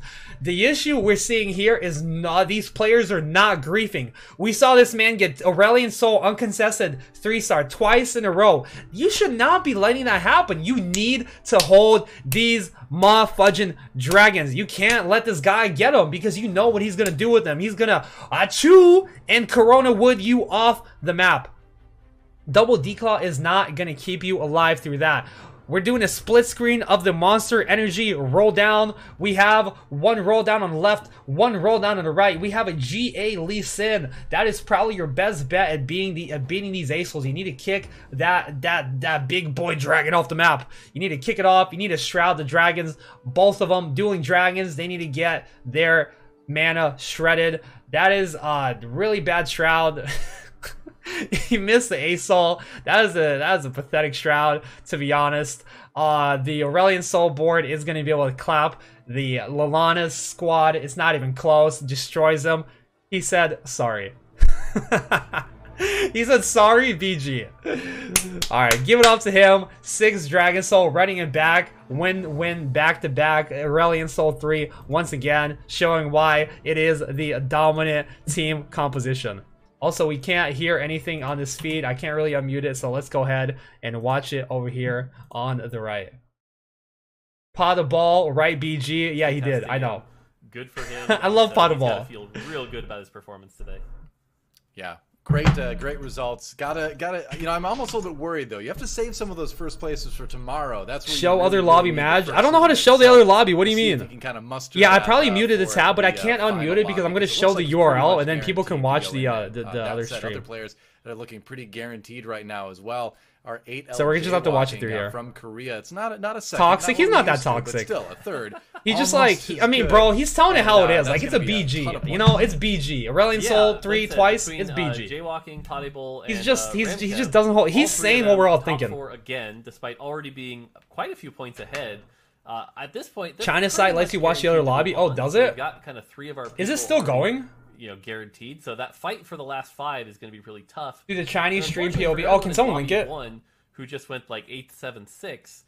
And Other they were lobby already in ended? that kind of tie position. Now they're going to be on the back. It's burner. over now? Okay. And what's really going to matter here is like who can come out on Kurum top is second? in Yeah, lobby buddy. 2, or does lobby? Yeah, I feel like if Pot of Ball it says GG there, it's actually like kind of unsportsmanlike. It's definitely a BG. Like this is why I don't say GG in TFT because it's almost never a GG. It's almost always a BG. There's some guy hitting some nuts, and you're just like, man, That race for more those dog. last 5 spots is looking really tight right now. Boy, that was a tight lobby. with That was this super format, close. with the Ramkev skilled could have done a players little that we've better, got in but he the just tournament, fought it. He no rotated surprise into the at all. ASL 3 We're and it's a gonna little have to go down to the unfortunate. wire as far as who makes it to the final lobby. It's going to be exciting. Raza? Oh, I- Raza, how did I'm gonna Raza do? Pause for a moment to give you a little jaywalking fact here. You might wonder why the 8L is in front of his ID. Well, I did some research and I found out. His Korean ID is Palchason, which you can kind of translate to like 8-lane highway. So 8L jaywalking is basically his ID is like jaywalking over 8 lanes of traffic on a highway, which sounds extremely dangerous. Don't ever do that. But you know, you Oh, could Raza argue got it that's what first. Lalana Ford might Nice. have felt like 9 against, HP of 5-1 and 10 so, streak yeah, to it's gonna win. apply in TFT Yes, sometimes. that is exactly what we want to see. That is exactly what the OCE region 390 fans want to see. You're welcome. We're kind of waiting for the results to get put together here. I think 9 HP, in 4-5, just a Fortune moment. Cash In won fact, 8th here to they are. 1st. We're gonna Holy jump over and, guacamole, take mamma a look mia. at a little bit of a breakdown. I'm sure the I OC suppose, fans from, love to see the that. game Juan we Me just with a saw. 90 Check gold out roll Juan Me down. again. Remember, Wait, this he man went for rolled that 90 gold and he found those 3 gold. Tristanas? Got the Really? Tristana 3 online, but just couldn't make it work long term. Yeah, as we saw, he came online way too late. He ended up having to roll down. He rolled 90 gold for one Tris. Oh no! Bro, how tilted are you? It's like, okay, I need 2 Tristanas, I've got 90 gold. How hard can it be? But One unfortunately, Tristana. like we talked about, he had no gold left, couldn't spike. Here we see Sox kind of struggling as well. A little Oh bit. He ran the man, Nico that is comp, so but I don't think unlucky. And ever Sox got is like, the Nico he's to Sox 3 died stars. one We've off of seen, Nico you really want 3. that Nico 3 Oh 3 my star, god. Or at least maybe the Nautilus, but without that, wasn't able to turn that on. And then you have this guy who just naturals ASO 3, gets 2 in the same shop. Soul shop. Yep. In the round where you wanted That's that TFT ASO 3, for ya. That's exactly what Possible does. Goes on to win the lobby. Looking at the results overall, one big name that we gotta mention yet is Mismatch Sox. He has had a bit of a rough day as well. 2, 8, 4, and now 6 are the match results for him. All right, let's look at the scores. Let's go ahead and look at the day 2 scores. They are not quite updated just yet. All right, never mind. Let's go ahead and look back at the cast. Hanzi knocked out on the second day. I think the big thing to call out here is Lalana has bridged the gap and has entered into that sort of Whew. top running, 1 point behind Ramkev. Tiebreaker Again, you rules look at this updated? points Okay. gap, it's going to be pretty hard to fall from those spots. I suppose if Lalana Your got scores an are 8, wrong? maybe Okay. I they mean, I'm fall. not doing them. I'm But not doing the those top scores. 4 spots are looking pretty comfortable right now. Whereas SCSC, Sox, Zyko, and Juanmei, a lot bigger gap to go. And Juanmei, for example, at only 14. It's going to be very difficult to come back, and those last 4 spots are going to be really tight. And so, again, I 16, think those 16, bottom 4 are 17s, hoping 18s, in 19s. lobby Yeah, it's 2. We haven't seen super those tight, results bro. yet. They're Yeah, hoping Kerman that and the Raza bottom definitely of have a that chance, lobby for did sure. really well. And we'll get those results pretty soon. For sure. Sometimes the games, end at different times. You got to wait to get things tabulated. We know Bryce is working hard on his breakdown of how that's going to be as well. So for now, Bro, I'm stop you know, bait right now. I think at this point, the biggest thing for me is One just looking forward to game tomorrow. left. this has been I talked Uno about mas. it coming into this. I think we all did, that this was going to be the best Teamfight Tactics tournament ever, and I think it's delivered. Just in terms of the skill of the players, the little text we see, the variety of compositions that end up working. It really has been a ton of fun, and I know we're all very ready for set 5. We're all ready to see what's We're just waiting next. for them to tally At the the same scores. time, like set 4 esports, like for me, it's just been like the best state I think we've had for the game yet. Yeah, I think if it's top, if it's really good to see 16 the out set of come 24 together. moving on, 5 games The is balance fine. end up in a really But good if it's spot where like a if lot it's of things 8 are moving on of playable. We've seen a 16, lot of you things need do more than well. 5 games. I think You know, even 7 would last probably game be a we little saw better. Six Divine for the first time, done in an interesting way. But yeah, this is a really good way to say goodbye to Fates. And so far, pretty excited with the results and happy with how it's going. So, since we've got a little bit of time here, I'll ask you more of a development-related question here. Since we've got, you know, the game director on the broadcast, well, might as well throw some game-related questions at you. And so the one I've got for you is... I think what's we're that? ready to Oh, move wait, on, never though. mind. Well, forget it. It was going to be fascinating, but I guess we'll have to wait for that. We'll find Bryce out is next time. ready. Let's send it over to Esports Law to get that breakdown. Well, though now I'm really curious what the question was. So I guess we'll have to get to that another time. So this lobby was wild. It was really wild. Normally with these lobbies, I feel like I have a pretty good feel on where everything is going and who's going to win and who's He's not. actually just turbo I was running it down. completely wrong about this one, guys. It would take me another hour to put together a proper package to summarize this, but we will do our absolute best, and let's get into the action. So I'm starting off with Raza's 3-2 planning phase, not something I'm showing in a lot of my highlights. He is 60 HP, lowest in the lobby by 10 HP. He is rolling and looking for a 3-star carry to hold these items, either going towards a mage's direction or maybe even a slayer direction, possibly keepers from this spot, right? He rolls all the way down to 10 gold. He's not in good shape. He has to pick up the first 3 cost chosen he sees, and it's Shyvana. And in this situation, we don't get to see his face, but I promise you, he is not happy. This is not the situation he wants to be in. Remember that. Ooh, I my now God. present you with a very fun string of 3-stars. We got a 3-star Sivir. Raza winds up hitting a very early 3-star Shyvana. Yatsuhashi gets 3-star both Annie and Lulu in action. And then Kurum throws in a random 6-1 3-star Aurelia, because why not? Our top 4 was rounded out by DQA. He's playing a Slayer's board, which is actually a pretty spicy strong. He's got Talon. a fully itemized Samira, but really struggles into this Talon matchup. We're starting to see Talon improve considerably over the course of the tournament and maybe peeking out as another viable Going for more composition Talon strategy. Very, very solid Talon composition from 1Z. Although DQA, I'm sure, happy to just get into the top 4 from his spot. He was kind of low HP earlier on and stabilized very nicely.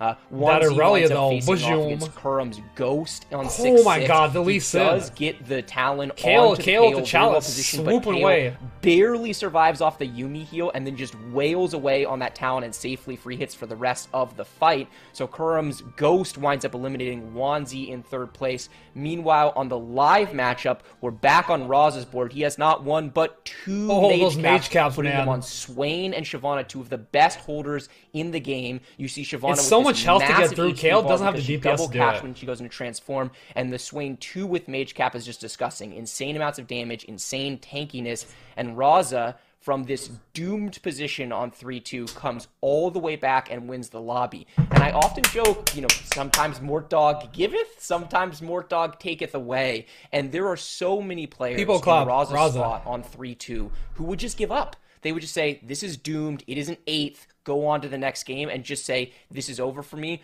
Raza stays strong. He plays to the only out he has, which is that Shyvana 3, because he gets the early Shyvana chosen. And he was not likely to hit it, you guys. He didn't have that many Shyvanas when he went for this roll down, but you know what? He played to the out that was available to him. He I love hit this it. He recap. then This is so snowballed good. it into a couple of mage caps, and a win from a position that looked like it was an 8th became a 1st. Really impressive showing from Raza. It was a pleasure to watch.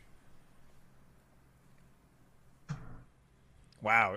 It really like makes it okay to kind of miss the lobby, because even though you don't see all the lobbies playing at the same time, you're able to get the recap, and it kind of gives you an idea of what happened in the game. It gives you the most important moments, and I think it's something we need to see more of going forward. I really like these recaps a lot. 10 out of 10.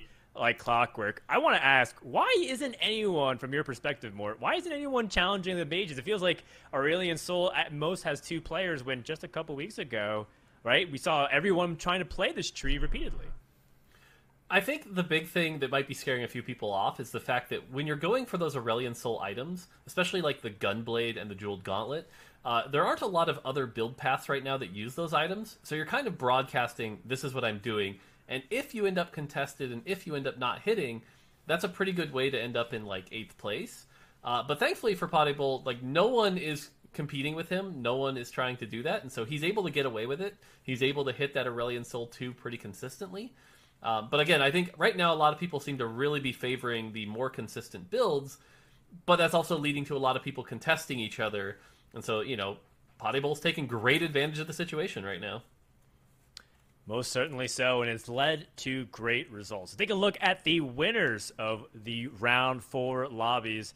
As we did do a recap, but, you know, as a quick little snapshot, congratulations to Paddy Ball for once again running back first place victory in first place with Aurelion Sol, utilizing the Dragon Soul synergy as the anchor, and of course getting the Mage double cast. Oh, also Aurelion Sol 3-star. Not really a bad thing to have whatsoever. And over in Lobby 2, you heard it from the man himself. Esports Law broke down Raza's improbable comeback, leaning into the chosen Shyvana, and maybe just puts a little case on why Dragon Soul as a tree still has. I want to see the breakdown of the points and losses. 9 Dragon Soul composition early because today. it's Also super close for those like bottom really few cool spots stuff getting coming in. out from Lobby 2. Here it is. That brings us to our Yatsuhashi, Jaywalking, Ramkev, Lalana, pretty very solidly in the top 8. In the bottom, in the next 4, we have Raza, Zyko, Kurum, SC, 19, 18 points.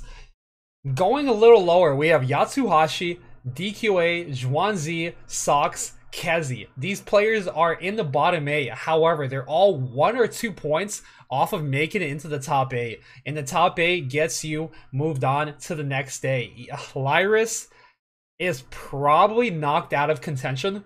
Jing is definitely out. Huan Mi, with the first place, has the potential to bring it back. But the rest of these players, Kezi, Sox, Zhuangzi, DQA, Yatsuhashi, they all need to step it up here. They're very close. A top 2 has a high chance of getting them moved on. Raza, Zyko, Kermex, SCSC, they want to make sure they don't drop the ball on this last final game. They want to make it on to the next day. Raza and Kurum bringing it back so hard. I'm super impressed by both of these players. Kurum had a very shaky 7-8 start. He's able to go 1-2 in these last 2 lobbies. Raza with that miracle comeback, coming from 11 points, getting himself solidly into the 19 points, running it back. Let's see this recap real quick.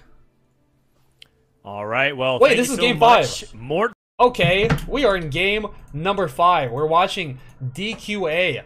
Wait, we're hella in game 5 actually. This is 1-4. Jing, Huan Mi, Lyris, Kezi, Sox, DQA, Zhuangzi, Yatsuhashi. We're looking at lobby number 2. This is a lobby where a lot of the players, this is going to be really important because these players are the ones that need to compete with each other. They need to compete for those 7 and 8 number spots, maybe even spot number 6. They need to do well. You want to see DQA, Sox, Kezi, Huan Mi, Zhuangzi, Yatsuhashi. They need to perform towards the top because if they don't, this is the final game. They need to make their final stand. DQA has a Sunfire Slam. He's playing for a top 4. Realistically, a top 3 or a top 4 probably gets him in there. The way these lobbies are set up, we have the first 8 players together, and we have the last 8 players together. So it's gonna make it a lot easier to qualify because your spots aren't gonna get taken from the players in the other lobby.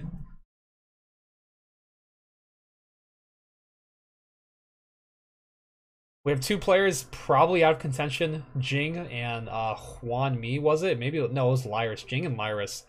But DQ has a very decent board. He has a Duelist Fiora, which is pretty good. He has Enlighten for it, so it's going to stay alive. He has Garen too. He should probably move the Garen up. Huan Mi has 6 Dianas. Man, this lobby is looking kind of crazy already. It's starting off with a bang. Zhuangzi basically already has a Nico board established. Has the Yuumi, has the Nico, has the Vanguard. It's 2-2. This man's already has a Nico board established. How is that possible? Zhuangzi loves Nico. He's very good at this comp. He loves Fabled. There's a Fortune Kench in his shop. I'm sure it pains him to not take it. Jing with the Fortune Kench, first or 8th. He's down. He's down and out. He's just gonna make sure he has a little fun in this game. Get a 3-star Samira. I am ready.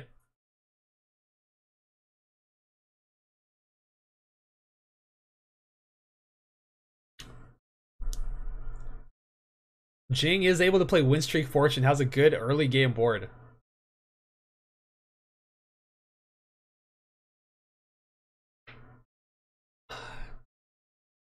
Zhuangzi's board is solid. He has good backline damage. He has good utility with the Yuumi. He has Chalice, so he has he has the Nico to do a lot of damage. He has good frontline.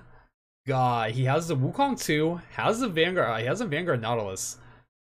And I don't know if he takes his Nasus. He doesn't really need it. He's on a 2-loss streak. Probably should just try to 5-streak it into Krugs if he can. DQA does go level 5 early. I don't know what he's trying to play, but he is trying to maintain this win streak. Lyris was a good pretty early game board. Good front line, good back line. The items are a little scuffed. It doesn't make Spark. Nico's gonna get one shot. Alright, this is probably best case scenario for Wanzi. I mean, he doesn't want to lose by 4 units, but he does want to maintain this lose streak. If he can kill his Garen, that's gonna be huge. Does get Teemo blinded. A little unfortunate. 80 HP, not the worst. Let's see what he goes for. He could go for a Gunblade. The issue with going Gunblade before damage, you don't have enough damage. So we might just see a Rod take into a Deathcap Slam. Does go for a Glove. I wonder if he's going to slam Jeweled Gauntlet. I'm not actually a huge fan of Jeweled Gauntlet on Nico because if the Nico dies, it can no longer crit. Big fan of Deathcap over Jeweled Gauntlet, but Zhuangzi does like that Jeweled Gauntlet slam.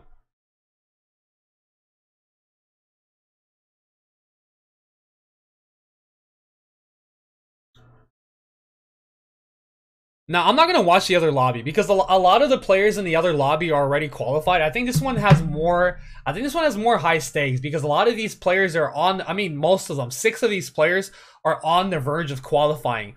And it's going to make, it's more important to see the players who just barely make it than the ones who are like guaranteed. You know, the stakes just aren't there. Whereas in this game, there's some high stakes because 6 of these players are all in contention to make it to the finals. And they're going to give it all they got. Kurum Raza lobby. Kurum 2 streak 1 Raza. Does it show the whole lobby?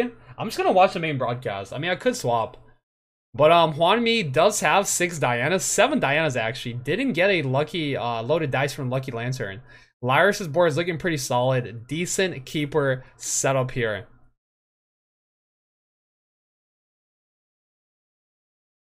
That Garen value is just insane. The whole board died because of Dianas, but the Garen is just going to clean up house.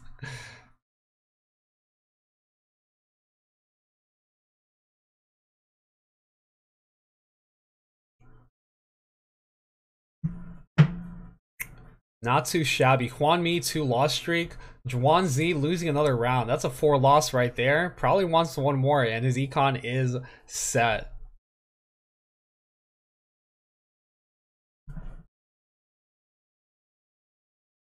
Show both at once?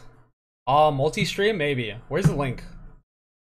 Riot Games Korea is also official broadcast. Does someone have the link to the other one? I mean, I don't want to show a bunch of POVs. It's like too dizzy. Riot Games Korea. I can show this one.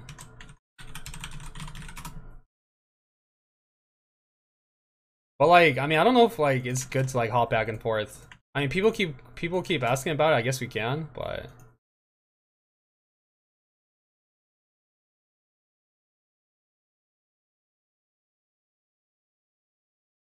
I'm just gonna do this. If you don't like it, oh well, you can go to the other one. But anyways, Hwanmi has he has a good setup. No, it's not even him. Yatsuhashi has a good setup for probably not Duelist. Although wait, Yatsuhashi might actually go for a 6 Duelist comp. I think in Galaxy where you get a magnetic remover, 6 Duelist Tryndamere is very good because you can have Yasuo carry your items early game, and then once you get late game, you magnetic remove, you move those items onto Tryndamere, and 6 Duelist Tryndamere is actually pretty insane. He has 6 Yasuos, he has 5 Fioras, and I'm gonna be a little disappointed if he doesn't go for it, but if he does, that's gonna be hella hypey. The only issue is it is a Enlightened Fiora, so I guess that kind of makes it a little difficult. So we'll see what happens. We'll see what the itemization ends up looking like. Full Dragon Claw drop, not the worst. Does choose to make 30 gold here. Goes a little further with it. There's the Kalista. That is beautiful. You have a Runons if you magnetic remove now. However, you don't have a great place to put these other items. He does magnetic remove. He does GA Runons and Kalista. Is he gonna? Okay, he's gonna last Whisper it as well. Not too shabby. 3 Duelist board. Looking for one more. Double Yasuo, double Fiora. That's a spicy looking board right there. And he's all of a sudden his board's looking very nice. He has a 100 HP lead. He has that 5 win streak going, and he's probably gonna be able to win another round. He should be able to keep this going. Zhuan on the 5 loss, mismatch shocks towards the bottom of the barrel. Kezi with a chosen Vladimir, probably cultist. Puts the Morello on the Kalista. I don't know why. It's not gonna do much. I guess for a little AP, but it's not gonna do too much. And he is gonna be able to stop Yatsuhashi. Wait, is he? The Runon's Kalista, can he do it?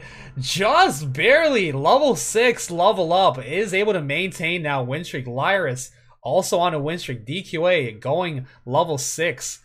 We see Sox, we see Zhuan Jing, the whole lobby going level 6. Yatsuhashi barely holding on to that streak. Does hit another Fiora 2. He really wants to hit a Jax here. There's a Jax. There's 4 Duelists. This is the board he wants. Having a Janna 2 probably would have been a little better. But overall, I think he's very happy with this board. I think we just saw a Diana 3 coming out. Sox. I don't know if that was Sox, but somebody has a chosen Nico. At the very least, Nico 2-star with a Chalice on Yuumi. DQA, good board, decent items. Has a Sunfire, still has the chosen Fiora with the GA. Good defenses. That Sunfire's gonna live for a very long time.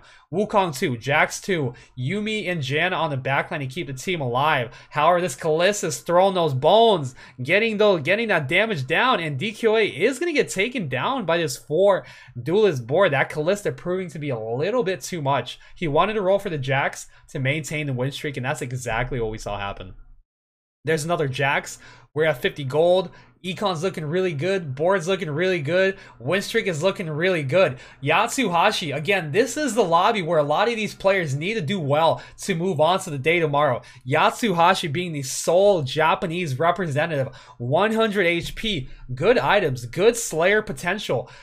Is able to maintain that streak at least into 3-3, maybe further. This, if you're a Japanese fan, this is exactly what you want to see. Yatsuhashi is in a very good spot to play Slayers. It's a comp that you want to play from a win streak because it is pretty expensive, and that is exactly where he is. He does have the win streak. He has a good mid-game board. He has good items, and everything is lined up. Mismatch Sox, another player who needs like at least a top 3 to move on to the day tomorrow. He has 6 cultists. His HP is a little low. He is on a 6 loss streak. However, that loss streak has ended. He's on a 6 loss. No, he's on a 1 win. He's moving on. He has 6 cultists. He has good items. He has the RFC. He has a sword.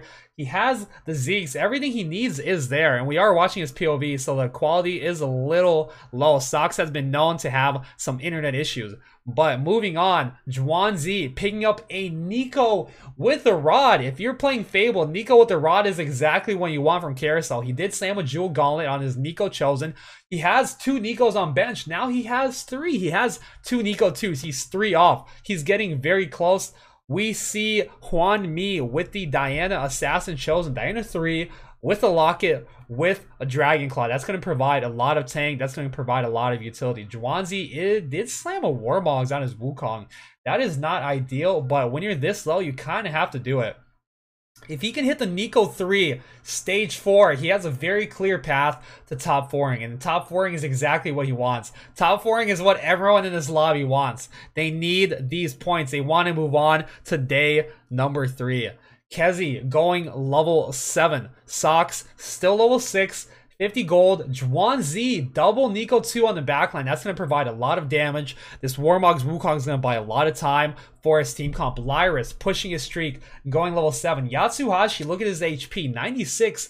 Did end up losing that win streak. Kezi also playing Slayers. However, there is no GA on this Olaf. Even though there's a Deathblade Olaf and it's going to do a lot of damage, it will get slammed once it's focused. However, it hasn't been focused yet. The Galio's taunting.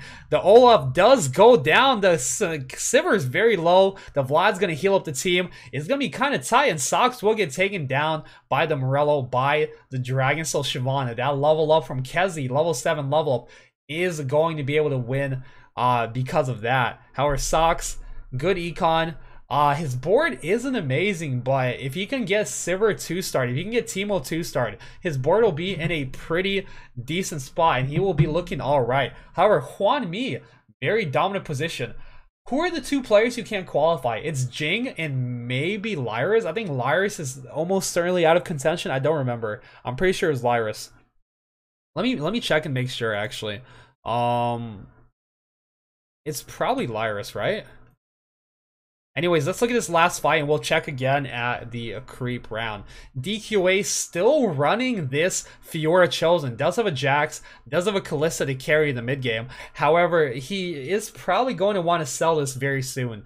Fiora is a very good Chosen early game, but it does fall off mid stage 3 and 1 stage 4 starts. DQA, however, does have a Kalista pair. He does have a Sivir. The potential to spike is there. Sox wins around. Zhuanzi 23 HP. Sox is he really wants to stabilize here. You may need to refresh. It's updated. Yeah, I just updated it. Yeah, Lyris, I'm pretty sure has no chance of qualifying. Hwan Mi probably needs a first place. Jing can't make it, Lyris can't make it, but the rest of these players in the lobby, they really want to do well to make it through. Hwan Mi needs a first or second probably to safely move on. Being able to win streak into Wolves is going to put him in a good spot. I'm sure he's feeling good about that one. There's a glove, there's a rod, there is another glove. Sox likes Thief Glove Slam. I would not be surprised if we saw it from him. He needs to get some 2-stars here for the Colts. Oh my god!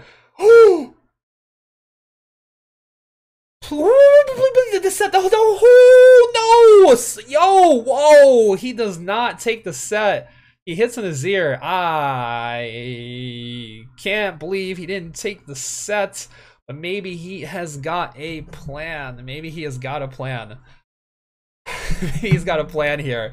However, he didn't really spike. I think he was thinking too long about the set. He does slam the Thief Glove. There is a Bramble Vest on this Vlad against his Assassin board. The Diana 3 is going to be stuck on it. Yes, Sox. Okay, this isn't me. I'm pretty sure it's Sox. He's got some Pepega internet. He loses frames all the time. I'm pretty sure it's Sox. But that Bramble, Vladimir buying infinite amount of time. Maybe we can look at this this VOD. There's no player VODs anywhere. This is all we have. Alright, they swapped away from Sox, probably because he was lagging too much. We're looking at Zhuanzi, 9 HP in a dream, 2 Nikos off. He doesn't have Aatrox, he doesn't have Sejuani, he has Aatrox, he has Sejuani, he doesn't have Cho'Gath, he doesn't have Fable, he has this garbage Wukong. Cho'Gath, where are you? Cho'Gath, mod check, please. Cho'Gath, one time, does not go for...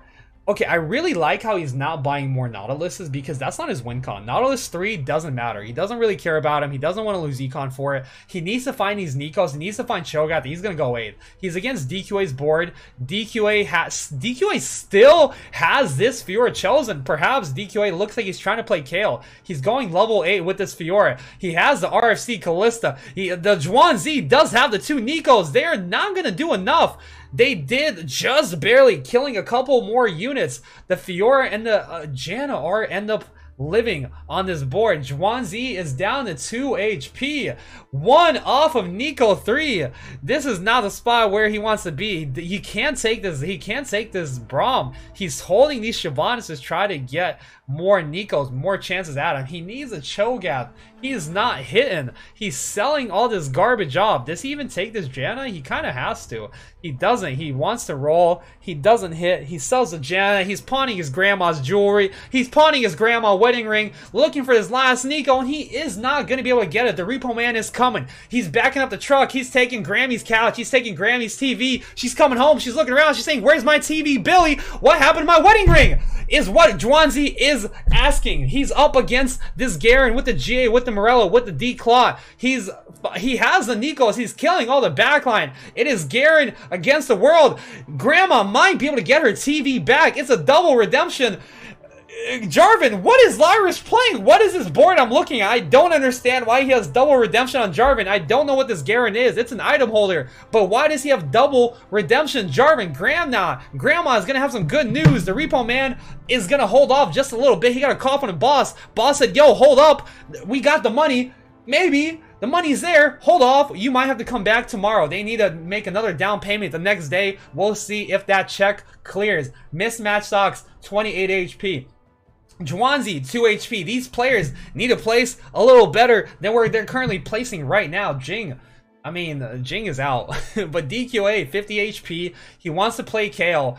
Wow, Kezi, double Deathblade, Hodge, Olaf. That is a big boy Olaf. However, there is no defensive item there. But if that Olaf does get a kill or two, he's going to do infinite amount of damage. He's going to be like one-shotting everybody.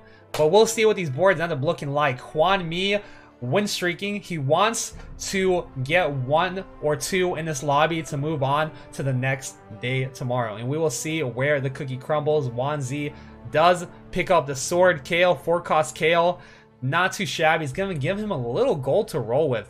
He is looking for one more Nico. He is looking for a Cho'Gath. Does hit the Yuumi. That's not too shabby, but that is not what he wants.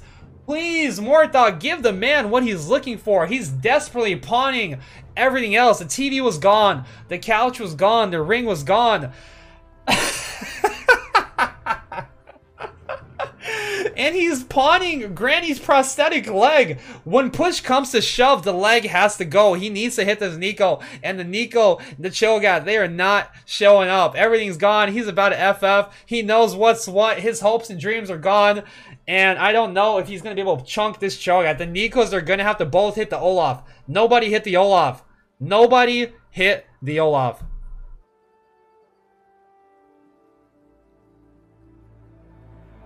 And Zhuangzi is going to get knocked out. You hate to see it. The chance, the potential was there. Wow, Kezi, level 7, Fabled Cho'Gath in the shop. I like how he faded away from Zhuangzi's board, who was missing a Cho'Gath, into Kezi's board, who hit Fabled Cho'Gath in his shop at level 7. And he was the one to take out Zhuangzi. If that isn't poetic, I don't know what is. What is this board I'm looking at? It's just full offense Olaf. No Chosen. Dragon Soul has the ore and does end up playing the Spirit Yuumi at least for a round or two. He's probably going to sell it at level 8, but for now it's not too shabby. Mismatch Sox with the Kale board. He has the itemization, but he does not have the HP. He's level 7, 40 gold at 4-6. That is not a great spot. Sox has to put a stand here. He killed the Olaf. The Olaf has no defensive itemization. Sox being able to win this round is going to be very, very important. He cannot afford to lose any more HP. He's going to have to high roll out of his mind if he wants to move on to the next day. It's not looking very good right now. We're back on this 10 pixel feed. You know, it's there. Just, you know, look at the pixels. There's not many of them, but it's quality over quantity. There's not a lot of pixels, but the ones that are there are showing us something very impressive, and that is hopes and dreams of America. North America trying to make their way, trying to get more representative to the final. We have Ram Kev. We have maybe Kerm. We have maybe DQA. Sox, again, another rep that could potentially move on. Could carry the torch. DQA and Sox are contesting each other. They both want to make it to the finals. They are both contesting each other. Kale, can they hit? The items from Sox aren't super amazing. He does have a decent amount of gold. He has a Kale pair. He has a Xayah pair. He has Yuumi pair. Xayah 2 finally hit 20 gold for this roll down. We need 1 Kale. There's an Aurelia pair. There is Yuumi 2. There is Aurelia 2. Not too shabby. He hit everything but the Kale. I've seen worse. I have definitely seen worse. Thief Club, Giant Slayer, Runons. The item potential is there. He's going to Thief Club the Xayah. He's going to Giant Slayer probably the Kindred. He's going to cloak this Aurelia. And honestly, if he can just get the Kale, the potential is there. The Xayah itemization isn't super amazing. He does have a magnetic remover. Maybe he should have magnetic removed these Thief Clubs, gotten something better. Overall, it's not too shabby. The Kale 1 versus the Talon 2. That is a very well itemized Talon. The Talon does dodge. He does get his auto attack dodged by Xayah. It's only 1 dodge. He doesn't get a second one. Oh no.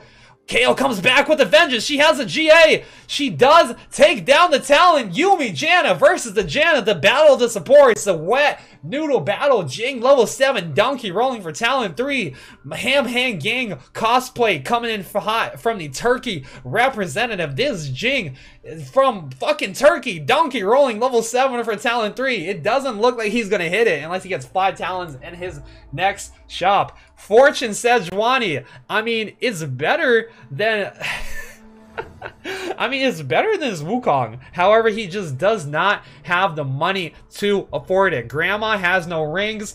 Juwanzi sold all of them. There is no cash left to be found. The piggy bank is dry and Sox is out of money here. He needs this KO. He has enough backline. Luckily, his Xayah has really good itemization. It has a Giant Slayer. It has 20% dodge, or it has 20% crit from the glove, and it has a bow. And man, that dodge on the Thief Gloves against the Talon last fight was what made a difference. Because if that Xayah went down early, that would not have been good. The Tryndamere is getting focused. It is not on the backliner. Xayah save. KO save. It is a KO 1. Samira 1 is not going to do enough. Tryndamere gets taken down. Samira gets taken down. And Sox lives to fight another battle. Kezi getting taken down to 13 HP. Lyris 18. Jing 24. DQ away. Also looking for that KO too, but despite the fact that both of the KO players from NA have KO 1, they are not losing fights. They are able to win. Sox is able to find that KO 2. Yeah, but damn, what are you going to do? This Xayah itemization is juicy. Death Cap, Jeweled Gauntlet, very good Xayah item. Xayah is a mixed hybrid carry. When the feathers go out, it's physical damage. When they come back, it is magical. So even though it is AP itemization on Xayah, you do get a lot of value on those return feathers.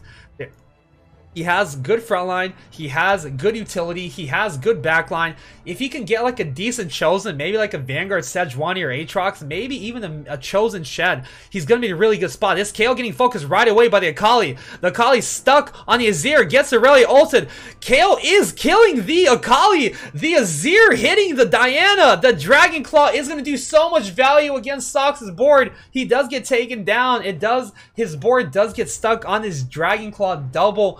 Lock it, Juan Mi, Diana 3, Sox is 6 HP, with a Dream, with a Hope, Lyris 5 HP, Sox still doesn't have a Chosen. He needs one Chosen for the Sejuani slot. What is he going to take? The Redemption isn't bad. Frozen Heart could be decent. He does go for the Redemption. Sox knows itemization. He knows he has a lot of offense. He needs defensive and utility itemization. He goes for the Redemption. It's going to be really good. It's even a little better because he has Azir, so these soldiers could be healed by the Redemption. So there's a lot of targets on the board. DQA still looking for that KO2. He is one off. He needs it. He wants it. Is he gonna get it is a question on everyone's mind.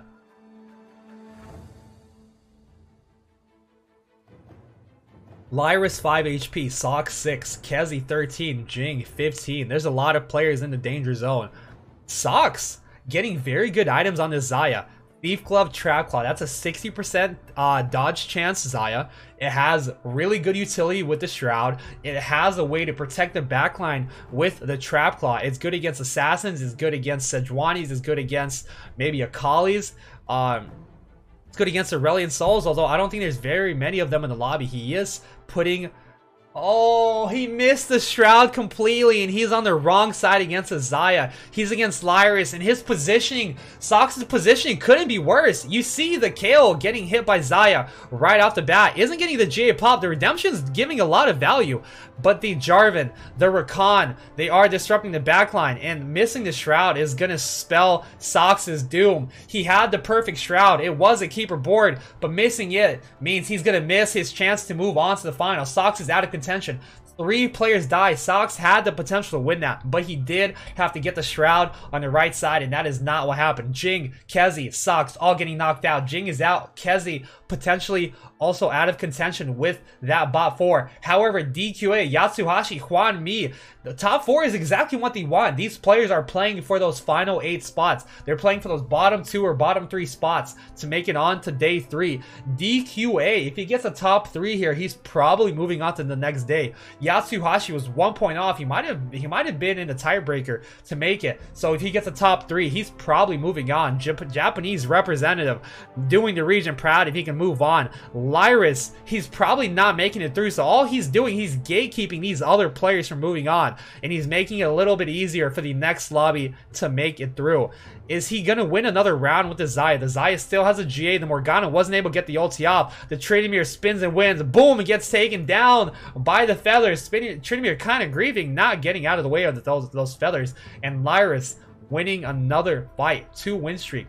3-item rock. Where are you going to put these, my man? You have no space. Hodge goes on Kennen. BT Last Whisper, kind of dead items. I think DQA is, I don't know what items DQA has, but it's going to be very good for him because generally Divine comp, a Divine KO comp is a lot of potential item holders. You have a lot of executioners that you can put offensive items on. Kindred and Xayah are both hybrid carries, so you can put AP and AD on them. You have a lot of units that can use utility items like Zeke's, like Chalice. You can use items like Shroud very well. You can use tank items very well on your adept units. So I think a KO comp is generally going to benefit a lot from the Rock. It's going to depend, I mean, obviously on what he hits. DQA finally hitting KL2, bro. You thought his board was cracked with KL1? Just wait, it's KL2. Let me see. Juan May sold his entire board. 20 items on bench. We are rolling down. One roll left. We have infinite Azirs. We have double Zillions. This board is looking like a Pepe laugh. I don't know what I'm looking at, but whatever he wanted to hit, he has not quite hit it. He has double GA. He did sell the Diana. Does have double Locket. Does have the D-Claw. Goes ahead and puts the Warmogs and the Morellos on the Yone. Puts the itemization on the Samira, GA, Giant Slayer, and D-Claw. Yatsuhashi versus Hwan Mi. The battle of the Titans, the battle of the Samira. Samira spinning and winning. This Yatsuhashi's Tryndamere is cleaning up. That was an insane spin. He killed so much off of that. However, Hwan Mi, one more auto for the Samira. Can she go off? Can she clean up? Just barely. The Zillion ulti is doing just about nothing. Yatsuhashi is going to be able to clinch out a win against Hwan Mi, who is mid-transition. DQA with the KL2 winning against Lyris. That KL2, if you position it very well, it's super strong. It's a keeper board because since they're clumped up, the KO AoE is going to be able to do a lot. That combined with Xayah, that combined with Irelia, all these units have a lot of AoE and they're very good into the keeper board. If you position correctly, like Sox had the potential to beat the keeper board. However, his positioning couldn't have been worse in that final fight. Couldn't sell the Ornn in time. Man, DQA's board is very good. It looks like he got a Redemption and a Sunfire Cape and an IE from the Rock. He puts all that garbage on Shen. The Sunfire Cape is pretty good. The Redemption is very good. He has a Zillion too with the Shojin. Blue buff RC GA, Lee Sin. Kale with perfect itemization. Staying alive is going to remain untouched. The Yone goes off on a Kale. Is going to be able to finish it off. The Lee Sin is still alive. He's kicking everyone's brother in the butt. The double Locket Zillion. Can the Samira do it? She cannot. Hwan Mi gets taken down. Samira 1 doing 8k damage. However, DQA top of the charts. Yatsuhashi gets taken down by DQA as well. Hwan Mi does really want a Samira 2. The potential is there, but it's not quite there yet. Has a set pair, has a Yone 2, a Zir 2, a Zillion 2. He has a bunch of legendaries, but he doesn't have a solid legendary 2-star to carry yet. Samira 2, set 2, he doesn't have those unlocked quite yet. We're close, but he needs to get there. He probably has 2 lives unless he gets 7-0'd here. Yatsuhashi's very low. Yatsuhashi probably has an advantage here. The Morgana positioning is very good. Shojin Morgana is very good because it works within line. The Samira from Yatsuhashi, eyes on it. It's about to get the ulti out. Boom, boom, boom. In the whole clump. Getting hit by the Azir. However, the other Samira reviving and going back into J instantly. Yatsuhashi Samira spinning around. Takes down Hwan Mi, Samira, and Yatsuhashi is going to be able to come out on top.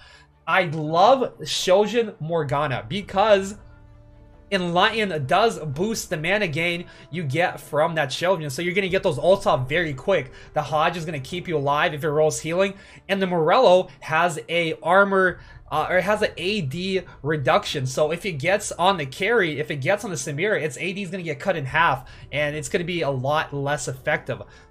DQA, however, has the potential to win it all. He has the KO board, he has all the 2-stars, he has the damage, has the frontline, has the utility. All the tools that he needs are there. It's a matter of putting it together, making sure the wrench is on the nut, making sure the hammer is hitting the nail. You want to make sure your positioning is spot on, is what I'm trying to say. Yatsuhashi, however, hitting a Samira 2, Deathblade Samira 2, is very impressive. Hwan Mi, what is this man rolling for? This dude's selling his board. He's running 7 out of 9.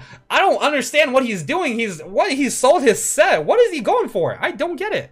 Anyways, he's against DQA, has a death cap on his Zilean. Death cap Zilean means the units are going to be revived with more attack speed, and they're going to be revived with more health. The Samir goes off, but the KL is swooping away. It's chunking everyone down. That Yone has insane Thief Glove items. The Samira does manage to take down the KO. It's Shen and Yuumi against the world. Lee Sin is still alive, does get the Yuumi heal off, does go into the GA. The set slam does not go off. Hwan Mi says, Mamma Mia! My set's not slamming anybody. Shen is going to smack him down with that ninja extra AD, and DQA is going to knock out Hwan Mi. Yatsuhashi, 15 HP and a dream.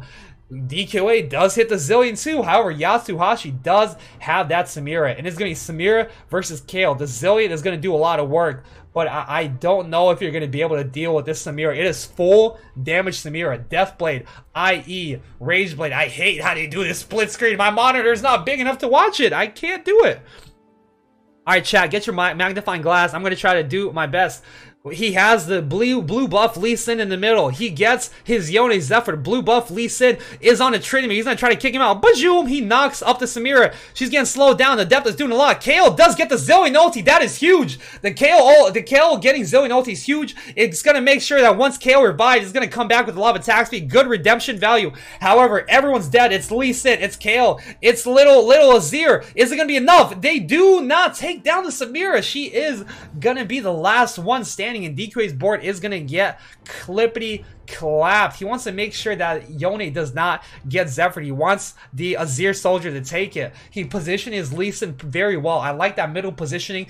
He kicked the Tryndamere, which means it's going to keep the backline safe from the Tryndamere, and it's going to knock up the units in the middle, which are the Samira and the Morgana. It's going to provide that CC, but at the end of the day, it just wasn't enough. It's just Yatsuhashi Samira is so powerful that once that ulti does go off, it's going to be very effective. The fact that DQA has 4 Mystics isn't helping his case. He can't really sell his Shed. He can't really find a better chosen. Shen Adept would be a little better, but the chance of getting that is very low. And when you already have all your units upgraded, you really can't do anything. He sells the Kindred. He does get the Yone too. He has to make sure this Yone does not get Zephyr. His Yone got Zephyr last fight. It means you lose a lot of armor and MR shred for Kale, which means you kill very slowly. You can't let that happen again. I think you move your Yone back just a little bit. You don't front row it. You don't want to risk it. That Lee Sin goes back in the middle.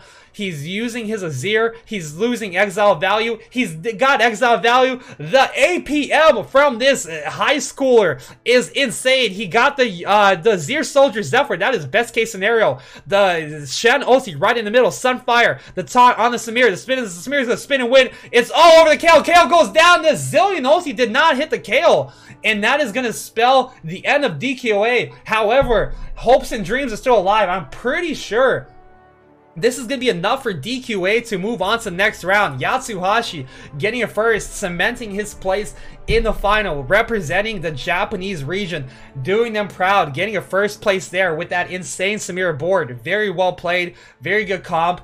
A nice itemization, going for that full damage, balls to the wall, and he does make it through. I'm pretty sure DQA is also, that's 9th for DQA. Is it actually? DQA 9th because of that? Wait, DQA doesn't get out. Kerma mismatch out. Wait, really? Oh my god. Oh man, I guess DQA needed a win there. Wow. That is a wide people sad. Oh, I see hands up OCE. However, Ramcav is going to be the representative for the NA region. Raza bringing line it back, last representing lobby. If you OCE. get top 3 or top Yasuhashi popping off, representing Japan. I'm very happy with this final regardless. DQ out on tiebreak. That is a little unfortunate. You hate to see it, but Ramkev is going to be there. Current Punisher being in first lobby. Yes, I think the seeding in the first lobby for the first game of the series was a little unfortunate. But at the end of the day, we still got the rep. Ramkev is all we need. That's the beauty of TFT, right? It's always tightly balanced. 3 EU in finals? And you guys, Holy as shit, much man. as we're NA people, He's popping off. They brought it back for sure.